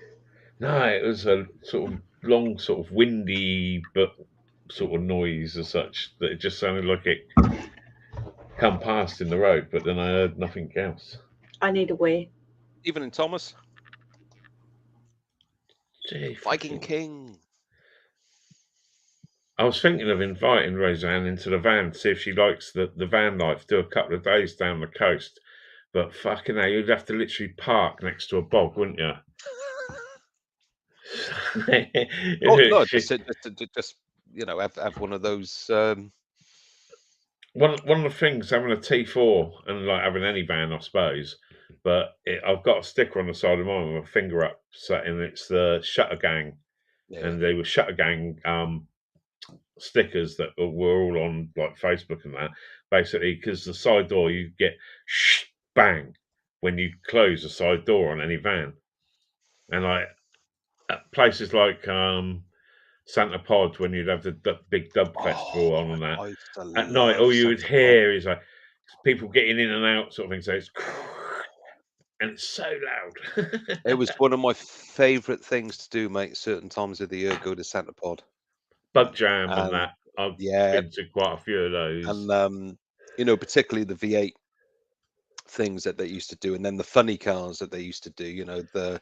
Do you ever watch the Facebook lives that they do?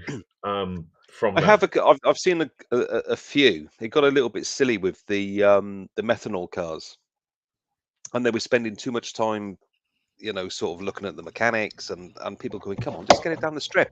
I want to see it go. I want to see was it go." watching their streams of more of the sort of like fast show and stuff like that there. So it's all a lot of run what you brung cars. So it's just a constant stream of motors going, all different ones. Graham's got it there. It is Graham, and it's run what you brung. Yeah, absolutely. Yeah, that's it. Yeah. Yeah. And just hope you made it down the quarter mile. Sorry, George. Who the hell's Graham? I'm so hungry. I haven't eaten literally anything decent today. So, it's too late to order anything. There's been some classics though on that quarter strip where people have brought some nice looking kit, and they get about 200 yards off the strip, and the gearbox goes, or the bottom end goes. There's oil everywhere. Or it was a beautiful Mark IV Escort. I can't remember his name. He was very famous in the Ford world, and he basically put a 4-wheel drive. I think it was Thomas. Cosy running gear in it, and it was a sort of silver blue one. And he used to pull some seriously fast, near 9-second strip ones down. And that is moving. Yeah, oh yeah. It was 9 seconds is moving in a piece of kit like that. It was proper kicking until one of the drive shafts went and threw him straight in the barrier. Literally put the front end virtually around the other side of the car. Fucking smashed it to pieces. But yeah, proper quick cars down there. Some of the funny ones. Like little Fiat 500 with a V8 in it and that. I used to remember them back in the day, seeing really stupid ones. I used to love the old rocket cars and, with the old helicopter jet engines in them. Yeah, they have that one down at Santa Pod, don't they? They're the jet car that runs at most events, I think. Come on, Thomas. Yeah, come on, Tom. I'm to be honest with you, I'm not planning on staying much longer than another half an hour. I've got to be up at the crackest of dawn. Plus, I need to eat before I go to bed. You like being in dawn's crack, don't you? Hey? Do you have weird dreams if you go to bed hungry? I have weird dreams anyway, Rob. It doesn't matter if I go to bed without... Even weirder ones. But yeah, they can be a little bit wacky. I used to have weird dreams if I smoked some weed. Completely the opposite. What, just knocks you out and you don't... I don't dream generally much if I'm smoking. So I dream more. But if I don't smoke, oh fuck, after a couple of days, and like the only times I suppose usually I don't smoke is if I've been in hospital or something where you can't smoke. So yeah, probably on other things. But yeah, fucking out some vivid shit ass dreams then. Yeah. All the suppressed dreams from being stoned. They all come flooding in at one go. Oh fuck. It's like Ghostbusters 2. I also sleep talk. So I wake myself up. If I'm having a good dream. Oh, waking yourself up shouting or something. That's horrible. Mm. I had a bit of night terrors, I think, a while back where I seemed to be doing that. Just sort of like wake up and I'm sure I've just heard someone shout really loud, like someone's shouting in your ear. Mm-hmm. I'll be yourself. Someone. Yeah, must be. That's fucked up. That's freaky. I often wake up and know I've shouted something. Usually it's either shut the fuck up. Harder. No, never that. I normally don't wake up if I'm dreaming about that. And if I do wake up, I'm like, fuck's sake, go back to sleep. Yeah, and you know what? If you're having a good dream, regardless of what the content is, can you get back to sleep and jump back into the dream? Have you ever tried? I'm like, oh, please. Tried lots. You know? Yeah, it's gone. Once you're awake, it's gone. Yeah. And usually you only remember half your dream anyway. Yeah, I never George, really remember my dreams. Do you know what? You just George has just posted up a comment. This one. Yeah. When somebody calls your name, sure I was I've had literally just about to say it. It's the freakiest thing when you hear someone call your name and you wake up. Never and think, had that. Who was that? Particularly if you're on your own. LBC. What the fuck? Attracted by the wallpaper. People just sit there and it's like ASMR but with wallpaper. Well, guys, I'm going to jump off here. I've got a few more things to do before the sun goes down, but thanks for having me on. Always a great time. Yeah, it's Look always forward good to to talking see you. to you again. Yeah. Go ahead, brother. Thanks All for right, coming on. we'll see y'all. Yeah, See ya, bye. Have a productive day, boy. I know, it's weird seeing it's sunshine there. Well, when he great day in the west. When he looked out and he's sort of like, oh yeah, you know, this is one of the sort of like crops or whatever. I was like, oh, that looks about the size of this whole area's fucking allotments that has got about 200 people on or something.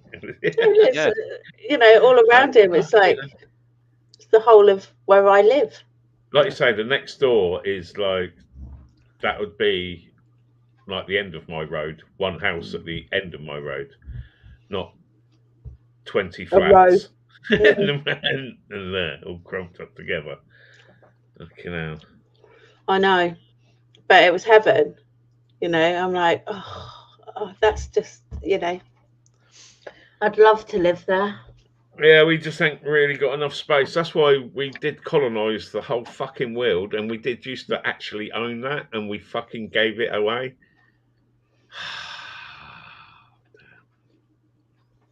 I know. You know what I mean? But we are the most privileged motherfuckers there is with the passport that we can hold. That we used to be able to literally go and live and travel to the most, you know what I mean, amazing places and make loads of money just because, you know what I mean. There was a lot of hard work done by a lot of terrible people in the past that gave us all that. But then, because it was mainly criminals we shipped everywhere around the world, wasn't it? Yeah. Particularly Australia, Tasmania. Am I right in saying that it was kind of the northern end of New Zealand as well? That there was some. And now the bastards won't let us in there. Yeah, now you got to have about 10 grand's worth of spending money just to go to Australia or something. Well, now you can't really afford to be here. And lots of degrees. You've got to have a job already. You can't just go and say, right, I've got loads of money, I want to live here. Can you? Did anyone buy a lottery ticket? No. Definitely ain't that lucky. What's he saying? I have sun for 6 more hours on the west coast. West side. Nice, eh? Where about on the west, BC? Is sort of southern west, northern west? Or just west? I don't know. Let's just go west. Getting dark there just as it's going to get light here, isn't it? Basically, 6 hours. Shit, what time did you go to bed on Sunday? Who? When? You. Sunday. Saturday. Sunday. Sunday. Mm. Don't know. I don't know. What time did you watch the whole of the live? Not the live, because the live ended, and we're watching Can You Detect, or We Can Detect, or what is it? We Can Dig It. What? That's it. Maybe We Can Dig It, metal detecting. Can you dig it, metal detecting? Can you dig it? Can you dig it? Yeah. I wonder if they is a sort of reference to the film. You know, can you dig it? No, don't. Of course you don't. Of course I don't. Oh, here we go. Can you dig it? Well, the way I said it. Can you dig it? I just imagine that to be a wrestling film. Sort of, in a way.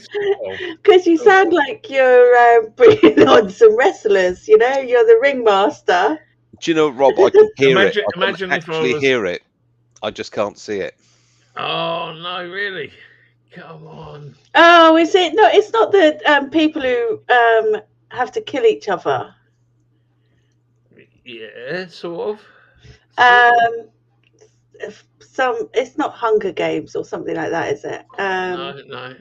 Now, if I do one thing, Paul will get it. If I do another completely different bit, Paul knows everything. Not see if anyone's got it. This is bugging me. I can't. I can hear it, but I can't visually see what it was.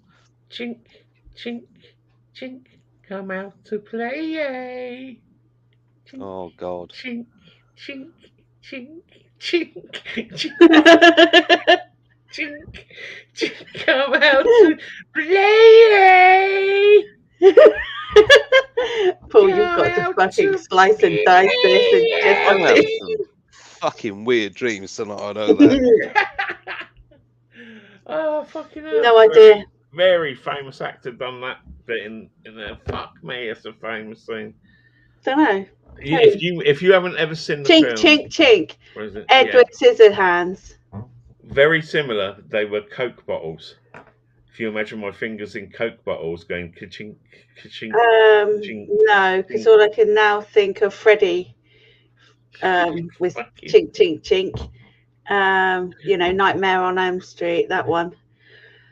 No, Go on. I don't. Put us out of the misery, Rob. I don't watch horror films. Well, in front of the ka-tink, ka-tink, ka-tink was the name. Warriors! Oh, come out yeah, to yeah, play! No, you got it now. No. Yeah. What? I just see it Paul in the face like a brick. What is it then, Paul? Warriors. Can you dig it? Is what Cyrus says in the park when he's got all the gangs in front of him, and he's like, you know, saying something, and then he's like, "Can you dig it?" And then says something else, and like, "Can you dig it?" So It's a legendary sort of East Coast, no. particularly New York-based gangland 70s film. Like the 70s gang sort of thing, or 60s, 70s gang. And do you know what gang it was actually based on? A real gang that it was actually based on from the mid to late 50s. So the other did know, but yeah. The Mau-Maus. The what? Mau-Maus. Mau-Maus. Yeah, one of the most infamous, dreaded, feared gangs in New York. It wasn't that a Pokemon. When were they? What's its name? Like Hawaiian-y sort of people than being Mau-Maus.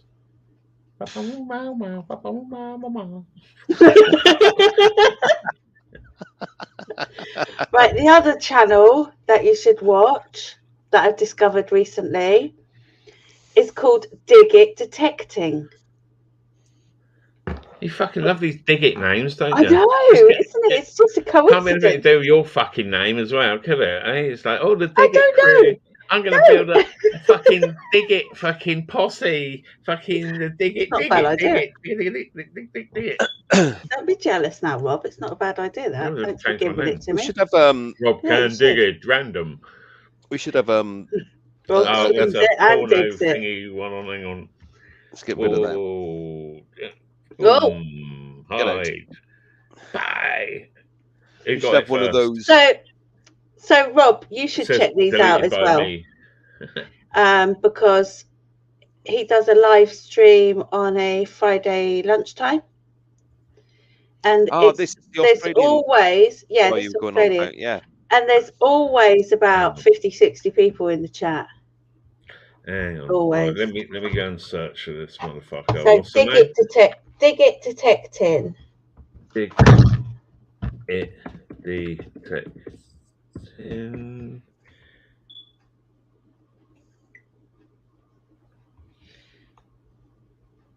.84 subscribers.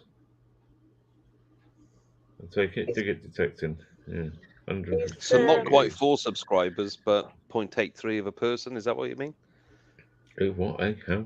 3.84. Huh? Oh no! Look, that's what happens when you got one of these stupid screens. So I've got to subscribe to him, have I? And yeah. Hang on. Yeah, stick it on. Stick your bell on. I've got a flap either side of my bell. That's all I can. Stick your bell on, and he'll come up as a premiere on a Friday lunchtime. It's brilliant. Lunchtime. Yeah, it's brilliant. Non-stop talking as he's swinging, and he normally has 2 kids with him, and the kids, obviously his kids. And so you just go there get fucking random picked up kids. Apparently. And what are you getting me into? Fuck's sake. And the kids are brilliant kids, you know. And he's such a nice guy. I mean, kids are fine. He is such a nice guy. I feel uncomfortable on lives when there's kids on there. I'd never have my own kids, and they're grown-up daughters, but I don't have any footage on YouTube of them in particular. I think Comic Con. I totally agree. I totally agree. Never, you know what I mean? It's for them. They could put stuff on YouTube or whatever, but I would never have. I just never felt comfortable having my kids on, so I don't feel comfortable with other people's kids on when, it's the time zone thing. It's fine. It's some time, but yeah. So yeah, I would. When Jake was growing, if I had discovered YouTube, I wouldn't have. Well, YouTube only just became a thing when he was growing up, I think. Yeah, I wouldn't have put him on there. Yeah. It's like the family ones where they have their whole family life that was quite big on YouTube. I don't know if it still is so much.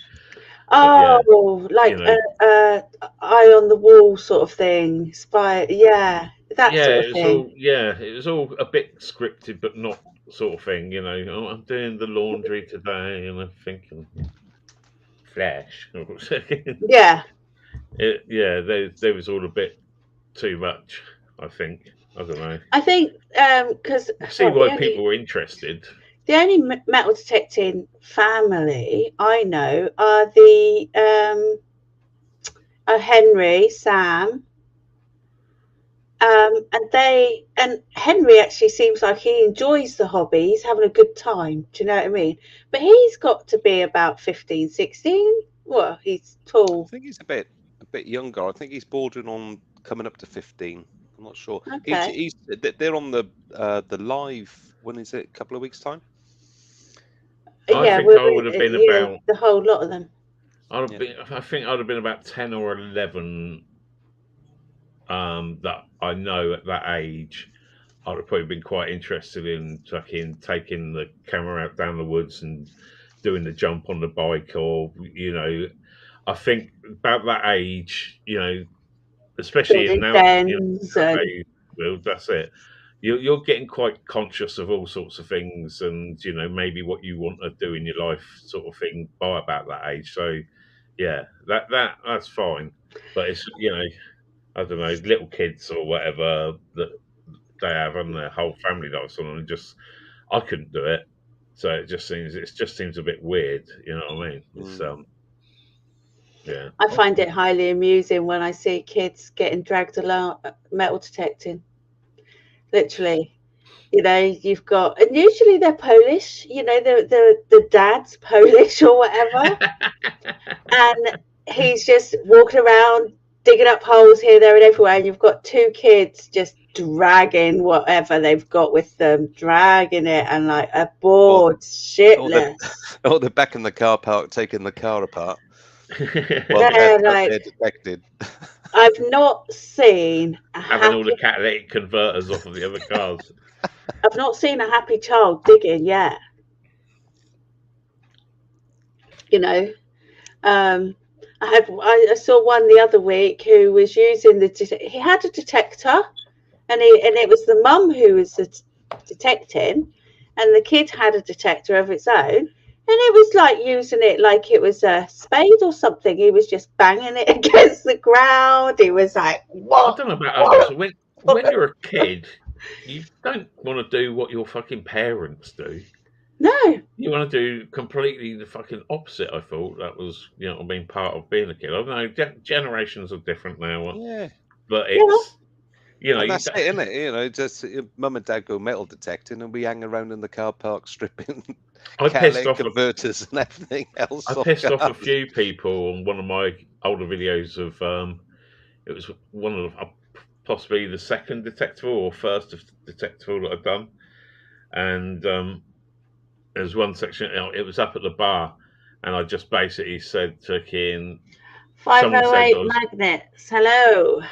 I was the scourge of metal detecting sort of thing, and I said I'm fucking glad about that, because if all the people that I know from car clubs and shit like that knew that I was into such a boring ass faggoty fucking thing as metal detecting, and then I'd be well fucking shamed. And yeah, I think I know I upset at least one person because they walked off when I made that comment. And yeah.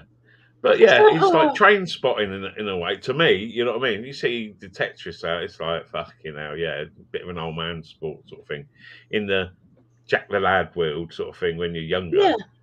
You know, but I fucking wish I'd have found it younger. I'd done scuba diving to treasure hunt. Simple as. You know, I mean, I wanted to go on wrecks and find fucking pirate treasures, you know. But yeah. So you were always interested in finding treasure. Oh fuck yeah, yeah, yeah. You know, it's that thing of going in these caves down when you're on holiday and you're down in Cornwall or something, and you've got caves and stuff going along. Fucking yeah, it's dark. Let your eyes get used to it a bit. It's, yeah, panic. Fucking pirates have been in there. They dropped treasure. Panic.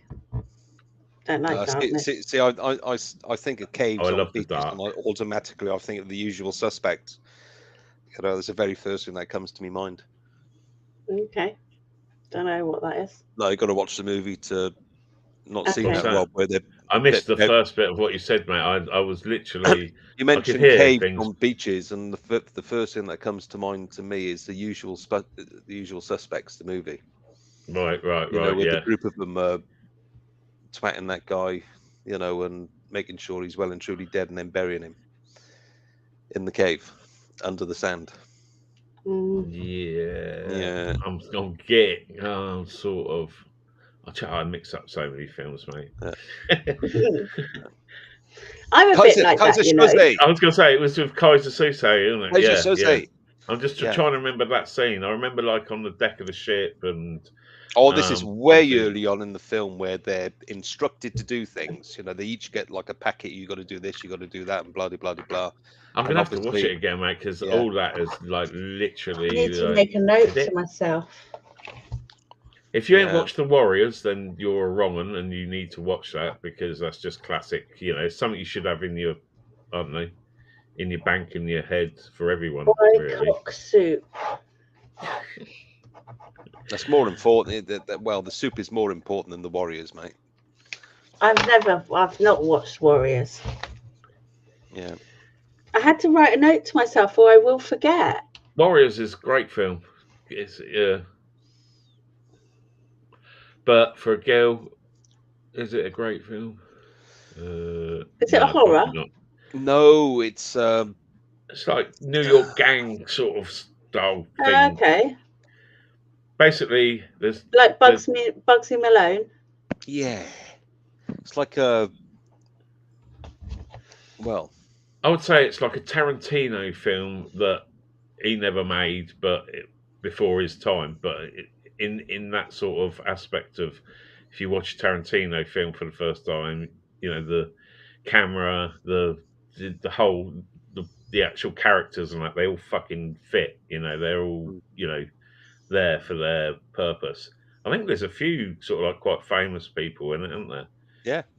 Old who is the matey boy with the fucking Coke bottles? No idea. He was a very famous American it, actor. I was just about to say, all right, Hampshire. I just see that's how fucking stoned I am. I'm like, Hampshire's in. Eric Estrada was in one of them. The guy that was in Chips. Oh fuck yeah! Eric Estrada, and he played the gang leader with the Indian type long hair and the can't denim, remember any of this sort of shit. and all that kind of stuff, and the red bandana and blah de blah. I wasn't allowed to watch telly when I was growing up. My dad had snooker or the bloody news on. My stepdad. That's all that was ever on the telly. News is scarier than fucking anything in a horror film. Was news, snooker, and cricket. So we were always out playing in the park. Fucking not surprised. Yeah, we were never home. I would have home. pulled the shit out of me watching all that. That's it. I didn't. I think I missed most of. Oh, what is it? I suppose 80s TV from about the age of, well, around about 1984. That's when I remember like video, Betamax, and all that sort of thing coming out. So you had a choice then. You could watch films instead of having to wait until Christmas to see a fucking James Bond film or something.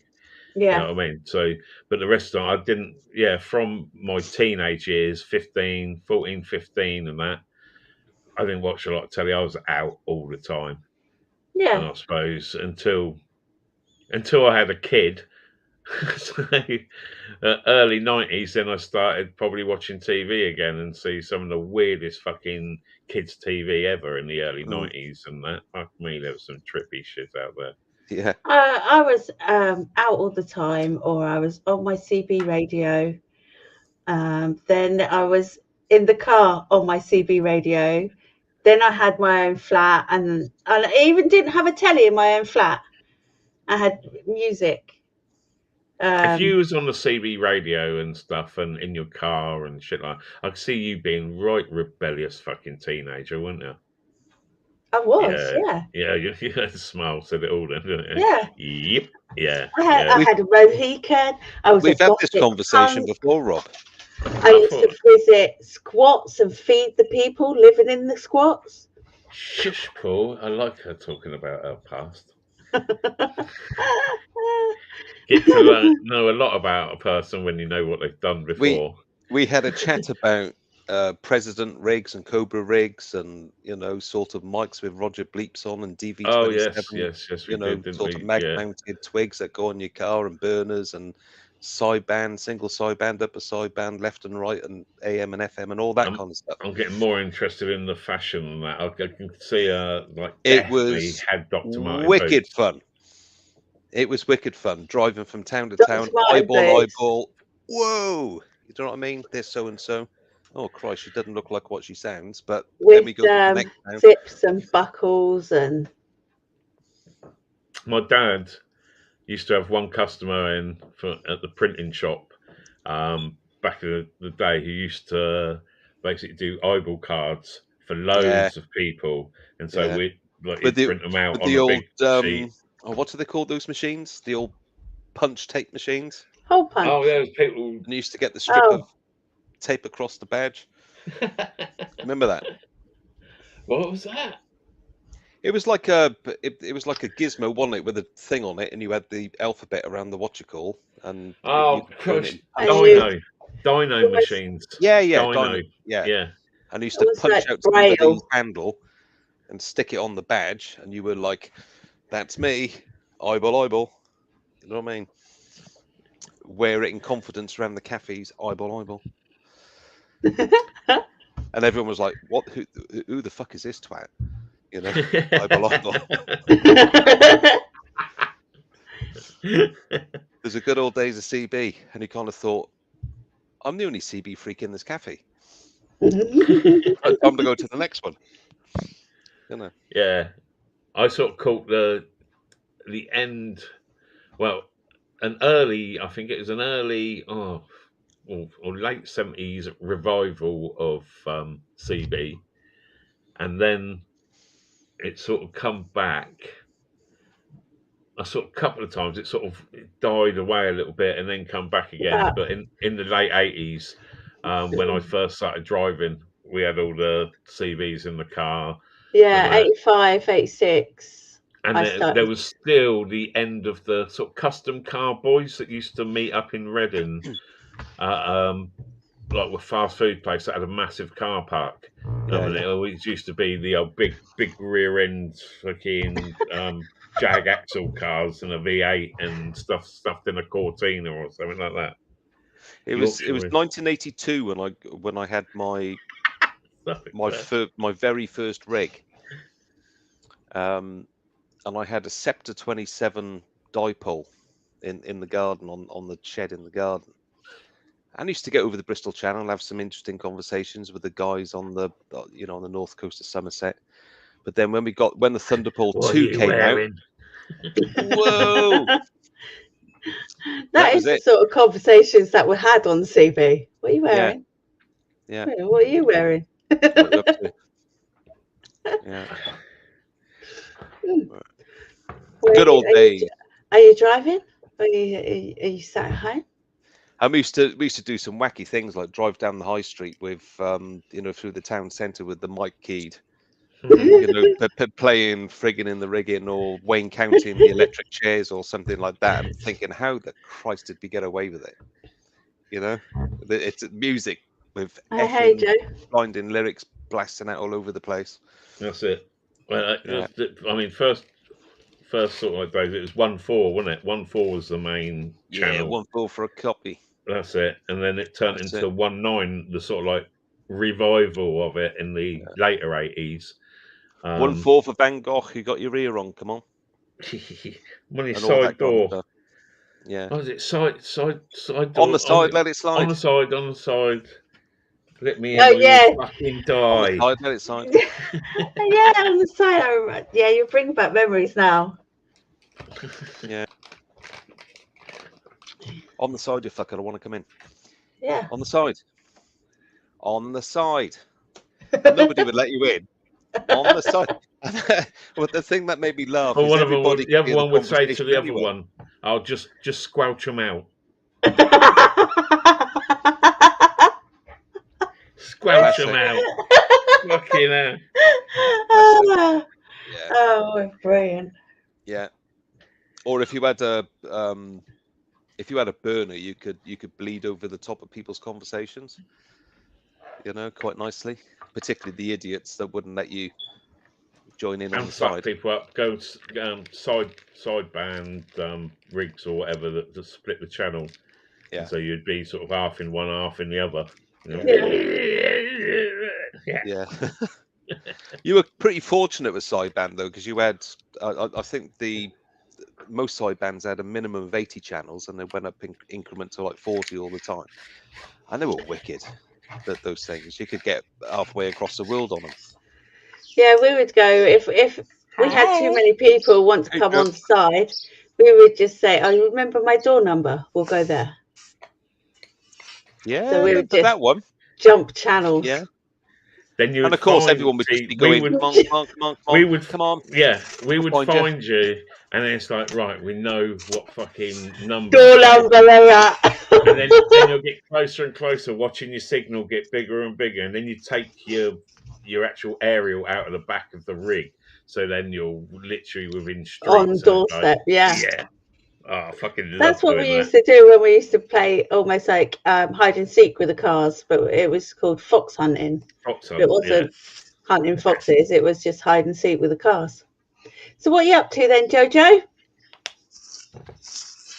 Oh, just got done with the counselor with my daughter, and yeah, that was Okay. Yeah. If anybody doesn't know, my daughter has mental illnesses. She's got ADHD, anxiety, depression, and DMDD. So what's DMDD? She likes to hit sometimes. DMDD. It's easier just Googling it. I don't know what DMDD is. I'm rolling a fucking joint, woman. Just tell me. Rosanne, are you happy to carry this on and wind it? Yeah. I've really got to go. I've got to be up really early, and I haven't eaten yet, and it's coming up to 1 o'clock. So you just didn't want to hear. You just didn't want to talk to me. That's okay. I love. That's all right. It's that wild voice.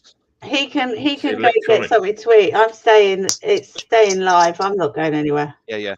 I'm just asking Rosanne to end it because Go get some munchies. Rush home. Thought I got out of it.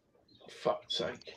No, Rob, if I get weird dreams, but you're gonna miss it. You could possibly miss the cheesecake. Fucking scary noise. Not just because she's American. You're just. Didn't catch a word of that, Joe. Sorry. Oh, do you know what? I think my son must have suffered with DMDD. Oh yeah, explain it. Come on, I ain't fucking googling nothing. It's right. Okay, so my son is also. She's there. No, it's okay. Hey, yeah, she's fine. She can't hear you. The thing is, you always talk if you got earphones on. Yeah. So my son's autistic. He also has ADHD. And he used to have really bad angry outbursts. So that is basically what the DMDD. It's really bad angry outbursts. Mood. It's more than a mood swing. Like an extreme tempered. It's almost like a burst. Is it somewhere? Is it noted somewhere on the spectrum as well? Yeah, well, I think it is on the yeah, it's got to be. My daughter says I'm borderline. She's not on the. She's not on the spectrum, but yes, it can go hand in hand. Yeah. Yeah. So Jake is borderline. You wouldn't know. You wouldn't know he was on the spectrum. I think I am because I can talk to anyone and everyone, and I don't give a fuck.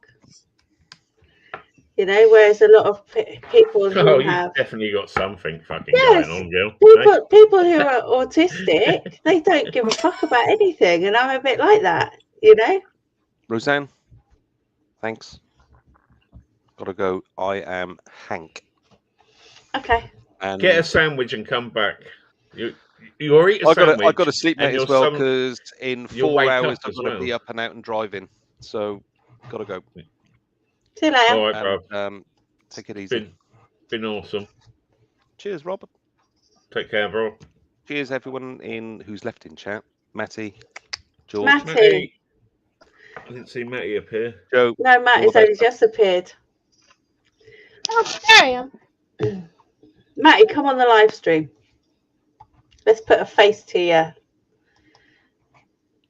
You're still stuttering. Are you in a shitty fucking area for Wi-Fi or something? Or signal? Me? Yeah. Yeah, you. I'm in my room. Get out your fucking room. For fuck's sake. You like it. So, I also think Jake's condition was also a bit to do with low B12. Where do you get B12 they from? They say you can buy it just as a pill. Like naturally. Where would you get it from? Liver. Liver's the best source of it. The Oh, pharmacy. I like liver and onions. Yeah, in the olden days, they used to give people shots of liver, almost like blend it up and just. Is that why they used to give people cod liver oil? No, it's a different thing. No, that That was was to just make people shit, to, wasn't it? Yeah. to make them feel better all the way around. Full finger or a spoonful of sugar. I may or may not had a few drinks. I cannot deny or confirm. Oh, you make me fucking But dizzy. I may be going for another glass. How big is your fucking house? I'm in work in a hospital, night shift. Are you fucking working in a loony hospital, Matt? Can I go? So what sort of hospital? Have they got a mental hospital in Wales? What is he, a nurse? Yeah, he's some sort of nurse. Or Well, you he do might get be a porter. like He might people. be. Who knows what he is? Well, don't fucking guess then when I ask you. Fucking. Yeah, he said he works in a hospital, so he could do anything. Well, I said, is he a nurse? You know, you're like straight away, yes. Yes. Fucking yes. Yeah, he is. Yeah. Yeah. Well, or a porter. I mean, there's a big fucking difference between a porter and a nurse and a fucking doctor and a surgeon or Might something. be an orderly. Yeah. That's Which a porter. is a porter. Fucking heathen American. Forgive us. No, frontline staff. Or at least this one. So he's frontline staff. So he's a receptionist. Oh, he's the fucking one when you drop off a body and you screech off out of there. Well, not a body, but something that possibly would be a body. It's the frontline, isn't it? He's frontline. They're the ones that come legging it out and grab you. I thought, the front line is receptionist, isn't it? You don't get to the see one in anyone. white coats. Yeah, they're You the don't ones that get. look like doctors and do the sort of Admin. like he's got what? No, I think they sort of like do the initial. He's fucked. Put him through. Or Take they're you like, away. or let him sit in waiting room for 4 hours. The chat. Oh, there's only 3 in the chat. It's only us As long as no one else is like, if you're on YouTube on a different device as well as on StreamYard, then there's no one in this chat. No, because I'm not. So there's got to be at least one person in the chat. So if are you streaming and on YouTube, Rob? I am. So okay, YouTube up, 2 people. I'm only on StreamYard. So that's Matty and Look, George. I'm not wearing that pink dress anymore. Oh, that was funny, Joe. Oh my God, I had my camera off, didn't I? Or was I sharing a screen or something, and then knocked that off and just saw you stood there, and I thought, oh my God, she's naked. What is she doing? I think you did not see the net. They were nice and covered. I was wearing a dress. I know, but I really thought at first, like 30-second glance, I was like, oh, she's naked. What's she doing?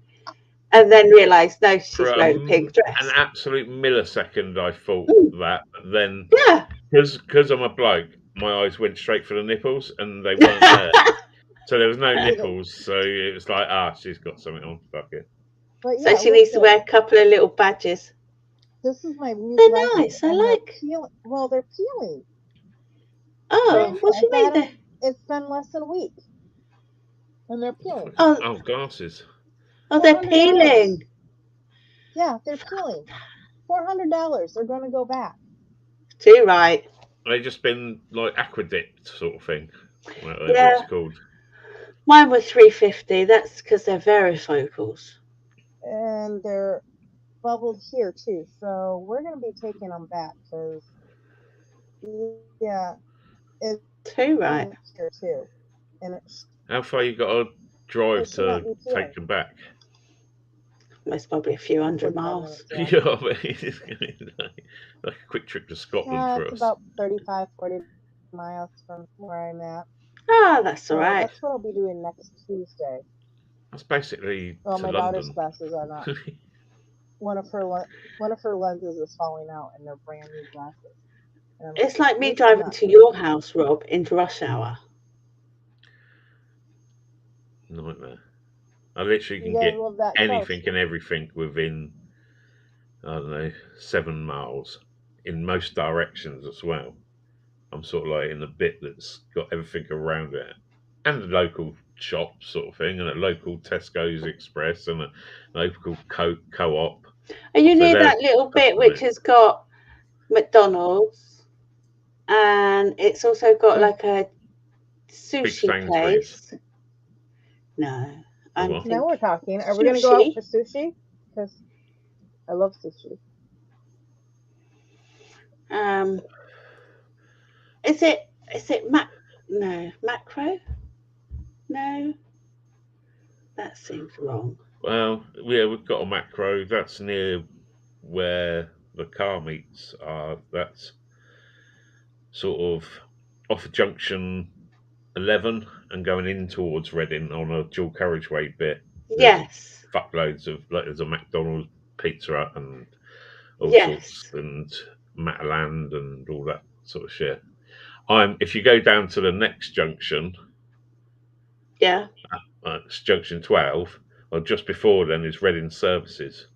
And if you drive in the Reading Services, and as you drive in, look on the left, there's a little lane that goes out the emergency out the back way. Okay. And I'm about a mile up the road from there. Oh, okay. We're going to go stalk you now. So that's how I get onto the M4 through the back entrance. So rude. It's good though, because there's a Burger That could be King. fun though. The Burger King in those services, they do delivery now. What she said it would be she fun. froze her face. Oh, different face. I am not Did you froze. not hear what she said? We No. said at the back entrance. Oh, that can be fun. Look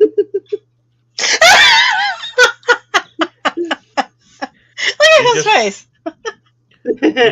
You just reminded me, someone that actually, thinking about it, you actually remember. You look a bit like her. She's also got the tramp stamp. No, she didn't have a tramp stamp. I've got several stamps. Yeah, but you've got one on your lowest back, haven't you? It's about that much above the crack.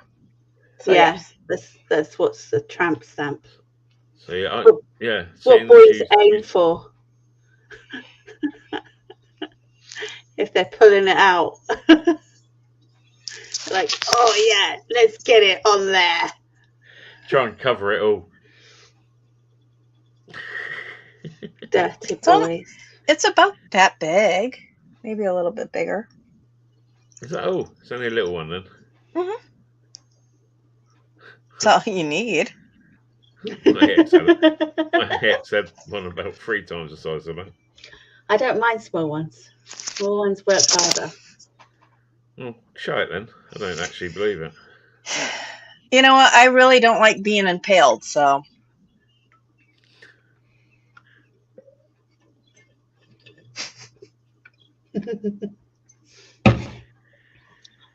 Again, I'm speechless.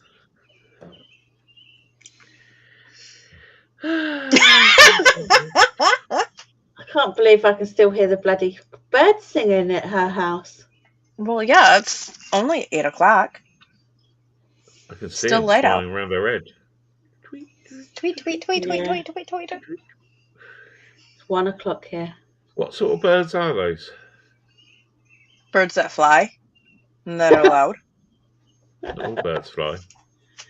Not all birds fly. No, they do not. Emu. Hey, Rob, you want to see my cock? Yes, please.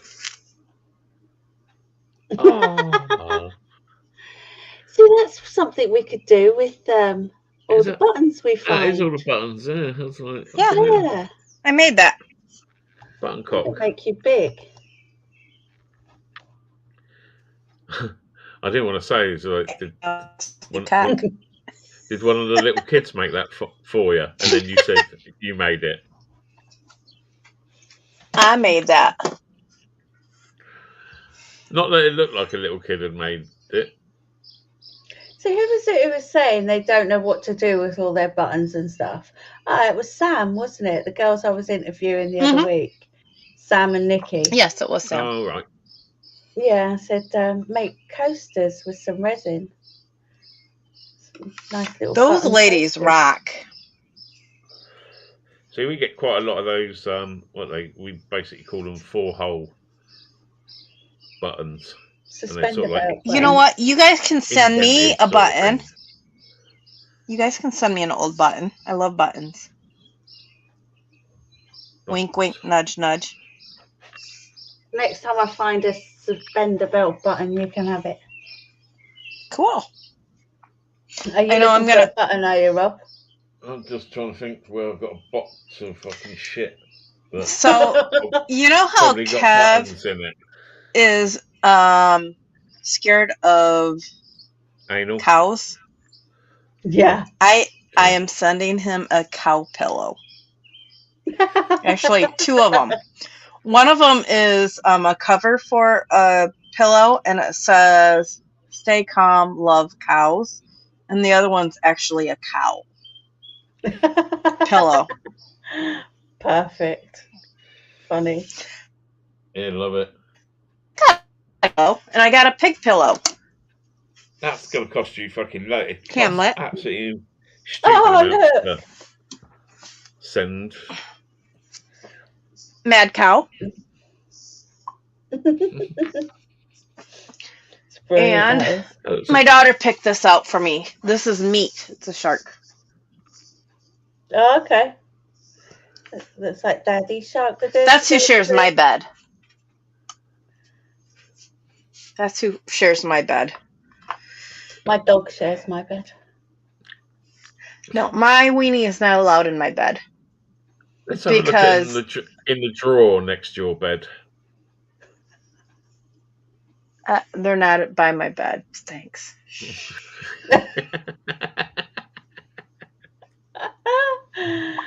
Let's see who your real friend is. My weenie's not allowed on my bed because Dachshunds are known for breaking their backs, and my bed is small. I know they're not breaking their backs.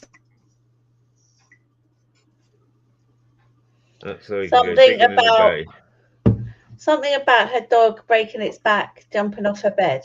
Is that what she said? Jackman? Yes.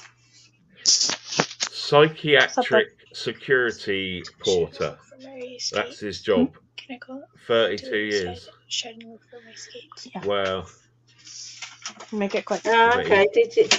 I wonder if he saw Jim will fuck it. Jim will fucks it. What is he sucking? Jim will fix it. Jim will fucks it. Did we say fix it or sucks it? No, fix it. But he used to visit mental hospitals and fuck the patients. He used to fucking stay there in his own fucking room. Yes, and he was a celebrity who... He was a children's entertainer. I think, oh yeah, you're still there. He was a children's entertainer who used to fix people's dreams and wishes and give them a little badge and a little medal saying that was he a clown? Fixed it for them. No, he was he a clown? Pedo bastard. No, he was a sick fucker.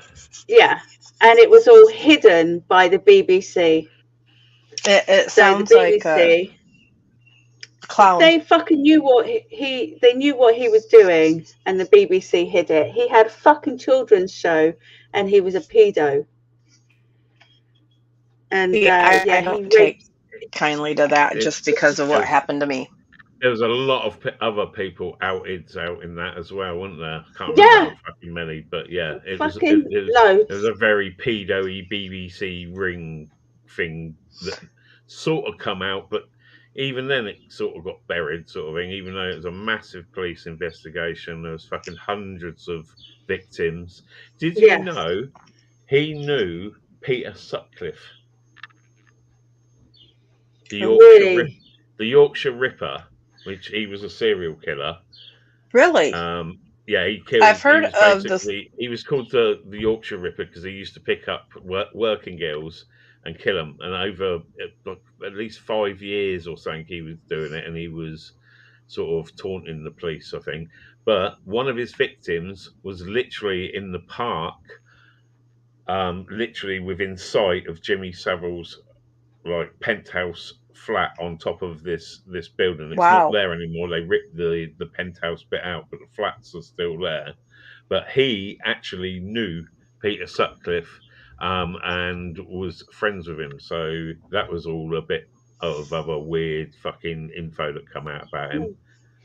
See, George says they gave him a bloody key to the place. Yeah. He used to do so much charity work that he sort of got in. He was in with the royal family. He advised the royal family on issues of the nation because he was seen as someone of the common people. He was seen as someone who was trusted. Pause back. Yeah, he was seen as someone who was fucking trusted. And thank you. He was a fucking pedo. Stop playing with my big knockers. Eh?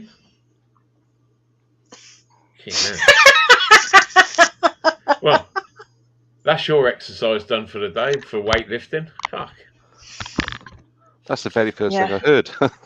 Mine's in my waistband right now. Screenshot. Done. My puppies are out of the cage, so. Oh god, she's on the wine. One of his best mates was Rolf Harris. Who? Yeah, I sat on his knee. I watched the first part Rolf of Harris? the Netflix investigation. Rolf Harris was also an old entertainer. Yeah. Yeah. Ew, wild hair. A channel I watch on YouTube, Hell on Earth. See, that's really good. That sort of hairstyle that the guys would say it's called fuck me hair. You've just been fucked. The fresh Ivan F look. Yeah, fucked. Rob, hold on. Rob, screenshot. Look at the eyes. Look at the eyes. Come here.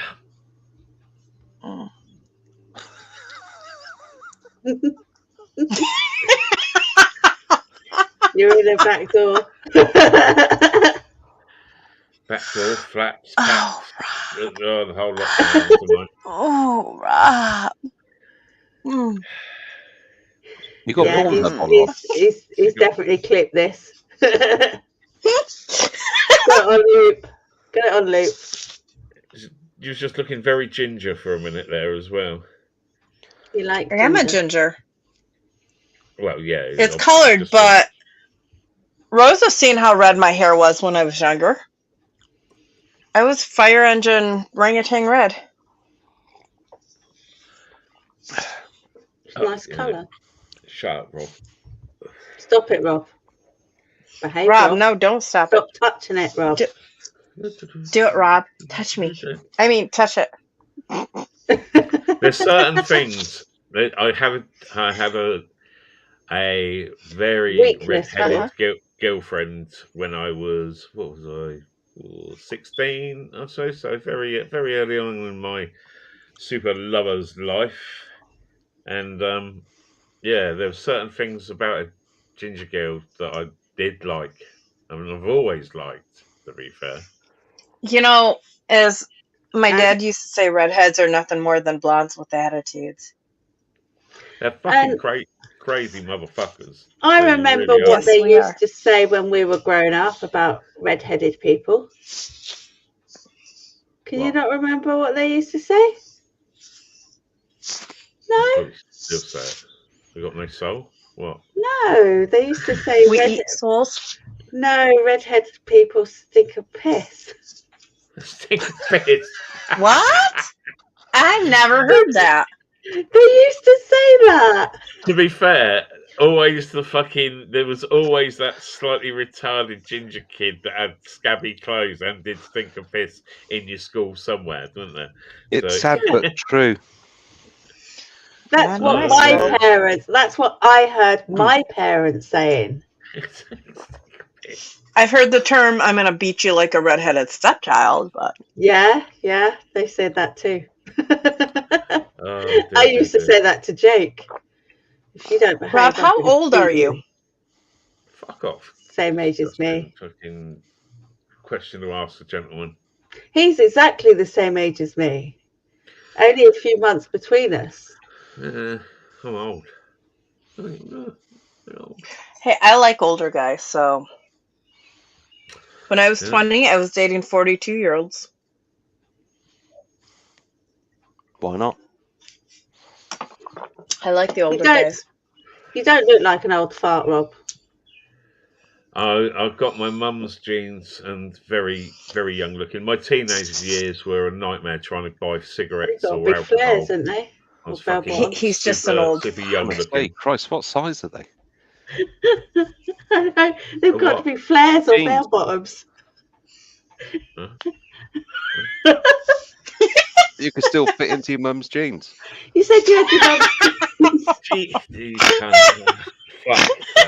And I was trying to think, what sort of jeans would they be when your mum was younger? They've got to be bell bottoms or flares. Or something. They're the expanded waist because I don't think they had waist. fucking jeans back then. Elastic waist.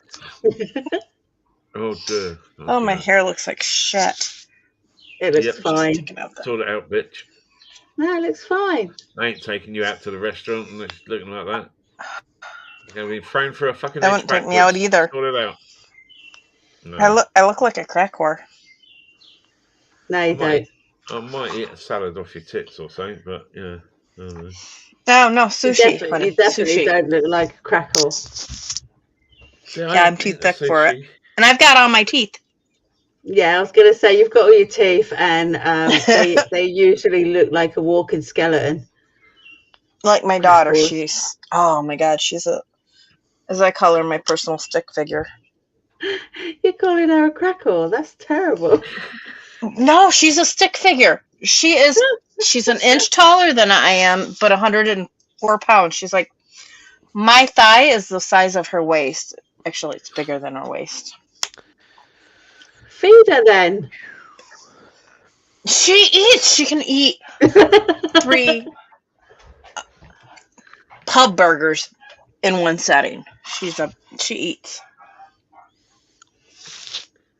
She eats. You need to deworm her then. I know I should deworm her.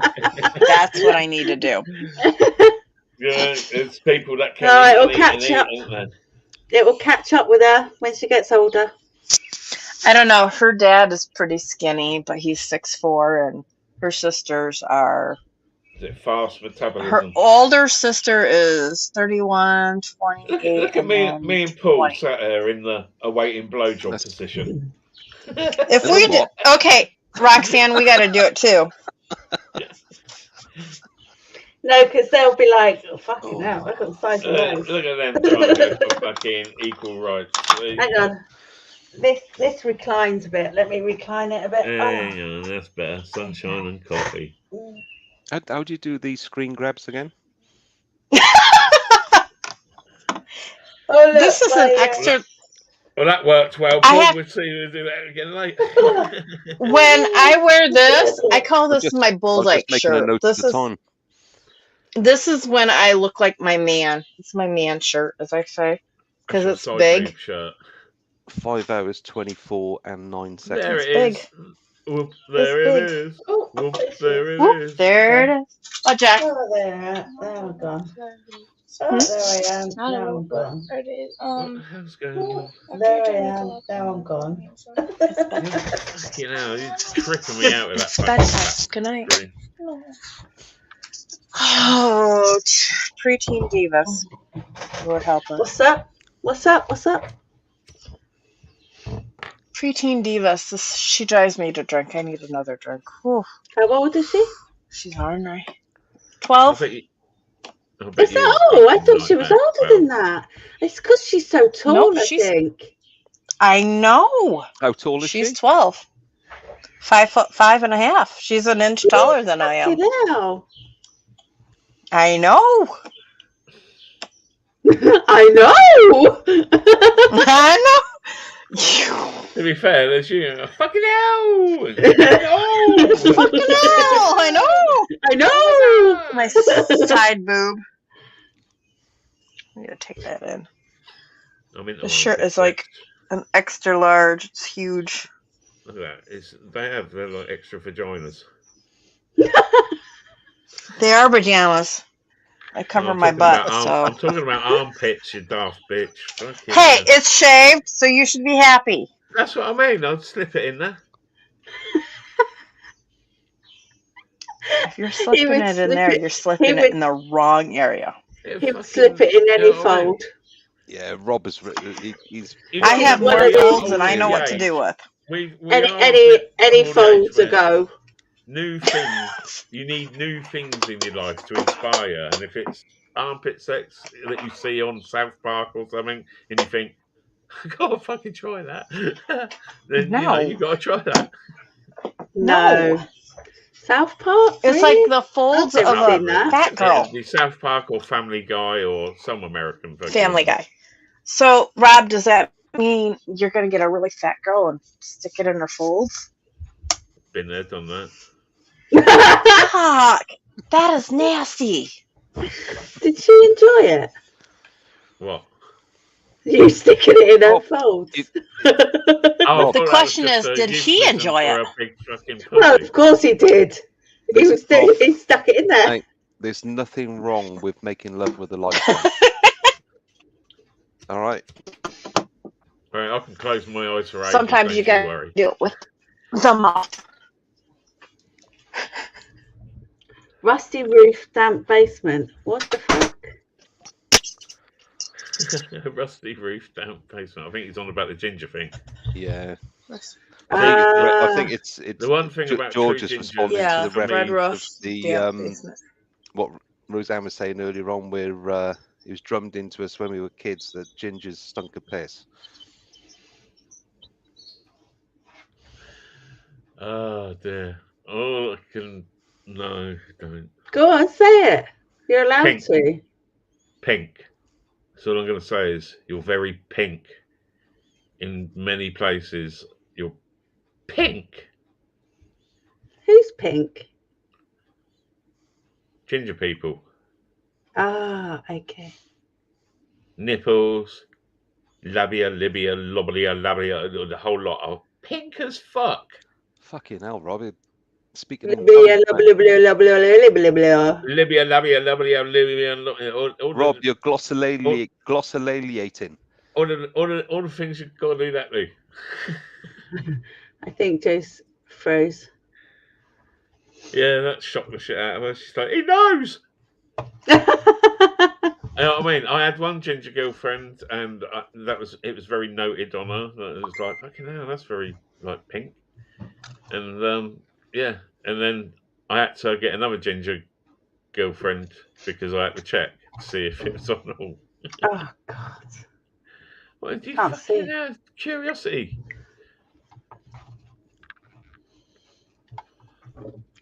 Yeah, I'll just forward it to you.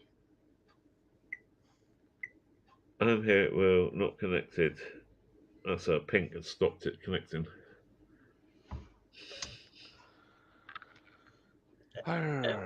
Where's the invite? Is there?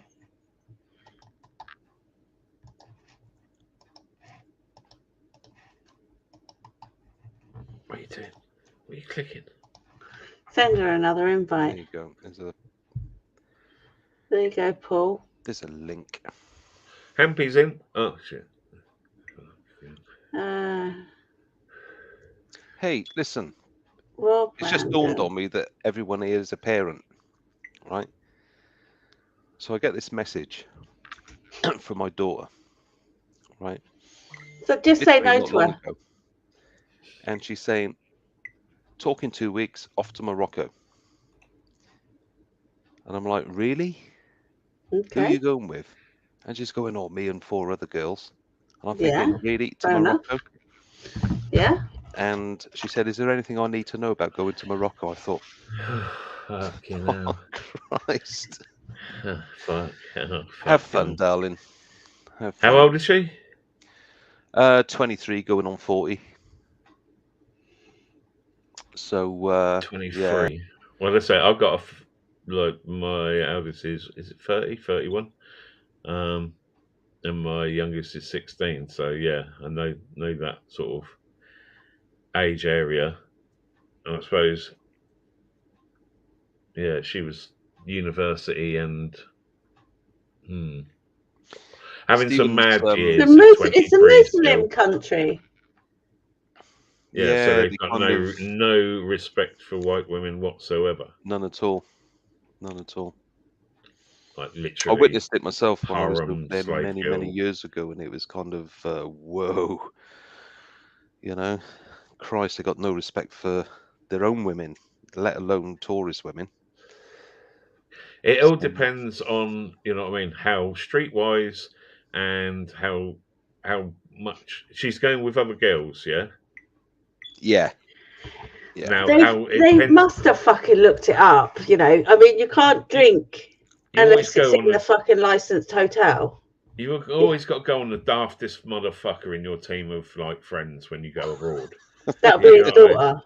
So the daftest motherfucker out of them will fuck up in a foreign country, and everyone will be involved because you're there together. So yeah. You know, you're only as strong as your team partners, isn't it? So even if she's really cool and like can well easy to be honest, Rob, I mean, at the age she is, she's done, you know, there's nothing she ain't done that hasn't kind of shocked me. Do you know what I mean? So it's I'm turning the back of this off now. Whatever. She likes a buzz, then obviously in, you know, finding out for herself on anything and everything. Then I just hope to Christ she doesn't kill somebody when she's over there.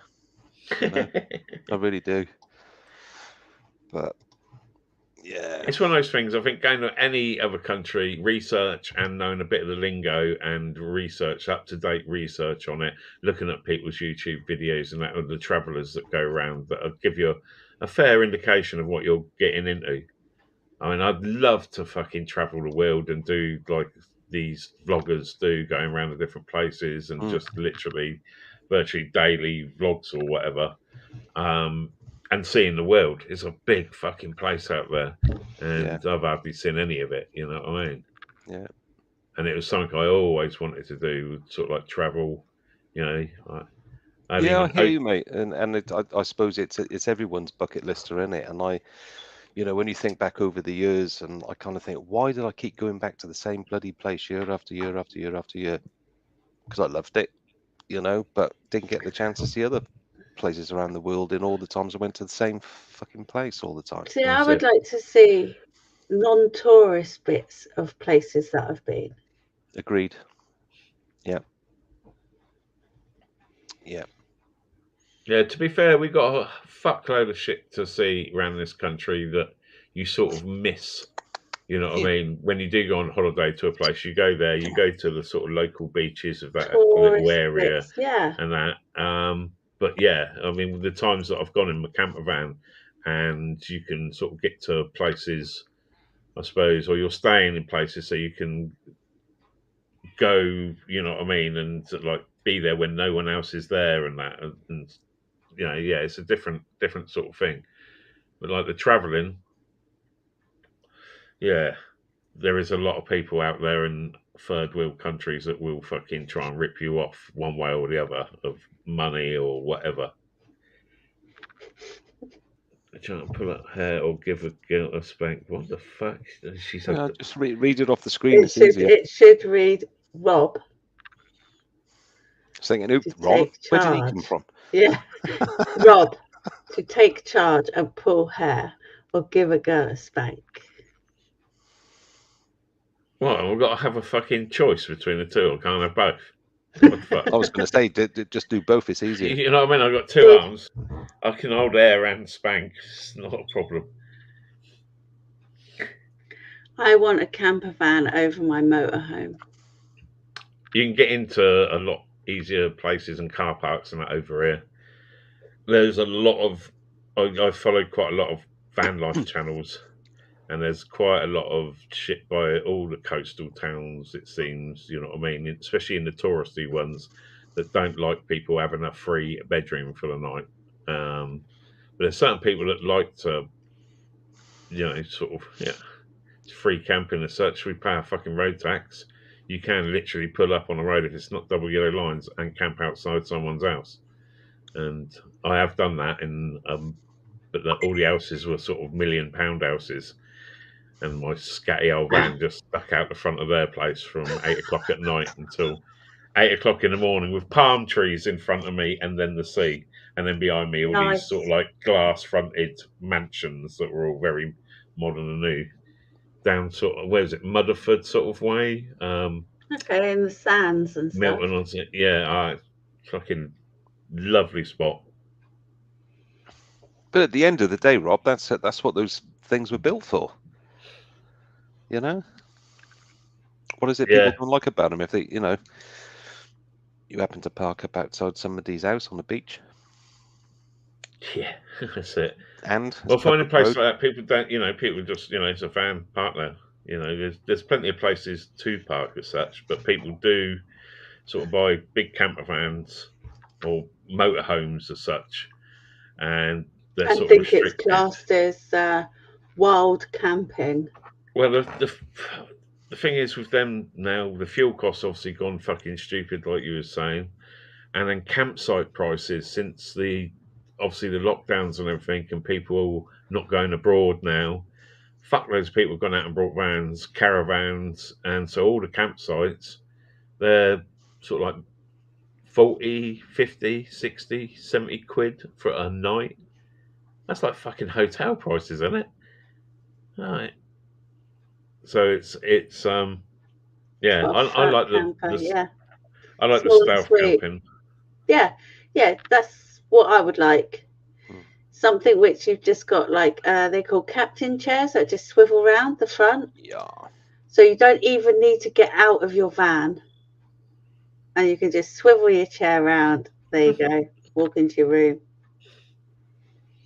And if really smart, in your captain's chair, you can put a little porta bog in it.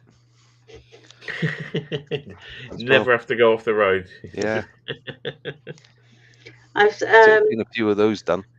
On Facebook, there's a thing called the North Coast 500.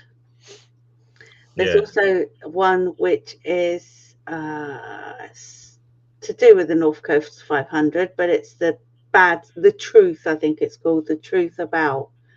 And they're saying how locals will slash your tires if you park your 25-foot camper van outside their house. Use the campsites. There's like, it's not wild camping if you're in your 20-foot, wagon. Because you can wild camp, but that's like, you make yourself a hut. Or you're in a tent. If you've got yourself, was it Rob's got a T4, T5, is it? T4, yeah. T4. T4, T5, or some people have done out the modern, sort of tranny vans and what I mean, the smaller. Yeah. And it's a perfect day / weekend, little bit of kit that you can just take anywhere. You don't need to go to a bloody campsite or one of those things. Just park it up on the road. That's what it's designed for. Yeah, but you're not allowed to do that. Why? Because it's against the law. No, you are. You can do it as long as you're parked up. I've got disabled badge, so because of my foot and everything, it's basically fucking disabled cripple. You've got a disabled badge. That's what they're there for. I know, but it was something I never went for when I first became disabled, because I just didn't like the idea of being disabled, and I didn't like showing the fact that I was disabled. You know what I mean? I've always done tough things or been in tough atmospheres or whatever, and it's like to show a weakness. It's been very difficult to get to the point where it's like, oh yeah, I'm a flid. Sort of, that's like my son. It's not something, you know what I mean, that's easy for this age. Geezer things are geezer things and stuff like that, and blokes don't cry and all that sort of shit, and Well, my son's mates, right? So Jake has painful legs after his condition and all that.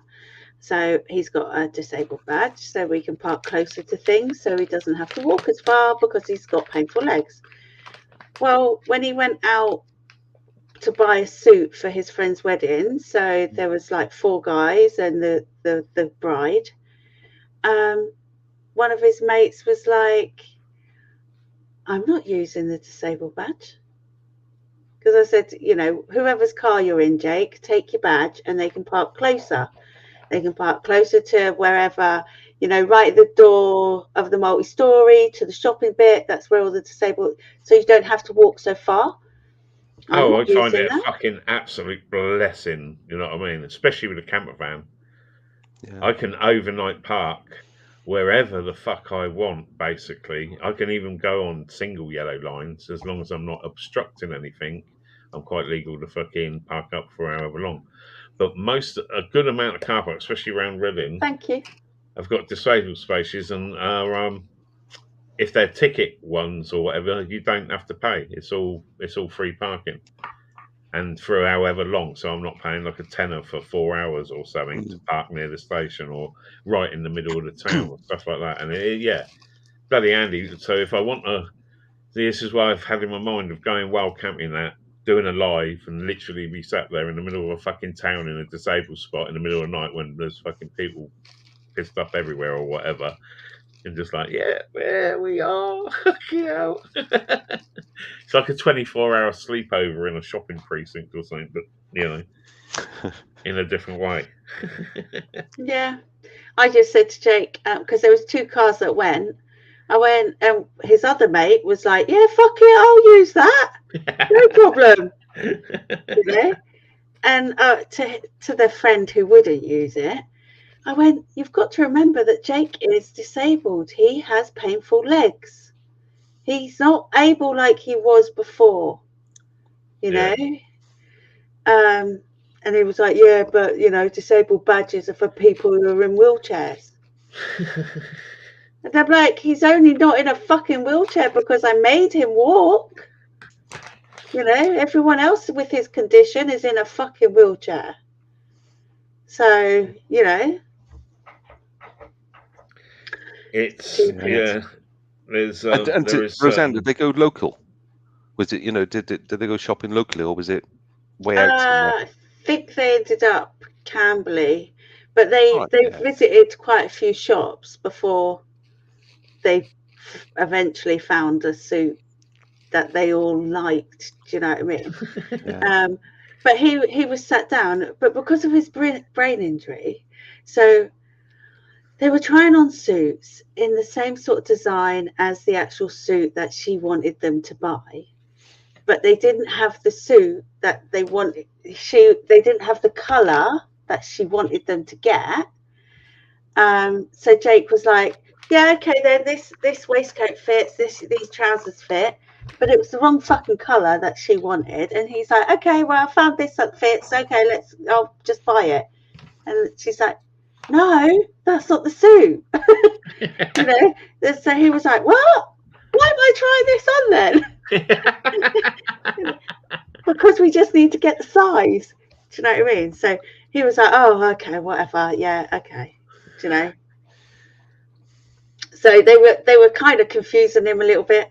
Yeah. But he just learns to go with the flow now, and he lives in the moment. It sounds like it. Just sort of like, oh, right, okay, I get it, but I can see where, yeah, you know, it's like, whatever. Make that sort of assumption. Why am I trying on a fucking suit that I ain't gonna be? What the?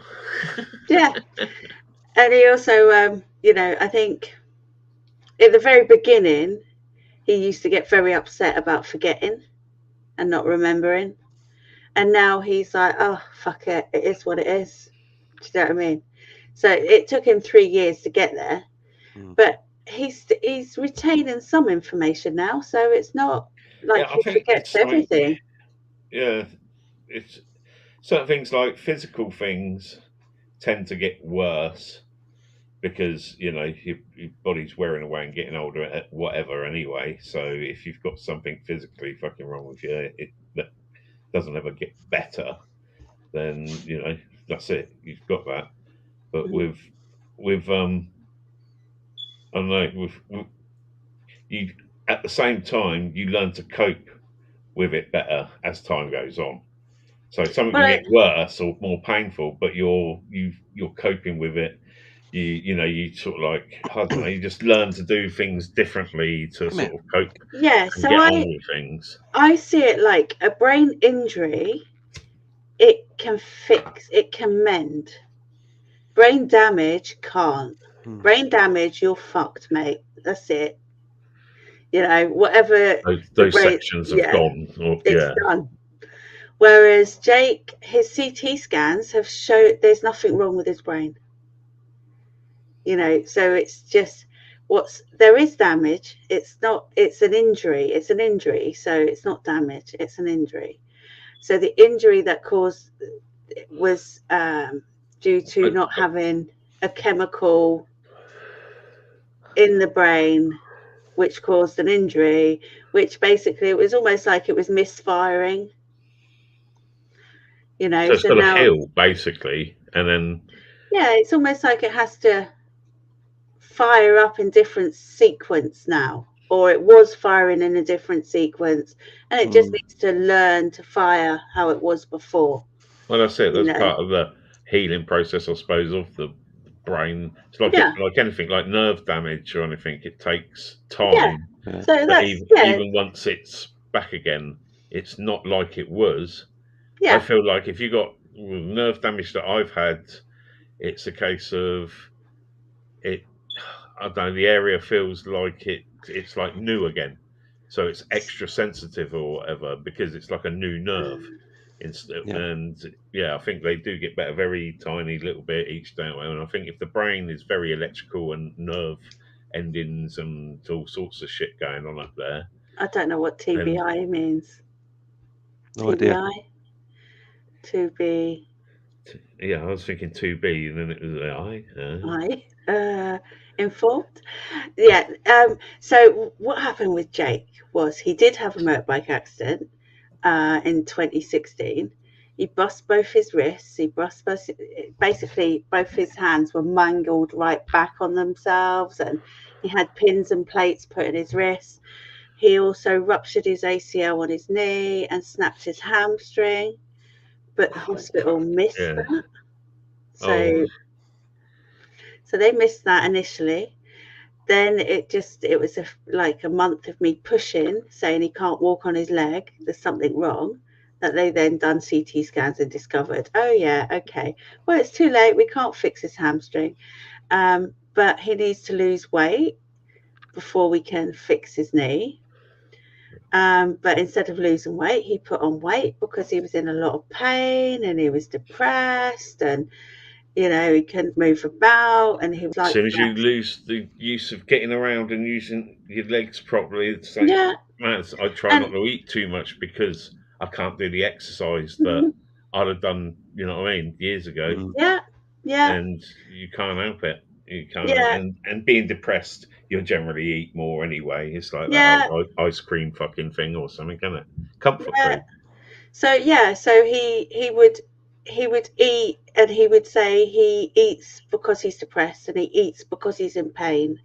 And when he eats, he forgets about the pain and he forgets about being depressed, basically.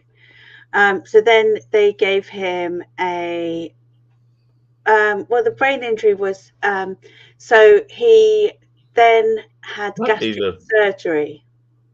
Oh, right. So okay. they said to him, we need to fix your leg to get your leg out of pain. But we won't do it while you're at the weight you're at. So we'll give you gastric surgery on the NHS. So they did that. And he had gastric sleeve, which is basically they slice part of your stomach away and make it smaller so you can't eat.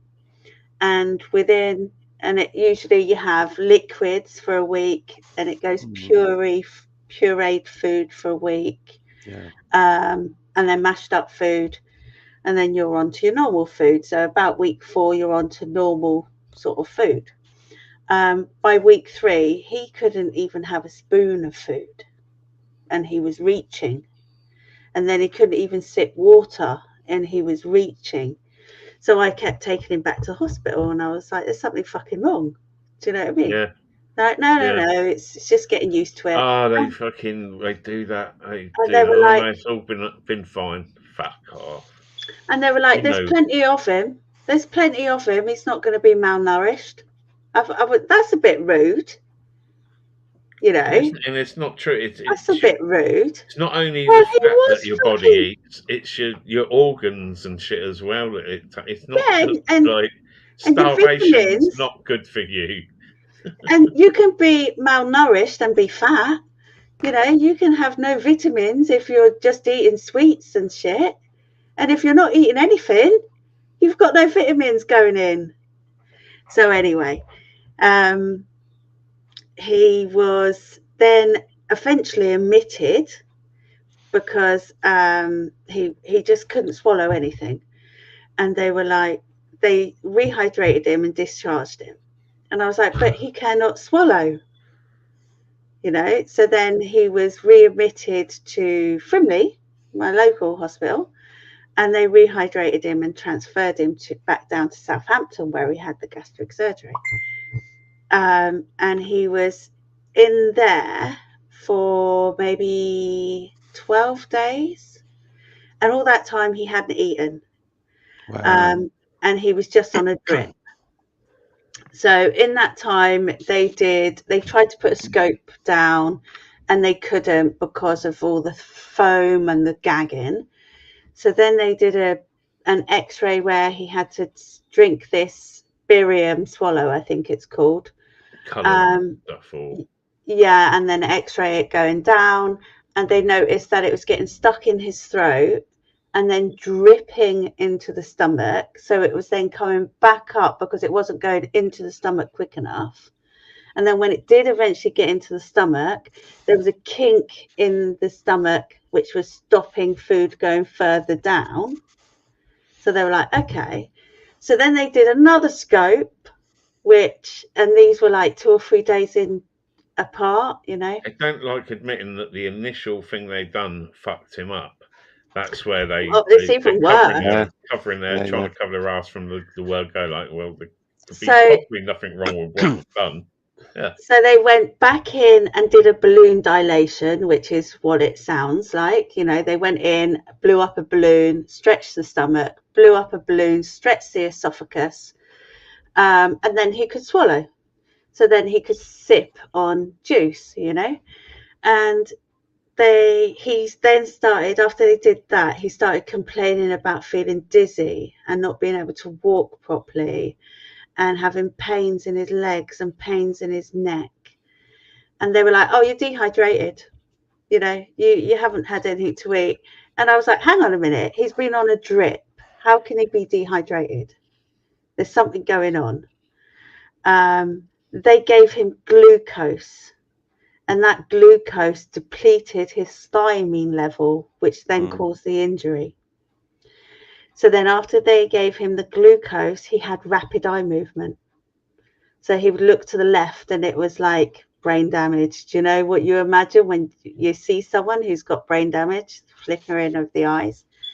And I was like, what the fuck has gone on? You know, I'd only went home. I come back and I'm like, what the fuck? And at that stage, he had double vision, couldn't walk, and was just complaining that he felt like he was drunk. So they said he had vertigo and discharged him with vertigo. And I was like, what the fuck is vertigo? But I had to point out that he had these flickery eyes, and he's complaining about a headache, and he's complaining about leg pain. And they were like, oh, it's vertigo, and discharged him. And I was like, what the fuck? I had to literally almost carry him out of the hospital. So I took him straight to my GP. And I said, look, he's just been discharged. I think there's something serious fucking wrong here.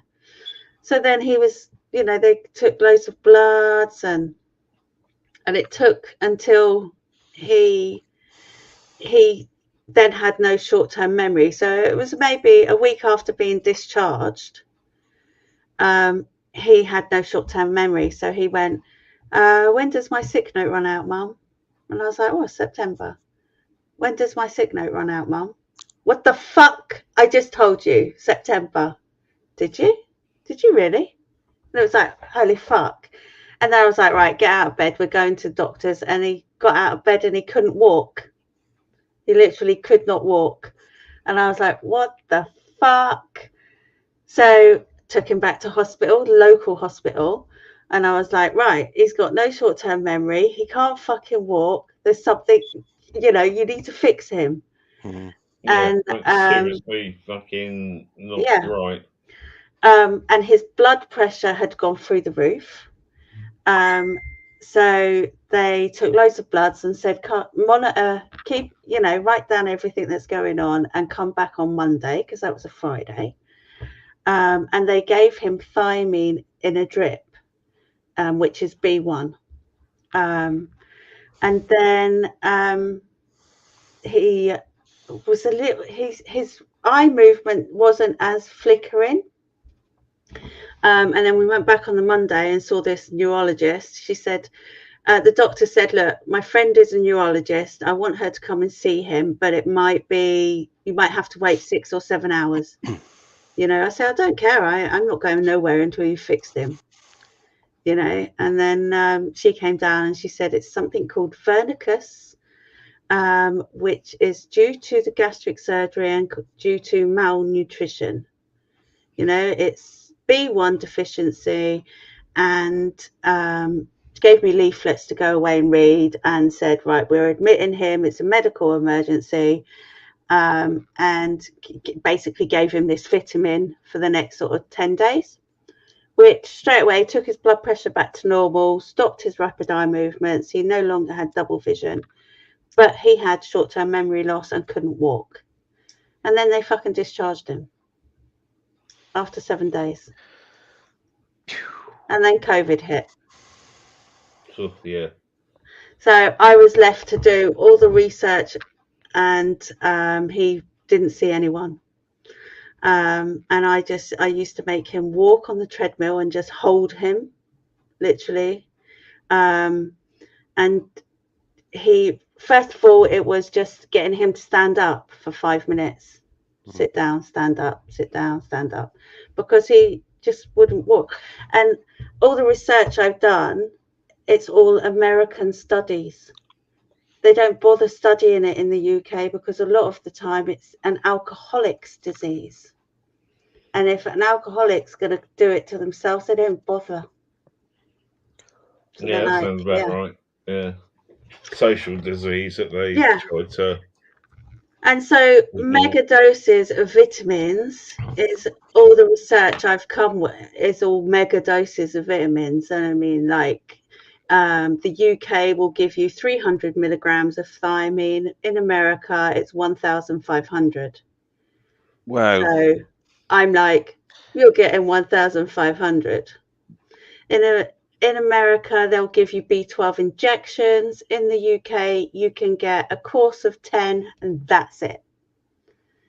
And the studies I've read was you give the B12 injections until no further improvement. So if that takes a year, 2 years, 3 years, whatever, you give them that injection.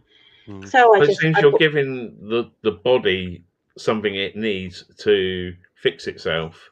Yeah. So, and the thing with anything that's internal in your body, when you get scratches or cuts or anything, it generally heal up rather fast.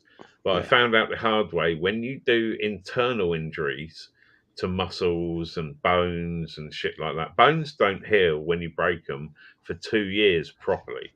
You know what I mean? So when you fracture yourself on it, you can fix it within a couple of weeks that you can walk on it and, and all that sort of shit. You can fix broken bones and that, but they take a lot longer to actually properly go hard and fix. And your muscles and tendons can be worse than that. And all the sort of thing. Once it's damaged, it takes 10 times longer to fucking fix it again than it did to do the damage. So with the sugar, Joe, so I didn't know this at the time, but all the studies I've done, I've done a hell of a lot of research into the condition. So glucose depletes the thiamine that is stored in your liver. Now, only a little amount of thiamine is stored in your liver. You mainly get it from food. And so Jake, what little amount he had left in his liver, which he didn't have a lot anyway, because hadn't eaten for 3 weeks. Yeah. They depleted that with the glucose that they gave him. So that's why people with this kind of brain injury should be on a sugar-free diet. So Jake has been on a sugar-free diet, has had mega doses of vitamins, and is doing, most people are dead within 2 years of having this condition. And most people are diagnosed on the morgue table because they don't even fucking they don't diagnose the condition early enough. So he's really, until really they lucky. come to determine they're dead, and what did they die of? Oh dear. Yeah, that's literally what happens. It's not even it's not even negligence, is it? It's beyond negligence, and I'm just trying to think of a term. So but it's one of those things that harm. probably don't happen enough for them to have any money put into it, sort of thing, because they're dealing with so many heart attacks or so many, you know what I mean? All their money's going into other things, so it's like. So I am suing. Yeah, fucking. So he already had a solicitor because of the motorbike accident. So at the time, I hate it when that happens. So at the time, the motorbike accident, they like offered him 20 grand. I was like, fuck off. He's got 2 busted hands and a leg and everything. No way. So they kept upping that. So that took years to come to a settlement. Well, I only settled because Jake then had his fucking brain injury thing going on. Do you know what I mean? And I was like, I can't be doing with this. I've got too much stress in my life. I can't be doing with anymore. Just give us the money. Fuck it. Do you know what I mean? So we settled. But anyway, they were like, done exactly the same thing. They're like, you've got a medical negligence case here. Do you want us to take it on? And I was like, yes, fucking take it on. So anyway, so they obviously sent a letter to the surgeon saying that this case would be getting taken by them. And they wanted to know, they wanted all the medical records of all of his stays. And the surgeon was like, no, fuck off. You ain't blaming me for this shit. I want an investigation done in Southampton Hospital about Jake's treatment while he was in their care. So he started an internal investigation, and then I got a copy of the report. And that's when, and because all this time, so this is in the last sort of like 6 months. So I've had 2 years of studying Jake's condition and knowing that sugar can deplete and cause the injury. So then in this report, I see that they gave him glucose, which I had no idea that they had done that. And I'm like, you fuckers, that's where you cause the harm. So it's not just a misdiagnosis or malpractice. It's also fucking you caused harm while he was in your care. Yeah. So so then I can tell the solicitors. Yeah, so I can tell the solicitors all the ins and outs of everything, because I know all the ins and outs of everything. Do you know what I mean? And I'm like, there you go. That's where they initially fucked up. It's not just the misdiagnosis. They fucked up by causing harm then, you know? So I'm also trying to push for them to have all the symptoms of malnutrition put on all the bariatric surgery leaflets, so everybody's aware of it and everyone's aware of the first signs of it. So, you know, no one misses it. No, it doesn't happen to anyone else. Yeah. You know what I mean? Because if it's in the leaflets, it's in the forefront of everybody's mind, in the nurses, the doctors, everybody. So nobody would miss it. So that's what I'm trying to push for. And then Jake, you know, get his compo from it. It's a lot of stress. Yeah. It's a lot of stress. Yeah, but it's not as stressful now as what it was. Do you know what I mean? So, yeah, when you're getting answers, and you know what I mean, you're actually getting proof of what you know you found out and everything, and yeah. Yeah, it all works in your favour. When COVID hit, we had nothing. We had no support from no one or nothing, and it was just my research. And I was like, I was really quite selfish because I was like, fuck, my life is over. I have got to look after my son, who's now fucking mentally retarded. He can't remember he can't remember jack shit. He can't eat. He can't walk. He, doesn't remember to eat or drink or nothing. I have to remind him to go to the toilet. And I thought, fuck, this is my life now. Fuck. So I was that's literally how I felt and what I was thinking. Fuck. Well, this is the thing with these sort of situations when it comes to compensation, I think for him, for you, and for the future, that's when it starts getting into serious amounts of money, because you've got to look at how long general lifespan is, how long, and they've got to cover for that amount of time.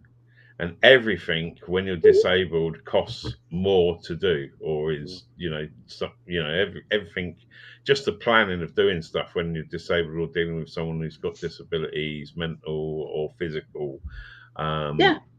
It all costs more, so they have to work that out. I mean, it's like with his bike accident one, they, for him being time off work and how much time in the future that he's missed out on an opportunity or wages and stuff like that, they got to do that for however many years. I settled on his bike. Yeah, that's it. But the difference between this and that are quite significant, and it'll probably be a case of at some point you'll want to get a barrister involved as well as your solicitors. Oh yeah, well, we've got the barrister.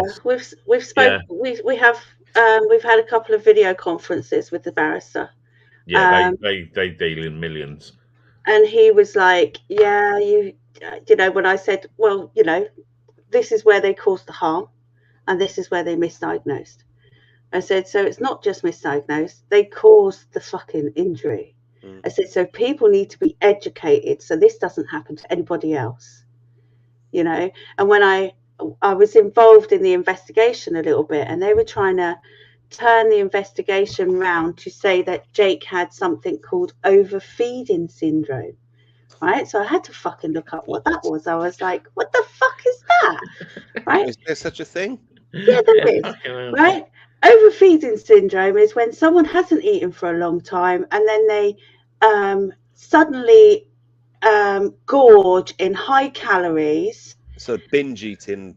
Pretty much. Not eating for which then can cause a medical imbalance in the brain, which can cause something very similar to what Jake had. Right? But I'm like, you thick motherfuckers, he had gastric surgery. He could not binge eat because he couldn't fucking eat. Do you know what I mean? He could only eat a portion the size of the palm of your hand. So there's no way it was an overfeeding syndrome that caused his injury. So I had to then go back to the investigatory team and go, you thick motherfuckers. He couldn't do that. It was physically impossible. You're doing all the work of the solicitors of what they should be doing. Yeah, but the investigatory team in Southampton were trying to blame us for overfeeding Jake and causing the injury, not themselves. So I was like, no, it's physically impossible when you've got gastric sleeve to over fucking eat. That's the idea of having gastric sleeve, to stop you overeating. And then they were trying to say that Jake was physically stops you overeating. A mate of mine had it done. The guy that I brought my little escort car off of, he was a big boy. He was a big boy, and I think it was like 30 stone, something like that. It was big enough that he flattened the seat chassis underneath and managed to split the actual floor of the escort with his weight in this little car. But he had that done, and he lost, I don't know, I think he got down sort of like the 10, 11 stone, something like that, like proper, he had to have, I think he had to have surgery with the skin issue sort of thing when you lose a lot of weight when you've been a big boy for a long time. But yeah, he had that, and I know he was physically ill a lot of the time because he couldn't eat, but eventually he got used to it in tiny bits of food. It's like that little and often sort of thing, but Yes. you still couldn't do often. Yeah. It's physically impossible to do it. So it was literally 20 minutes you can eat food. Then after 20 minutes of trying to eat food, then you have to stop eating for 20 minutes. Then you have to drink for 20 minutes. Then you have to stop drinking for 20 minutes, because you've got to try and get your 2 litres of fluid in and about 80 grams of protein in. You know, so it's literally that 20 minutes on, 20 minutes off, 20 minutes drink, 20 minutes off, 20 minutes food, 20 minutes off. Do you know what I mean? That's literally what it is. And especially when he had the brain injury, so he couldn't remember to eat or drink. So, yeah, crazy situation. But yeah, they tried to blame us for his being the way he was, and I was like, "No, you motherfuckers! I've done a lot of research. I know what I'm talking about. Here you go. This is what it is." They'll do it, and they'll try all sorts, and don't be surprised, and really don't be surprised if you get someone sat in a car videoing, seeing if he's, in the situation that he is in, or he's seen so many specialists. So oh yeah, but they will still send out video investigating teams when it becomes because the only way you'll get what you want, which is the sort of like coverage to make sure this don't happen again, and the sad fact of it is, the only way you'll get that is if you win, and it's substantial amount from them that they won't want to repeat that process because you've set a precedent. So if it happens again, they get even fucked over even worse because they're double negligent because it's already been a main situation. Street Old Bailey stuff, isn't it? Yeah. Oh yeah, they go that far, and it'd take fucking donkey's years. So we've had a discussion, but they don't. So we've had you have to put the claim in before 3 years. So we've had a discussion with the barrister and the solicitor, and the barrister was like, he goes, "It's horrible what you've been through, but thank God that you're the sort of person who does the research." He goes, "Because obviously we don't know. We don't, it's hard to find. We need to find a specialist in this condition, and we're finding it hard to find a specialist in this condition." You think what would have happened or whatever if he didn't have such a caring parent? You know what I mean? If he was sort of like at that age, and didn't have parents or something, if he you can't battle it yourself. You need someone to be on the surgeon's back or whatever when something's wrong. If he had to rely on the NHS to give him his medication and the care that he needs, he'd be dead. There's people, I'm on a group, Wernicke-Korsakoff syndrome group, and people are in care homes and they fucking die. They die within the 2 years, and it's all because they're not getting nagged at to drink and eat and take their vitamins. And if they're in the UK, they're not even getting the right fucking strength of vitamins. That's really nice, that is, Paul. Joe was asking what I was drinking. Yeah. I love it. My soda stream's run out. We'll get Lipton Peach. Yeah, so I'm struggling with this kind of thing. The barrister kind of saying, they're not the specialists, or they're not the experts, or they're not, whatever. They're I understand that, but it's the experts and the specialists that have fucked up. Yeah, the people with the knowledge and the expertise are the people that have been the negligent ones. How do you go beyond that knowledge? Yeah, we're hoping that, as a collective, like the barrister, the solicitor, and myself, that we don't have to send Jake to see specialists, because they're putting papers into Southampton General, my local hospital, and the private hospital that done the gastric surgery, and the surgeon. So they're putting papers in to all of them for them to all fight amongst themselves to take, they're all going to then say, well, it wasn't our fault, it was their fault. And they're all going to highlight different things to say why it was the other person's fault. So they're going to do the work for the solicitor and barrister themselves, because none of them are going to want to take blame. Another specialist, you do realise, will be brought in to analyse the other specialists from both sides, because the solicitors will, you know what I mean? They'll be caning in fucking shitloads of money. They'll make about 150, 200 grand from the case themselves. You know what I mean? Just through fees for all these specialists and stuff like that.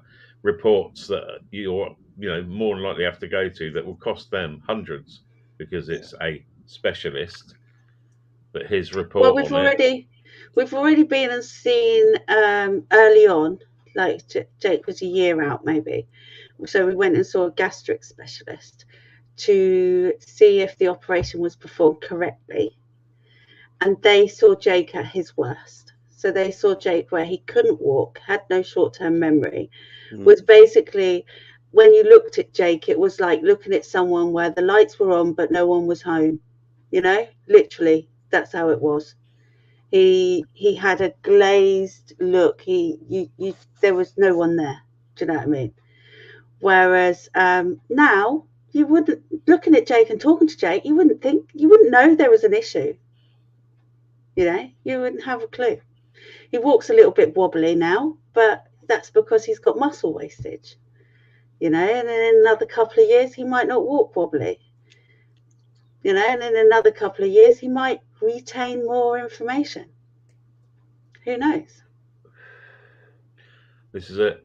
That's the thing that you're fighting for. You've got to be covered for the unknown, because this can't go on forever. Where they go, well, we'll see how he is next year. We'll give you another little chunk or whatever. I turned around and said to them, I want Jake to be able to have to be able to pay for a carer, because what happens if I die? Yeah. Who's going to look after him? Do you know what I mean?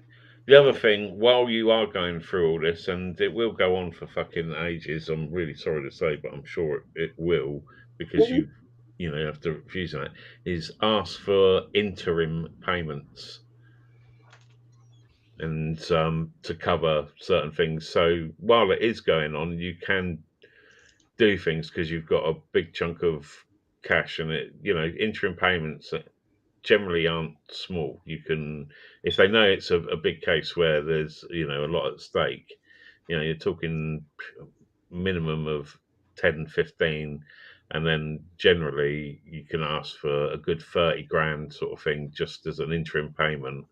And then I think it's every sort of couple, 2-3 months maybe, that you can ask for another interim payment, so that while you are fighting it and having to go through all the shit, you can actually do stuff, or he can do stuff or whatever, and which will help him in the long run as well. The compensation should be started way before, because they know it's going to be that sort of thing.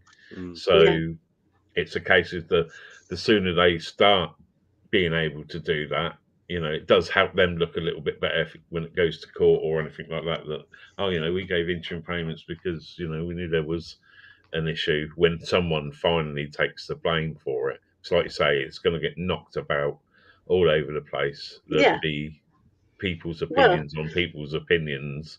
Because straight away the surgeon was like, fuck that, it's nothing to do with me, investigate the hospital. So he pulled that, he made that investigation happen. Come here. So that's how I knew they did, they caused damage, they caused injury. That's it, and it's really what started it off, which is everything since then, or everything else, is just compelled, on top, and or been caused by. So it all comes down to that. I mean, the patient negligence team in Southampton they offered me to have an interview with their top, or for me to almost interview their top dogs there in the hospital to talk about Jake's case. The solicitor and the barrister said, "Nah, don't do it. Don't do it." They said, "Do it after. If you want to, do it after it's all been settled." He goes, "But don't do it now."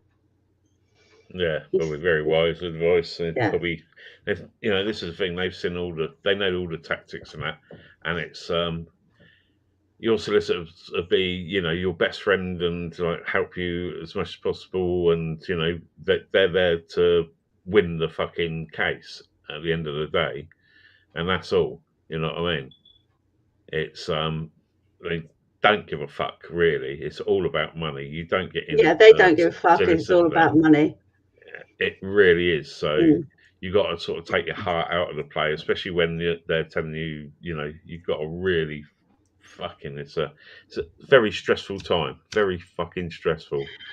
Well, we accepted a payment for his motorbike accident, and Jake had no memory at the time. Do you know what I mean? So Jake, he knows he's got a nice amount of money in a trust fund. But if I asked him, he wouldn't know how much it was. Yeah. Do you know what I mean?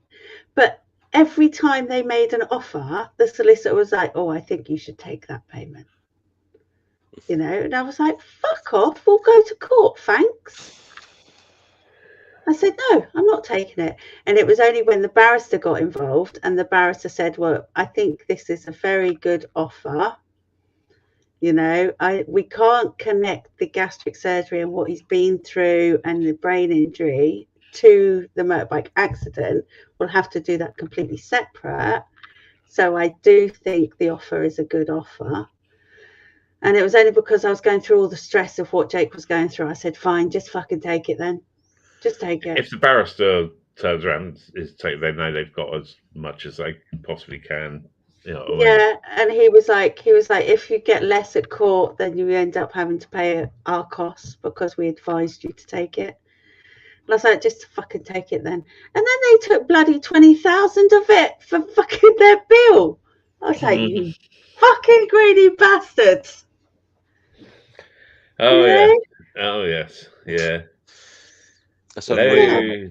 Loads. They fucking love it. I think my solicitors was I remember looking at and it was all being paid for by fucking the car insurance from the accident, and theirs was about and you know, this is fucking 10 years ago, and theirs was like £320 an hour from, you know, anything that you'd out of them if you run them up or anything. Yeah. You know what I mean?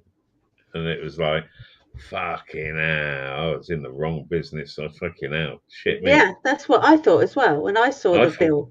I thought drug dealers made money. Fucking hell. Yeah, I'm telling you. I think Jake's solicitor was 300 quid an hour. The barrister is 1,500 an hour. Yeah, something like that. Amounts. And letters are like crazy amounts as well. Jim's is off. Sweet tea is better, Rob. Okay. See you later, sweet. So I think it's still got to be early there, isn't it? What is it here? Mind you, she's doing 9:30, I think, something like that over there. Yeah, she's doing long days, long nights, long weekends. You might start getting some of the other Americans that are on the other side of America, or wherever that is, that's at different times to the other Americans. Yeah, they all start jumping on. Or it might even be the Canadians or something, the late night lot. Yeah. I think Canadians start coming on now. Because it's around 8 o'clock their time. I see quite a lot, and now. Let me have a little snoop, see what's going on in YouTube land. See who's doing some premieres. It goes to something like 7 hours behind if it goes down to like California-ish time. I don't know. I think I'm right. It freaks me out when some of them are in the future. It freaks me out. My family, you know, some of my family live out in New Zealand way, and I'm like, when they're celebrating Christmas and you're still waiting for Christmas Eve to kick in. You know. One Flash.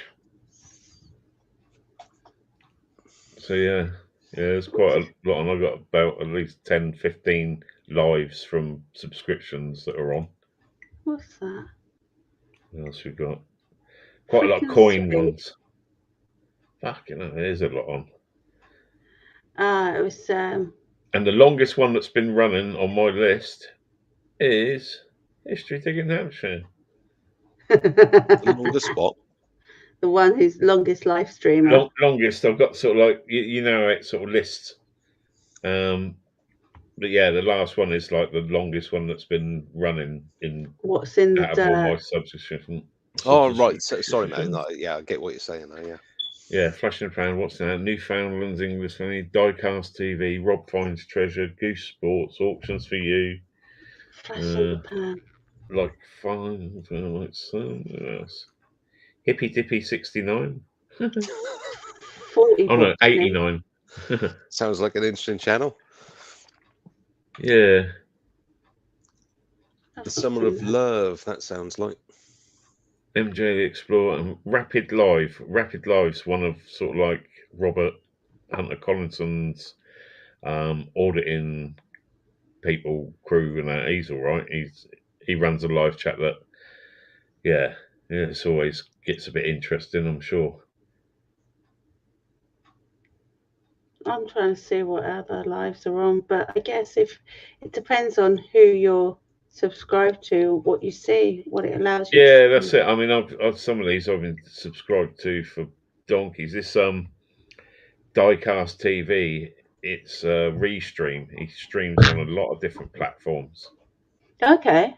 And they're all like dinky toys, all like anything, and it's sort of like American, and they do send international and everything. I've never brought anything, but all sort of like little custom car ones, all sorts of models, rare ones that they only do at sort of diecast shows and that they get. So all the collectors and stuff are on there. But yeah, sometimes watching that, it's a bit like ASMR. Yeah. Sort of like just, cool. It's crazy what people stream. I mean, I saw that someone streams like her bird table. Oh yeah, Someone else. Some people stream just like soft music, and it's like these streams have got like 200-300 people viewing them. And what the fuck? Walking around New York and stuff like that. There's a few of those that I see come on live and go and have a look. What's one? Suat, SUAT. He goes around and DJs live with DJ decks sort of like connected to him, and then leg it through a shopping mart, basically getting chased by security, playing like DJ sets and that. He does it on Facebook and YouTube, but yeah, he's always getting chased. What did you call him? SUAT, Suat. He's like going through the canals of Amsterdam on a fucking kayak, DJing and chatting to people and getting, chatting out. He's done so many. He's like fucking nuts. You ever watched live streams that Matty does from the Secret Vault? Yeah. You are his fucking brother, isn't it? God, bloody hell, some of the places you get into. Have you been watching his live streams of late, or keep up with any of the dramas that happen in Matty's life? I've watched a couple, and he really does get himself into some kind of dodgy territory. Beano and the lift surfers and everything. Yeah. Last few days, there's been. So who are you talking about now? Let me look him up. The Secret Vault. The Secret Vault. It's all about what I would consider to be kind of extreme urbex stuff. Urbex exploring and that. Yeah, he exploring with fighters and exploring with Josh and basically going all the way back to what's the British guys that are into this weird app at the moment? Nautica. Yeah.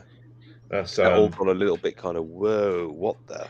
I've got that on my phone and was going to do videos of that, like I don't know, a year or so ago, or whenever. Because I thought, oh, there's a good one to try, and I went out and literally tried it, and it was absolutely a fucking wank. And so, you know what I mean? All the ones that you see, they're fake to fuck, especially exploring with fighters. There's you know what I mean? It's his job one to that Matty entertain. did with an American guy. Was it you mentioned him earlier on, Josh? Exploring with Josh. Yeah, and they were trying to get into a bank in Manchester. Right. And they, you know the. There's my son now. Now he used to be 25 stone. Okay, now that's a big difference. He's half his weight now. About 13 stone now. Blinding. Well, just to round that off, Rob, I mean, watch it in your own time, but basically what it shows is they can't figure out a way of getting into this bank until this American guy says, why don't you just open up the manholes and jump down the drains? And they end up in the vault of the bank. And I kind of thought, this is just beyond. And they're actually inside this bloody great bank. That's it. I've seen quite a lot of his, and I've seen him via other channels and that as well.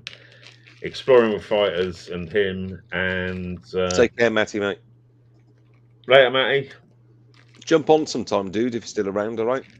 Stay safe in that fucking hospital. Yeah. Someone found a fucking gold. Is that a satyr? Is that what it's called? It's a Roman gold. Yeah, there you go. Someone found a fucking Roman gold. I know, every bit that gets found is one less piece for me to fucking find, bastards. And that was on what's it called? Stop Wishing, Go Digging. That's annoying me. Don't know.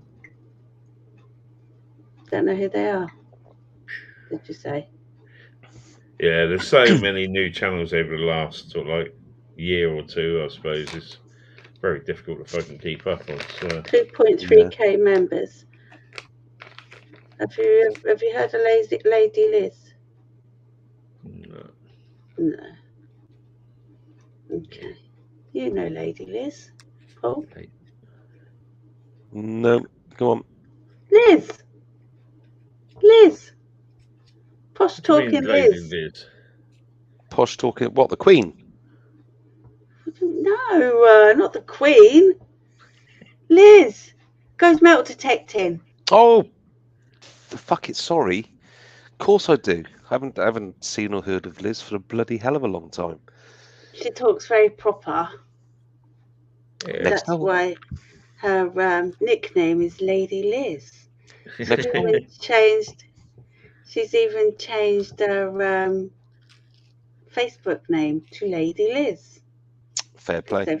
Everyone calls her Lady Liz. What's she up to anyway? Get her on. Talk about her adventures. She what? What? She's digging all the time, isn't she? What did you say? I said get her on. Get her to talk about her adventures. I thought you said. Oh my God, that's not what I thought you said. Well, what did you think I said? I thought you said, get her on, let's bend her over benches. What the fuck? That's why I was like, what the fuck did you just say? I honestly didn't say that. You need to be on B12 or something, girl. Oh, I do. I inject myself with that shit. That's good shit. I think I want some of that shit. I fucking need some shit that just seems to be good shit.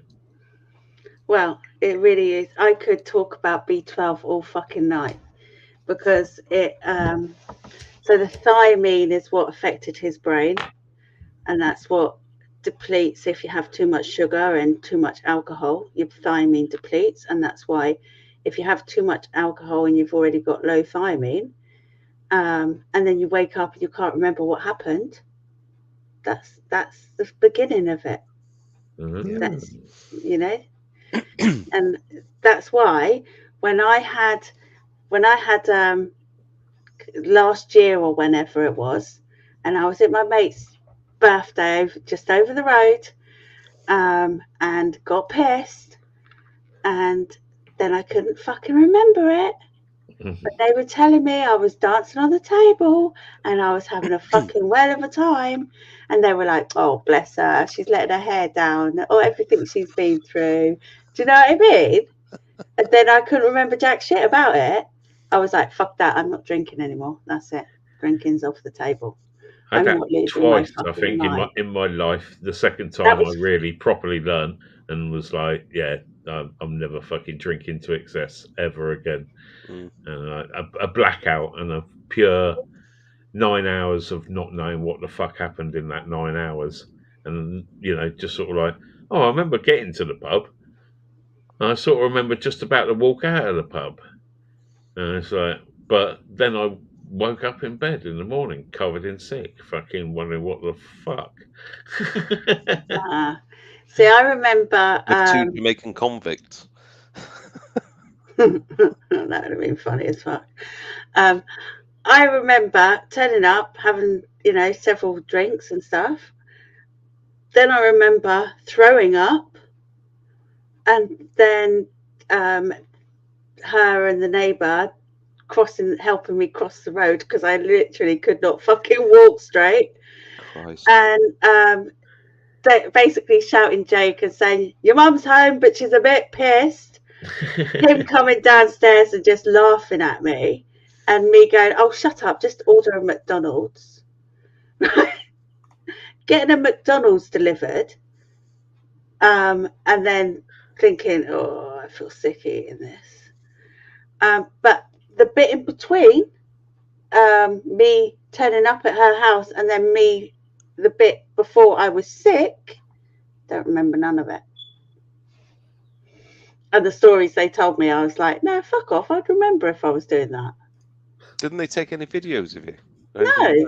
No, that's what I said to them. I said, where's the picture? What kind of friends are they? Yeah, I said, and the most annoying thing is, I would have had a whale of a time. Do you know what I mean? But no.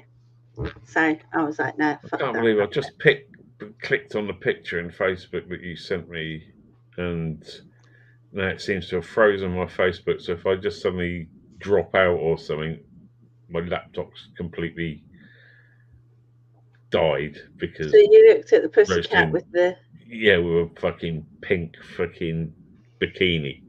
That's the sort of thing that Jake. Yeah, that's the sort of thing that Jake spams my phone with.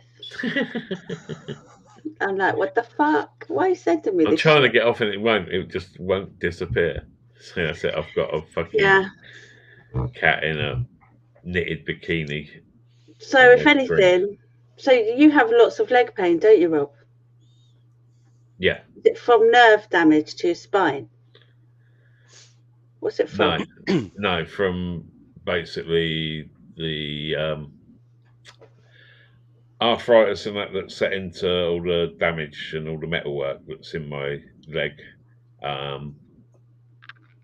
Is my leg pain, but I've got spine and pain in my back sort of pain, which is a separate one, and then a shoulder, and well, most of it really. Quite fucked then. Yeah. I had a lot of stomach issues. Did you? So do you take like to stop you having too much acid in your stomach? I can't remember the name of this shit. I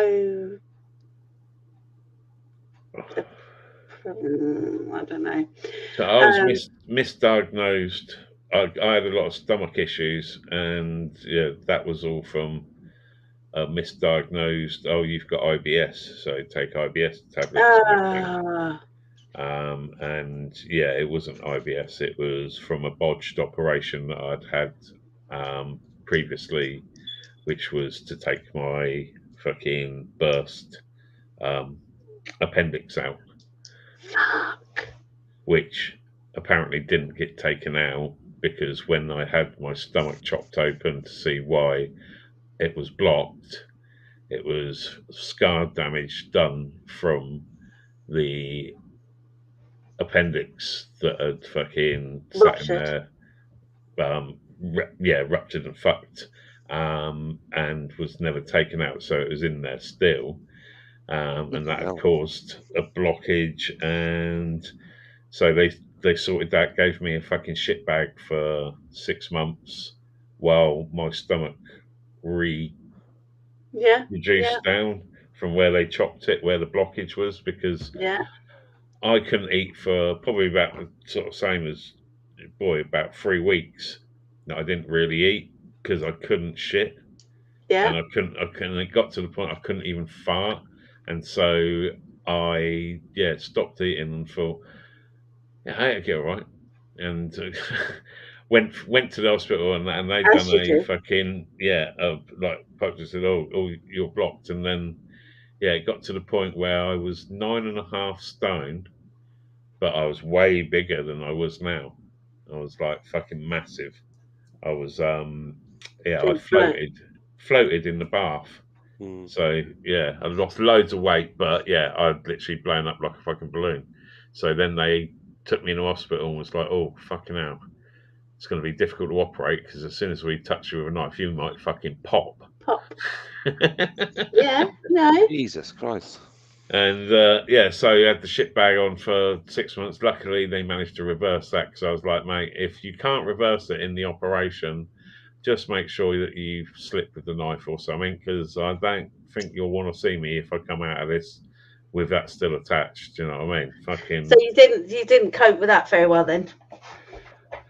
I did cope with it, but I wasn't going to be happy to live the rest of my life like it, because I mean, I went and done shit. I went to fucking Wales and done the what's the thing down the wire? Oh, the zip wire. Yeah, the zip wire experience. I've done all the zip wires and that with a shit bag attached to me. So I was just sort of like, I could bomb someone. You fucker.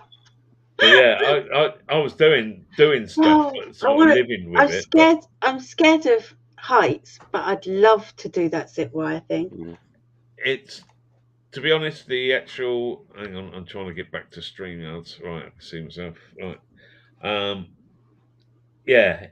The actual fucking drive up there, being driven. I'm not a great passenger. I'm being driven up there on these sort of, I don't know, slate tracks that they seem to have made that look like they could just slide fucking down. To actually get up there was more scary than actually doing it. Once you're on there and you're flying down, it's sort of like, it doesn't take long, does it? No, the longest one that they got there was, I don't know, a good minute and a half, couple of minutes or something. But there's a couple of different ones, and one where you go sort of across an open quarry, sort of water in it, and then it comes back up, and you sort of say you're going near to another top, and then it drops away again, and then over a road, and then into the sort of like town bit. So you're sort of going over roofs, and that's all a bit sort of like, that's more fun. Cool. Yeah, definitely. You know what I mean? Even if you shit yourself on heights or whatever, once you're actually up there and connected to it, and that, it's you're seeing other people back off down there and everything. But just try and go as fast as you can. And if you've got long hair, make sure you tie that shit up and put it in an hat or something. I mean, that's because you won't get that fucking caught, do you? You get that caught in rip your fucking head off. Pull your face off, sort of thing. There. Scalp. Yeah. Yeah, see, I think if I had to live with a bag, I would live with a bag. I would rather live with a bag than die. Yeah, you do. And if anyone didn't like the look of my bag, then I would take it off and squirt it in their face. It's just wait until they're asleep. It's just the rigmarole. I mean, I must admit, there was a bloke in the hospital. He's a farmer. Fucking hell, I should have got permission off him, but I don't know. I wasn't even detecting then. Weren't even detecting then. So, but he was a farmer, and he had stomach pains for fucking years, sort of thing. And just couldn't get rid of it. It'd done all the, oh yeah, you got IBS and all this, and it didn't, you know what I mean? Yet again, didn't, absolute bollocks. And he was in there, he was having like the totally permanent one fitted. There's different stages that they sort of like do it, and this time, and so he was opting to have his arsehole sewn up because he didn't need it anymore. He's never ever going to use his arse again, and so was opting to have his arse sewn up. And I was just like, yeah, he was all chirpy and happy because he ain't got stomach pain anymore. And anyone knows with like constant stomach pain, it drains the rest of the life out of you. You don't want to do anything, even if you can do stuff. You don't want to do it because there's just no fucking joy in it. So, you know what I mean? Anything to get rid of it, I can understand. But yeah, he was, and it was like, oh man, if life gets to the point where I have my arsehole fucking like sewn up, I don't think I want to be part of this. See, I can understand why bother having an arsehole if you don't need it no more. Well, just sew it up. This was it. I mean, it was never going to get one less fucking crevice to clean, isn't it? Sew it up. Never going to get used again. I wouldn't have my bum cheeks sewn together, just my arsehole. Just super glue it. I'll just cauterize it. It'll still be a chocolate star. Just glue it together. Getting back to the World War, whatever it was, now torture tactics. So did you have like a car accident, motorbike accident? How come you've got so many pins and plates and shit in you? Car accident. Head on. Oh. Head on. I was driving up a hill and fucking young lunatic in a Subaru fucking estate coming up, overtaking all the cars on the other side of the road, the other side of the hill. Fuck. Just as I was chugging up in my little Escort estate. And next thing I know, sort of like woke up with an engine on my lap. It was literally couldn't fucking move. So you're lucky you're fucking walking, really. Oh, fuck yeah. I've got pictures of my x-rays of my right ankle and foot, which is how it still is at the moment. It's all got the metalwork still in there. I did have the option of having the metalwork taken out at one point. Oh, yeah. I looked at it and thought, I got pins in my arms from a motorbike accident when I was like 16, 17. Yeah. And I never had them out because they said I'd never straighten my arm, and I'd fucking straighten it, and it was always still very strong, never really hurt. So I was like, nah, it's good as it is. I'll fucking, if it's not fucked, I'm not fixing it. Yeah. But yeah, it's a lot of metal in there. There's a lot of the actual ankle bone. What happened because if you imagine the picture I've got of it, I literally went down to see the car afterwards. I was taken down there. I had to go down and see the police because it was down in Poole that it happened. And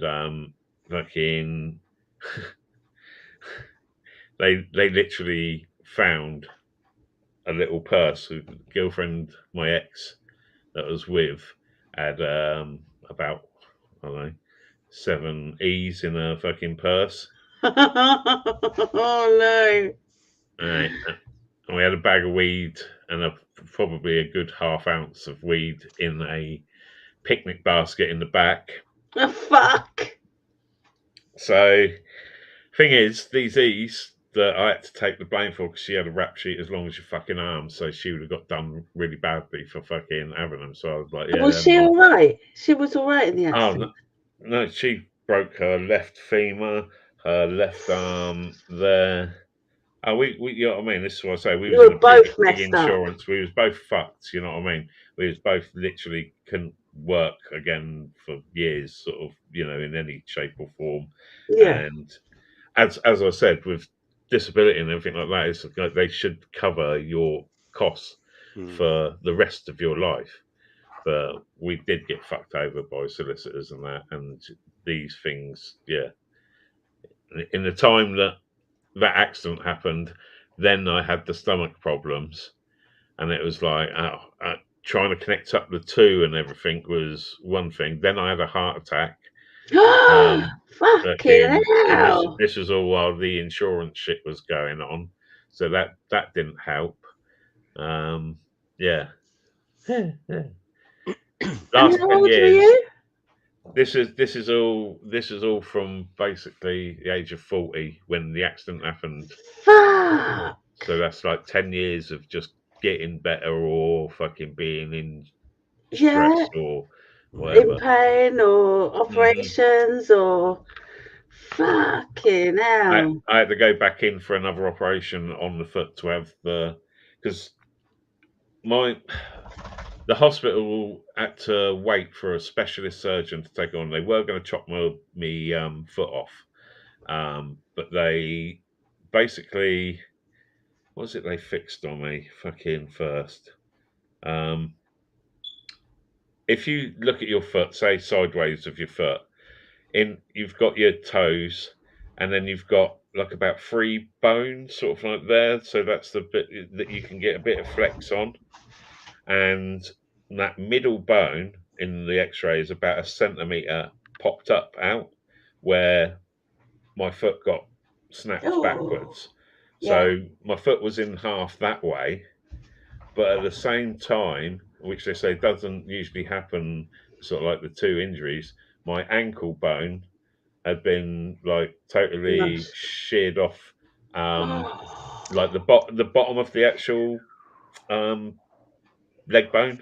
Yeah. So all the bits that bolts together to your foot, all of that was shattered into about 20 pieces. Christ. And so I've got loads of bolts going through from both sides into a plate that goes up my leg that holds my ankle on. So yeah, it was all, and so they had to fix the what was it called? Fucking the middle one by putting in 2 great big rods, one that goes down into your like toe, my big toe from the top, and the other one went down the back to the heel bone, and that holds that like chunk of the one bone in the middle that had popped up, fucking that holds that in place. So I have that, but then that got all arthritis in it. Once they had taken it out and it had healed-ish, but that got all arthritis. So yeah, trying to move that was like really bad. So then they fused those 3 bones together. Yeah. So when I walk now, I haven't got that flex that you've got in a foot that goes up that way. I got flex still down that way because of your toes and that go, but going that way. So when I walk up hills, my foot don't bend enough, sort of thing. So when I'm out on the fields and everything like that, it's like that's when I look at fields and think, or going up in the forest, I walk sort of sideways. Or something digging, or so you kind of when you're walking, Rob, you kind of got shit. like a flat foot that you can't. Yeah, that's it exactly, because it's all fused together, because that's what they bolted that bone all the way through. Yeah, the actual X-rays. Yeah, I've got all those still, and so pretty much what happened to your foot and your ankle is what happened to one of Jake's hand and wrist. So that's when you said it. It sort of like he had familiar. So on one of his wrists he's got a plate. On the other wrist he had pins going through to hold everything down in place. And then they have like a hook out at the end of them, coming out of the skin. Yeah, that's the ones. And then they had to pull them out. Feet. Yeah, I remember the video. And there's no anaesthetic for them pulling them out. Posted, yeah. Yeah, I've videoed Jake. I've got mine on video, but it's on a really old shit phone that it was done. So it was a really, really sort of like shitty sort of video. But one of them, I used to like twist around, actually clean them and get rid of the scab around, because your skin's always trying to heal around it. Yeah. So, and you'll knock it or something. I bet he done that sort of, it's fucking horrible. Jake had 2 plaster casts over them. So he had both his hands were in plaster casts because he couldn't move and it was literally down. Was it beyond his elbow? So his hands were up like this constantly. Lying in bed, they were up like that. So yeah, it was including his hands. So I had to feed him. But it's like that reminds me of the Carry On Matron films where you got the plastered bloke completely plastered, or the leg completely plastered and up, and they can't move for fucking months. Yeah, so it's mad shit. I think he was cast up for maybe 12 weeks. Yeah, so it was a lot. It was a lot longer than what a normal break would be. Yeah, breaks and fractures are a couple of weeks, but when you get into because I'd done my arm before and it had been pinned, right? When I was laid up in hospital and that, and they sort of like done one op, and they said, well, we've got to wait until a specialist surgeon would come in and do the rest of it. I didn't realise how badly it was broken.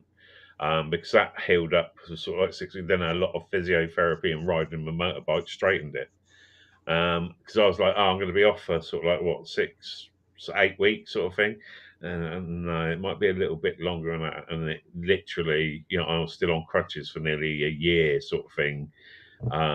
Yeah, fucking hell. Yeah, when you really fuck up or fucking damage, that shit seems to take a long time to heal, and you can't do fuck all. You can't move. You know what I mean? Yep. So, Jake gets arthritis in his plates in the hand, which has got the plate in, and I think it's because the plate gets cold. That's it. My ankle, on my ankle bone, you can see the bottom of my metal bit that comes down my leg, and it's a triangle bit. And it's right on my ankle bone, and it is literally, it looks virtually like there's just skin over it. Oh, okay. And I'm always very paranoid that if I knock it, it's or I cut it, it's literally there on a bit of fucking metal, and it's like, it always does give me the EBGBs a little bit. And it always stopped me trainers. I always used to wear boots, like leather boots or whatever sort of thing, you know what I mean? Like hilltop ones, Timberland sort of like style ones. Good for walking, good for doing anything, good for legging it from the old, but doing most things. Yeah. And smart enough to go out in sort of thing, but no, I can't have anything go over that part of my foot. So Jake used to wear steel toe cap boots all the time. You can't wear them. No, like DMs or anything like that. I mean, wellies I just about get away with a couple of pairs of socks sort of thing, if it's like going in the fields. But they're, especially a little bit bigger. You know what I mean? But I'm a right fucking flid really when it comes down to it. But that's why you take lots of pills and fucking. And you want lots? Yeah, I was going to say that must help, but Jake doesn't do anything like that. Are you on strong pain meds then?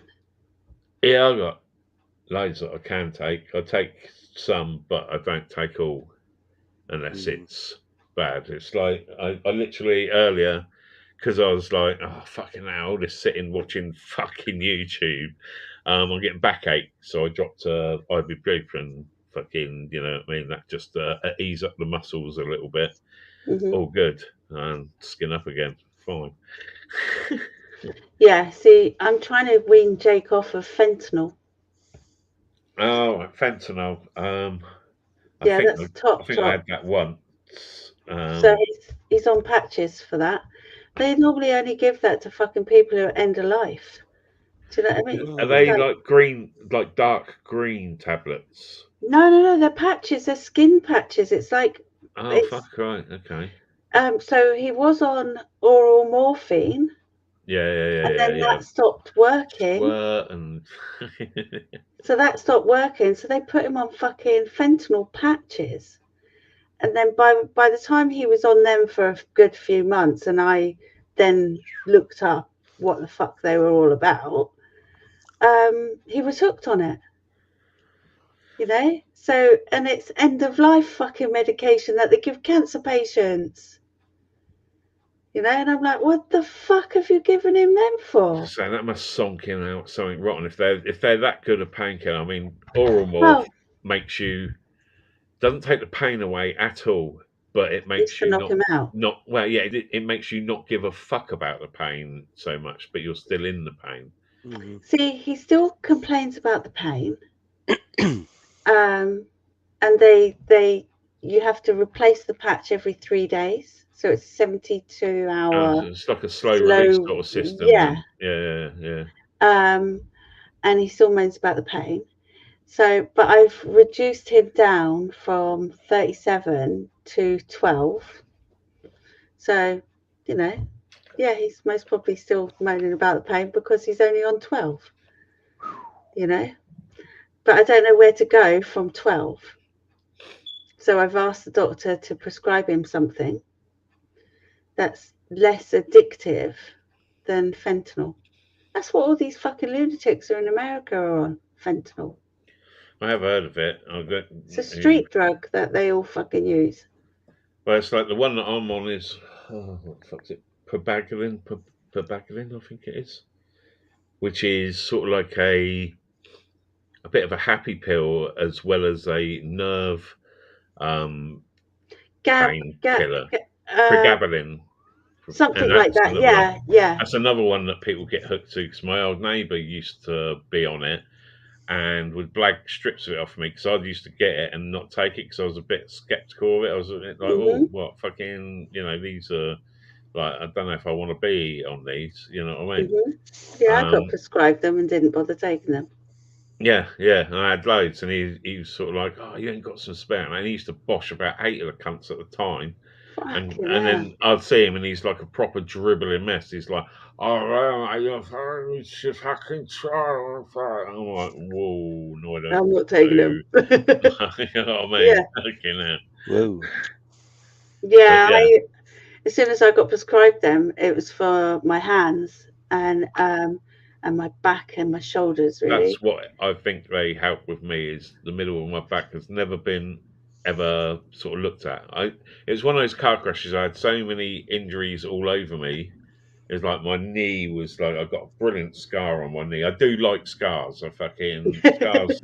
Scars sort of like tell a story, especially if you're in the pub and it's like, oh yeah, I've got something. You go, fucking cool, that's fucking scar. Look at this one. Yeah, check this one out. And it's like a proper, where the dashboard and everything come up, it proper sliced up from my leg in places. I had a beautiful, I broke my sternum as well from the impact. He was doing like, it was an over 100 mile an hour like impact. I was only doing about 50, 55 at the most. It was literally talking about fucking, was we going to be dropping a pill or was we like, you know what I mean, going to skin up? And I think it was a case of when the accident actually happened, she was leaning into the back to grab the weed from the thing. And that's why she busted up her left-hand side arm and leg. And she put an indentation into the windscreen of her head. And like cut all her head there. Like literally the first thing I see when come round was her scalped. Was literally her with straight lines of blood running down her face. And like the first thing I see was the windscreen and the sort of like the bulge in it where her head was. Luckily she had a fucking hard head.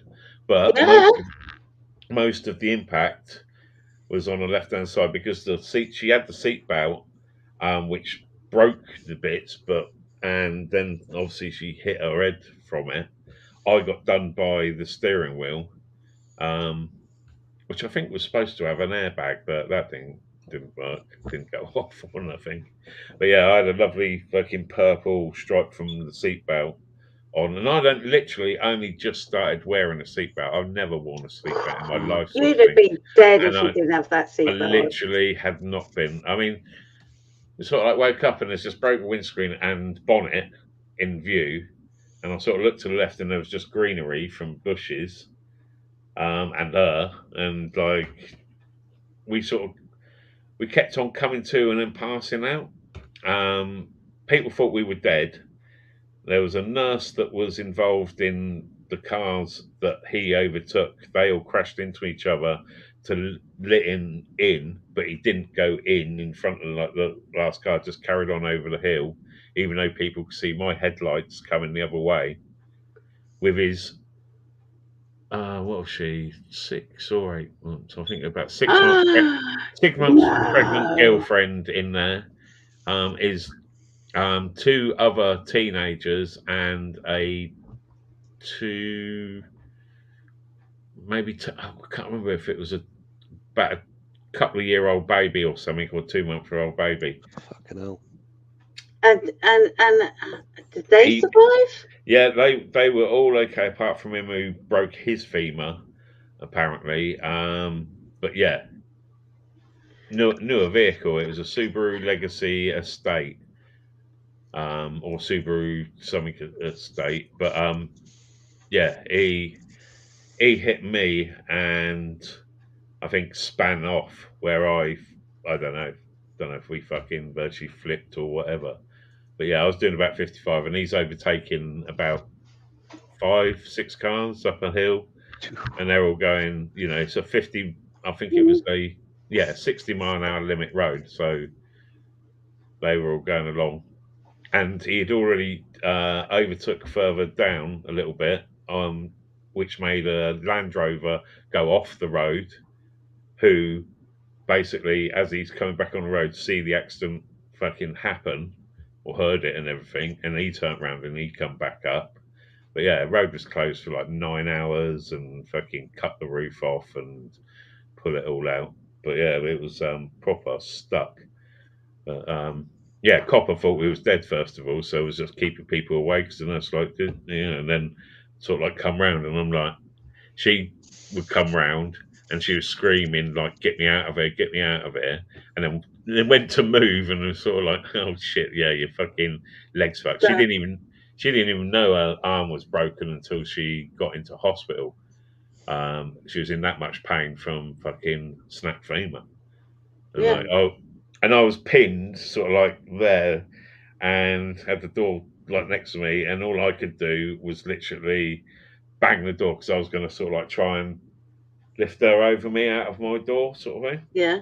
And I'm like banging, and then I'm shouting, and that's when people like were allowed to come, and this nurse was allowed to come over and that. But even then, she's come over and see how fucked we are, and just sort of like, yeah, there's not a lot we could do for them.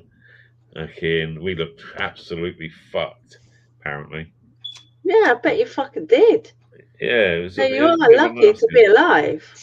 Oh, absolutely! You know what I mean? Yeah, it was. Yeah, like I said, they thought we was dead, and like the coppers, and like I said, where the windscreen starts of the car, you imagine on Escort, that was where the front grille was of the car. So engine and everything, and dashboard and everything had like come all the way back. Yeah, so they sort of like. I remember waking up a couple of times, and it's like fucking. Oh, they had a go at me at some point, but I think they was giving us ketamine, and it just like fucks you right out of it. So you literally nothing, and then all of a sudden woke up like bright as a fucking spark, sort of thing. Obviously, adrenaline's probably running like fuck. The fake pills that we had taken were 100%, because they got tested by the police and everything. Were 100%. What's it? Caffeine tablets. Oh no! Like fucking Pro Plus. Yes. So my mate that I got them from, fucking Forrest. Wanker. I fucking was not happy with him, but at the same time, it was like, well, he wasn't on it. The accident happened in such a way, like I said, didn't sort of like, 1 minute we're just, it's all good. I'm going to be going back and having sex with this fucking beautiful girl. It's going to be fucking banging. We got pills, we got weed. Grabbing the weed. She's going to be making the. We've been on the beach all day. She'd been virtually topless, sunbathing, and I'm like, yeah, we're fucking in here, Rob. We're going, wow, this is all good. We've been going out for a couple of months, sort of thing, now and then and stuff. And yeah, fucking hell, that was an end to that as such. But yeah, we was together for like 7 years, all the way through all the fucking shit and everything after that. But yeah, it was just too much. Oh yeah, fun times. Yeah, see, Jake had a girlfriend until he had a motorbike accident, and then she fucked off because he couldn't fuck her anymore. It's amazing what you sort of what comes out of people when you know what I mean, when you can't do certain things anymore or anything, or you know what I mean, you've got to help someone, and yeah, oh yes, yeah, because he was laid up in bed and all cast up, and you know, yeah, she was like not interested anymore. it's a lot for anyone to sort of like take on if they sort of like say it's like that. Well, that's it. So if I stay, this is, you know, like yourself, your blood and mother, you know, there's a whole different, you know, if you're a parent, you know what you do anything, you take the bullet for your kids, you do anything, you know what I mean? When they're kids and you see them ill and you're like, oh, I fucking wish I could take that cough away from you. You know what I mean? You sound like you're going to die. No. Fucking stop it. No, I didn't wish I could have what happened to him. I was like, oh, fuck. And that's it. It's for life-changing shit. It's fucking... But, like you do, you get on with it. You know what I mean? Yeah, and I was determined because I was like, no way is he going to fucking die of this. No way, you know, because I found the Facebook group about it and people dying within fucking 2 years.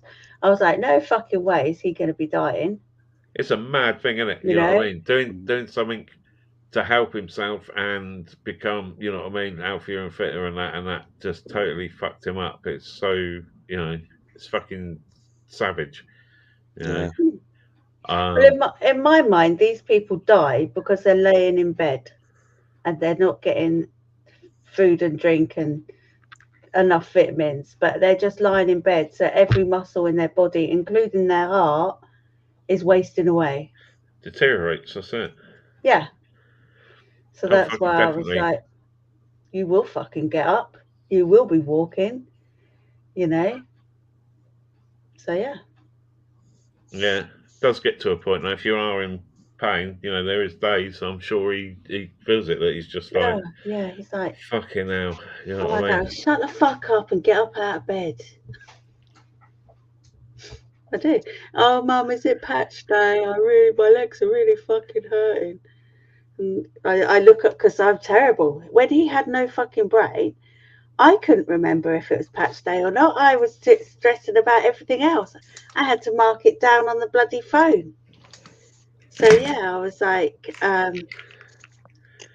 use a fucking old person's box just because I just can't trust myself. I'll sit there and think, did I take that one?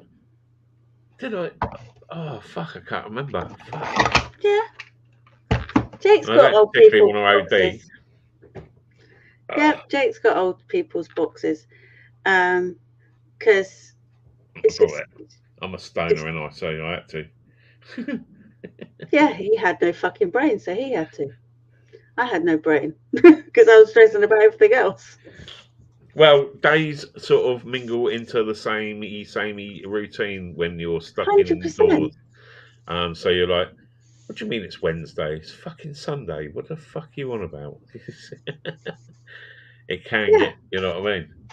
100%. It's a whole life-changing thing when you become fucked up and have to, you know, survive in a completely different way.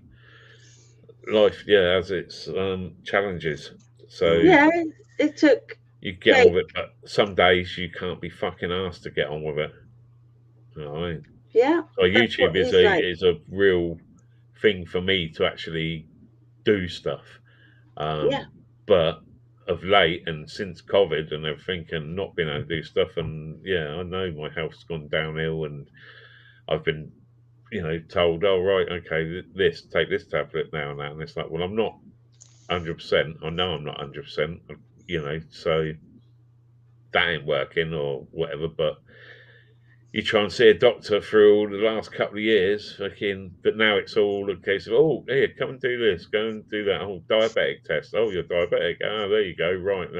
Now, sort that. We'll see you in 3 months and see how these tablets are doing, you know, and after a month or so, other stuff. And it was like, oh, actually double the dosage. And it feels like, just, have another one of those. One of those sort of, for fuck's sake. Yeah, chuck pills at you. That's it. But at the moment, I'm thinking, you know what I mean? Summer's coming round. We ain't got the COVID shit as such affecting us. Get out in the van and do something for a bit, even though it's going to hurt. And that's the thing.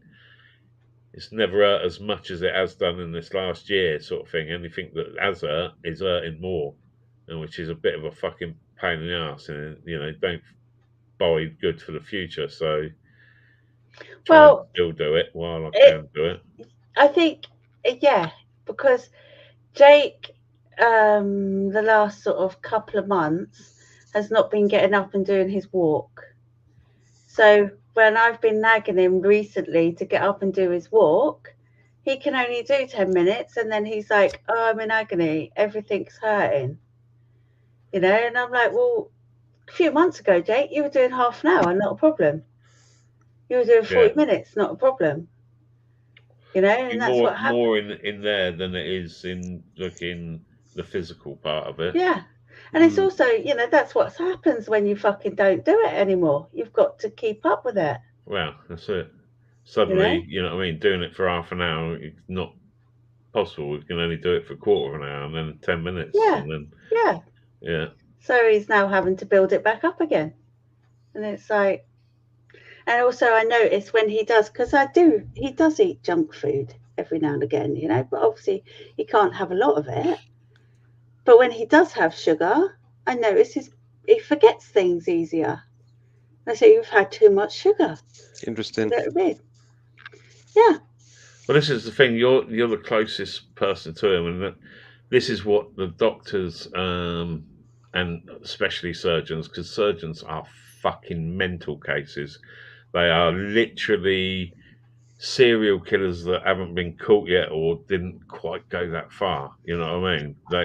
They are a fucked up breed, and I've met a lot of them through, you know what I mean, me having to have loads of stuff done, but at the same time she was going through operations and a lot of fucked up shit as well that didn't work. And you know what I mean, they will do the cheapest option until they have to pick the most expensive option to fix someone. It's like, oh right, we'll stick this plate in.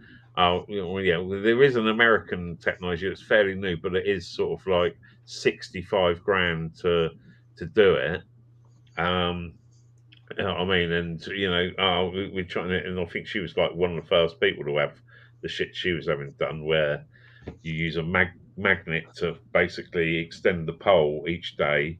You put it on, and it extends the pole by 1 millimeter.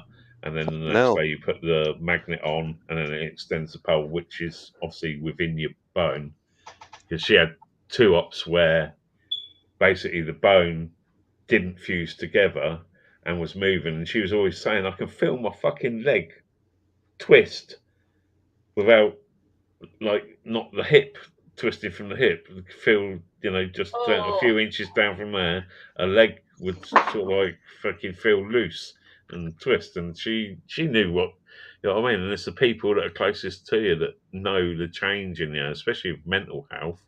You know what I mean? Anytime that someone says, well, they're completely fucking different and their eyes fucking flickering and shit, you know what I mean? You'd think any doctor or surgeon of any sort would be like, whoa, there's something fucking properly going on. I've watched Dougie Hauser and the other doctor programs on TV. Those cunts fucking like, oh, this is a bit different. But they don't seem to have the time for that. It's just like, no, it's like, let's turn it off and on again and that'll do it. Oh, fuck. Useless cunts. Yeah. I mean, when Jake was going through it and when you lot were going through it, they didn't have the excuse of COVID. Now they take fucking COVID for everything. Yeah. Yeah. Oh, we can't. Especially, I think a lot of these deaths that happened in like the care homes when it initially hit, and it was just sort of like, fucking hell. Yeah. It was like, that's not right. The most, vulnerable seem to be the least protected or 100% getting rid of or whatever. It's like, these motherfuckers have been collecting a state pension for too long, and now their state pension is having to go to private companies that are charging like £1,000 or £2,000 a week to look after these poor people. Yep. We really need to cut this fucking out. You know what I mean? Our profits fucking ain't doing too well on this. I know Everyone's what we'll do. living too fucking long. Yeah. Send the infection people back there, and hopefully it will kill a few of them off. Oh, look, one's got it. Nice one, Doris. Fucking hell. That's it. You sneeze on old Dave over there. Yeah, wet, wicked. Okay. Yeah. There's a lot of shit that's gone on that, you know what I mean? I sort of choose to ignore it in a way that it's like, well, look, I'm just living on this fucking world. I cannot change the shit around me. I know there's people that go out and, you know, protest and stuff like that, but it does fuck all. Yeah, exactly. We haven't got the power. All we can do is try and do the best for ourselves and live with our rules that we morally in ourself know are right for us and our family. And if that means fucking, you know what I mean, following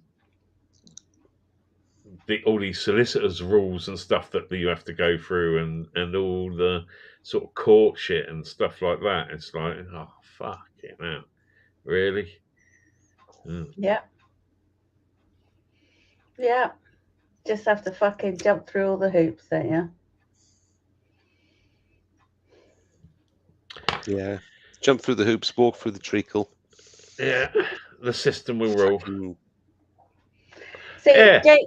I meant to say, Paul, sorry. What the fuck are you doing back? You're supposed to be going out in about 20 minutes. Yeah. Well, that was, fuck me, that was 2.5 hours ago. Yeah. And I did. I went, I had a quick munch. What did you have? The bedroom. And what am I confronted with? Vagina. I thought I ain't sleeping tonight.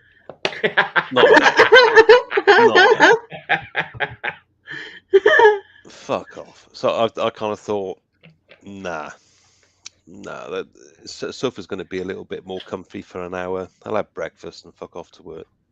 You know? Sleep at work, fuck it. Yeah. I'm sure you'll find a cupboard. Yeah, fair few.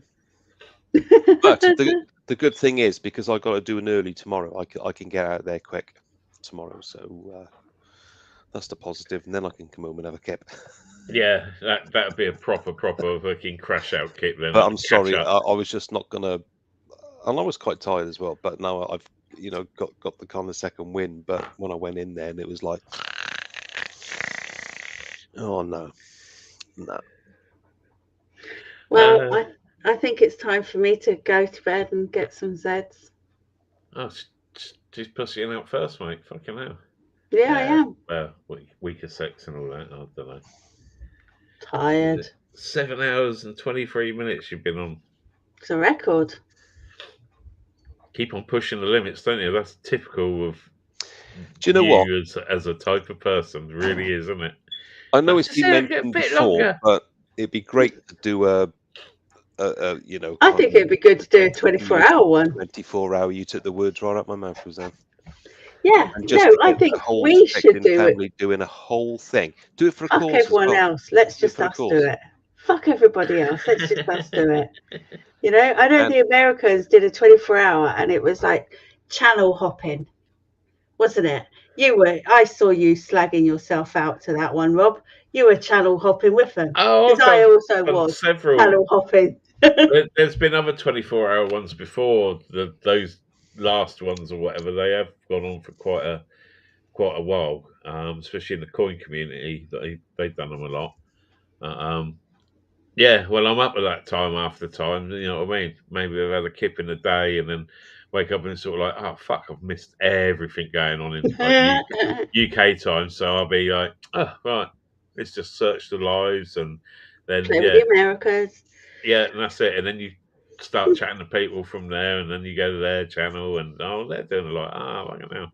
That's why a lot of the time I have got this time of night a lot of lives that are running. Yeah. That are generally go to, and it's all through the week, every fucking night. You know what I mean? It's so busy now with, especially let's say the different communities, like we was talking about earlier.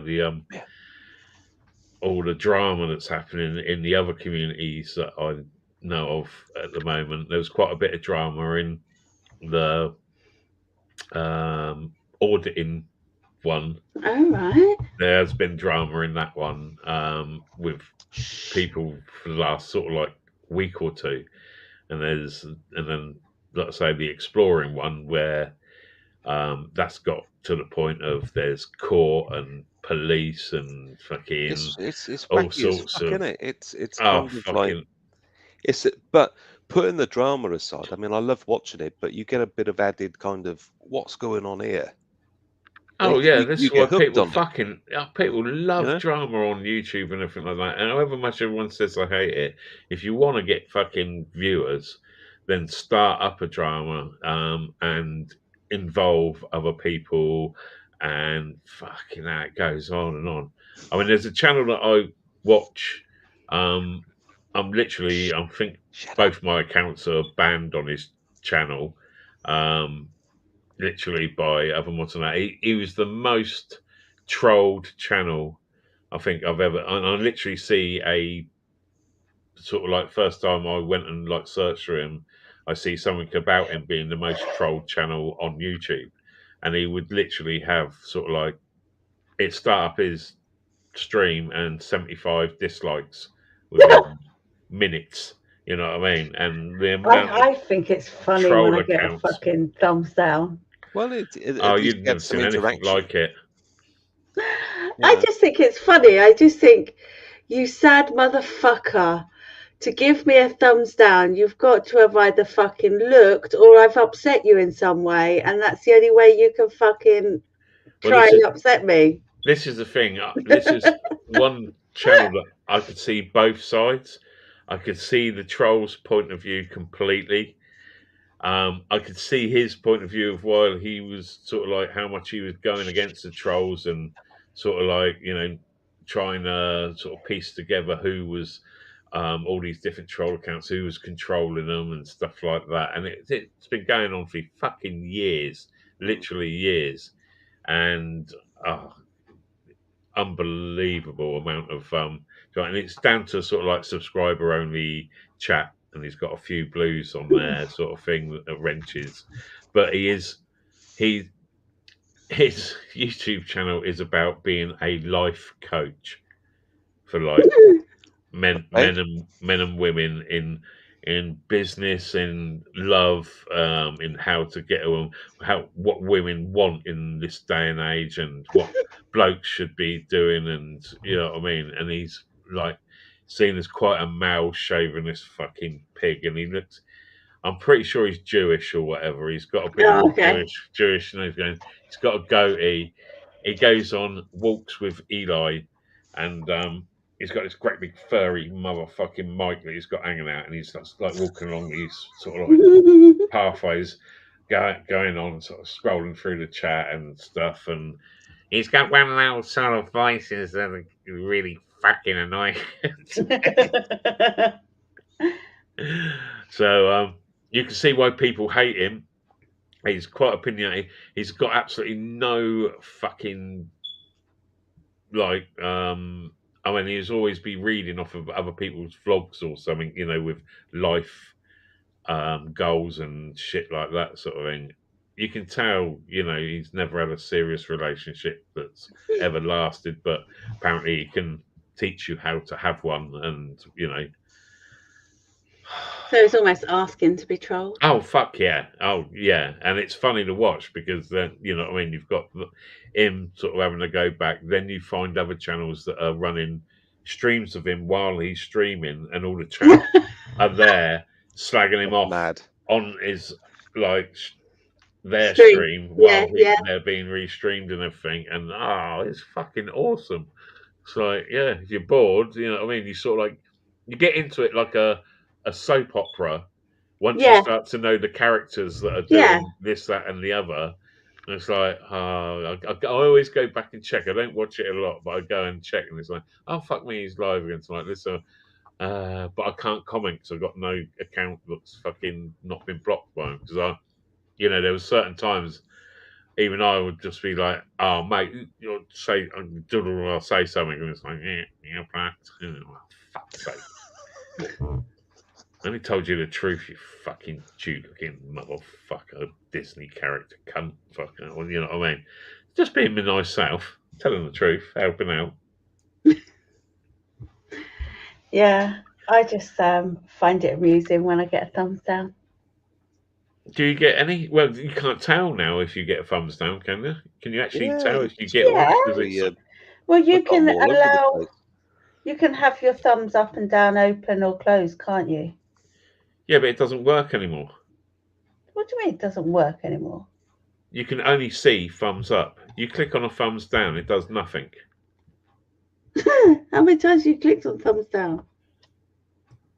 It's been fucking like that for a couple of months because people all over have been, you know, for years been saying that thumbs down should be taken off, and they've disabled it so you can. If you've got your thumbs up, thumbs down, how many that you get?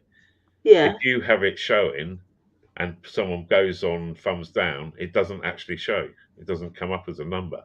It only shows thumbs up. Okay. It's been like that a month or two. Surely to the. So hiding your subs if you get a load of thumbs down, where you can, you know, hide the thumbs down or whatever, and doesn't need to be done anymore, basically, because you can only see thumbs up. Yeah, I don't hide it anyway. I know people that were getting trolled when something would happen, especially when you see dramas on different channels and you'll see them put a video up and it's just like boom, boom, boom, and every troll channel has got on there and put a dislike as well as comments before they get booted. I'm just trying to see. Maybe they changed their mind. It might have been on one of my shorts. But I can't even see. I've never hid my likes. I always have my comments on full. I just check them regular. Yeah, I try and have it because sometimes it automatically says filter. It comments does. And I try and always remember to click it and go, no, fuck it, let everyone have a pop. I don't give a fuck. Yeah, I religiously sort of go through when I do a video now. It's like, however much annoying it is, you know, even though you spent hours doing a video or something, it's that actually uploading it and putting the info in, putting tags in or anything like that.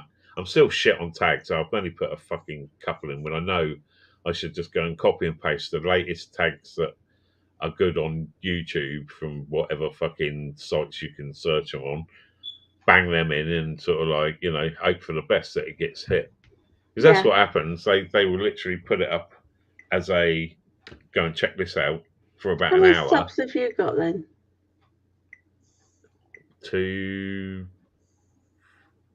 About 300. I think I literally was, for the last year I was on about 2,220 for months and months.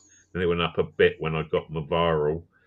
And then it's sort of just steadily.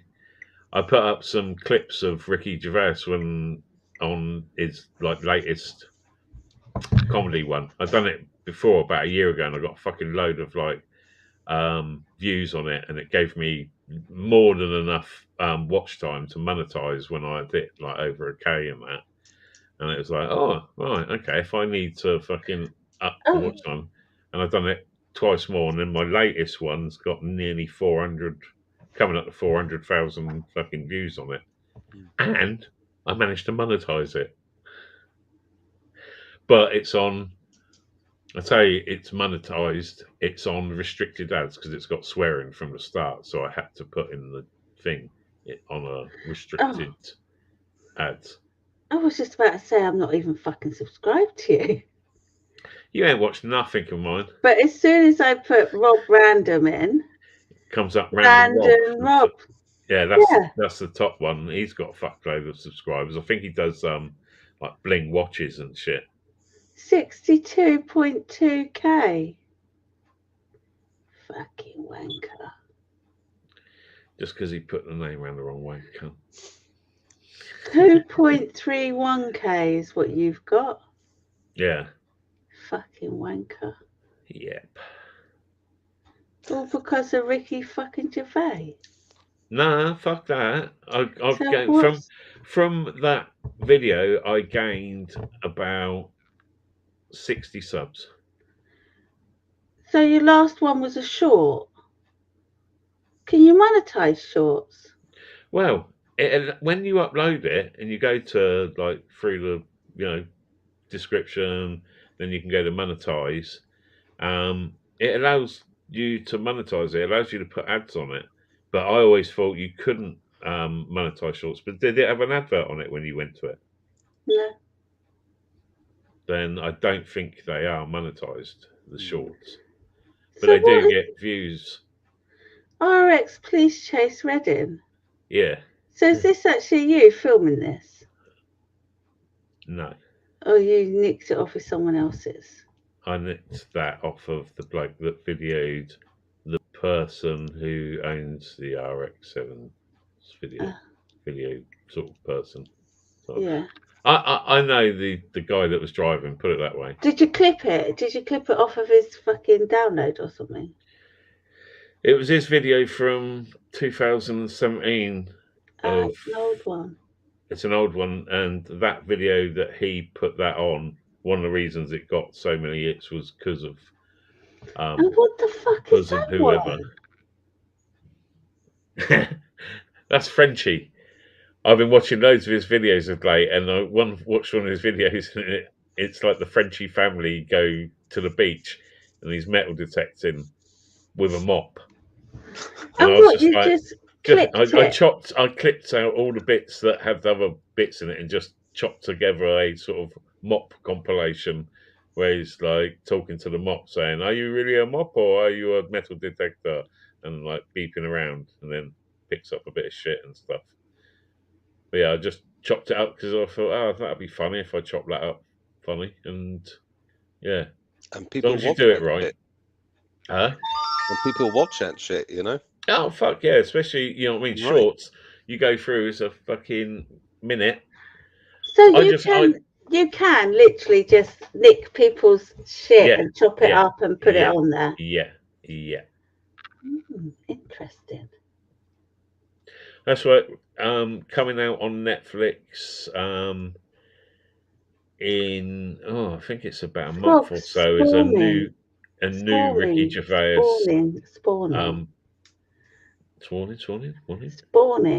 Spawning, isn't it? I've got more. I've literally just taken some video of frogs.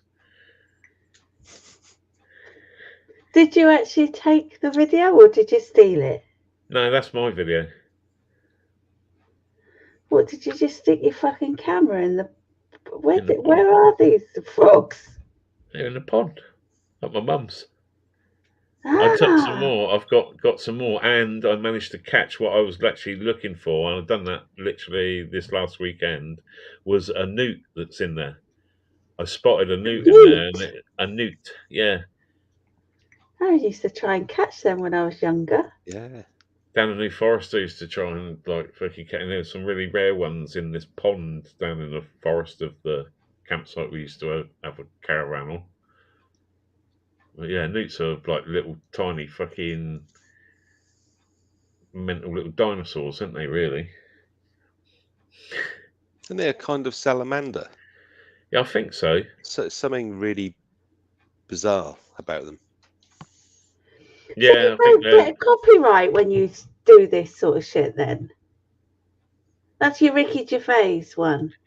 The first one I done, I got copyright. It basically went to like the owners of it. The second one was the same. Like I was saying, I was only doing it for hours basically. But the latest one that I put on, the way that I chopped that one up and put it together, it didn't flag up as fucking copyright. So I'm like, fuck it, monetize it then. But because there's swearing in it from the start, I did put in there, it's got heavy swearing in, and that makes your ads limited. So not many ads are out, but you still earn from the partner program or something. Yeah. And I looked when I first put it up there and I'd see it, and it is fun when you sit there and you refresh the page and you've got like hundreds more views than what you had 30 seconds ago. That's fucking mental with YouTube. When you get a little, you know what I mean, viral When going. something goes viral, yeah. Oh, it's fucking, it's mental. That makes you stay up all night, sort of thing. It's like, oh my god, oh fucking hell, oh See, fucking hell, look at that, shit me sideways. But the latest one's gone fucking mental. One of my clients' son said, all you need to do is find something that will go viral on your TikTok, and then your YouTube will go viral. You know, you just transfer it over to your YouTube. Yeah. And I said, okay, then give me some ideas. What will go viral then? Do you know what I mean? And he's like, could be anything. Well, that's it. I've sort of done it, 2-3 times now of like a video going up to, I think the first one done like 12k, the next one done about 56k, and like I say, this one's still going at the moment. It's a month old or whatever, but I literally was on it a lot quicker. Last time I was like, I fucking love Gervais. He's obviously from fucking Reading and everything. I've got the exact sort of like same humour as him. I like to think that I will go to an edge, but I won't go over it, sort of thing. You know, with certain things, I try to be not to hurt anyone's feelings, sort of thing, but still just push it. Well, that's it. My mind has always worked in the way of, you know, whether it be good news, bad news, or whatever happening in your life, you've got to see the fucking funny side of it. Otherwise, you'd go absolutely mental. Now, yeah. I just don't filter it out. I'd say what a lot of people will be thinking in their bit there, where they're like, "Oh, I won't want people to know I think that way," but they laugh because they're like, "Yeah, I fucking I think that way," you know. So, yeah, it's like, you know, it falls out of my mouth before I have time to think, and I go, "Oh shit!" That's it. But all of my friends know that anything I say, I am not being vindictive and I'm not being horrible. No, that's it. It just comes out, and then I sometimes, because of their faces, I have to go, "Oh, I didn't mean the way that sounded." But you know what I'm saying, and they'll agree with what I'm saying or whatever. Do you know what I mean? But I'm like, fuck. Sometimes you need to shut your mouth, Rosanne. That's it. You're seeing things in a slightly different angle to other people at times when you say things. Yeah, and I just say it, and then I go, oh, fuck. Well, that's it. And especially when you say things in a way that makes sense anyway, the mental picture pops into people's heads straight away. And if it's funny or disgusting in a little bit of a way, in a funny way, then you've just put that picture into their head. And I fucking love that. If I can make someone smile or laugh with something I've said because it's made them think of something that's probably a bit wrong but funny at the same time, sort of thing, you know, my job's done. I'm fucking happy I can sleep well that night, you know. It's like my friend, okay. She's got I think it's. Sorry, I was just gonna say I love people with proper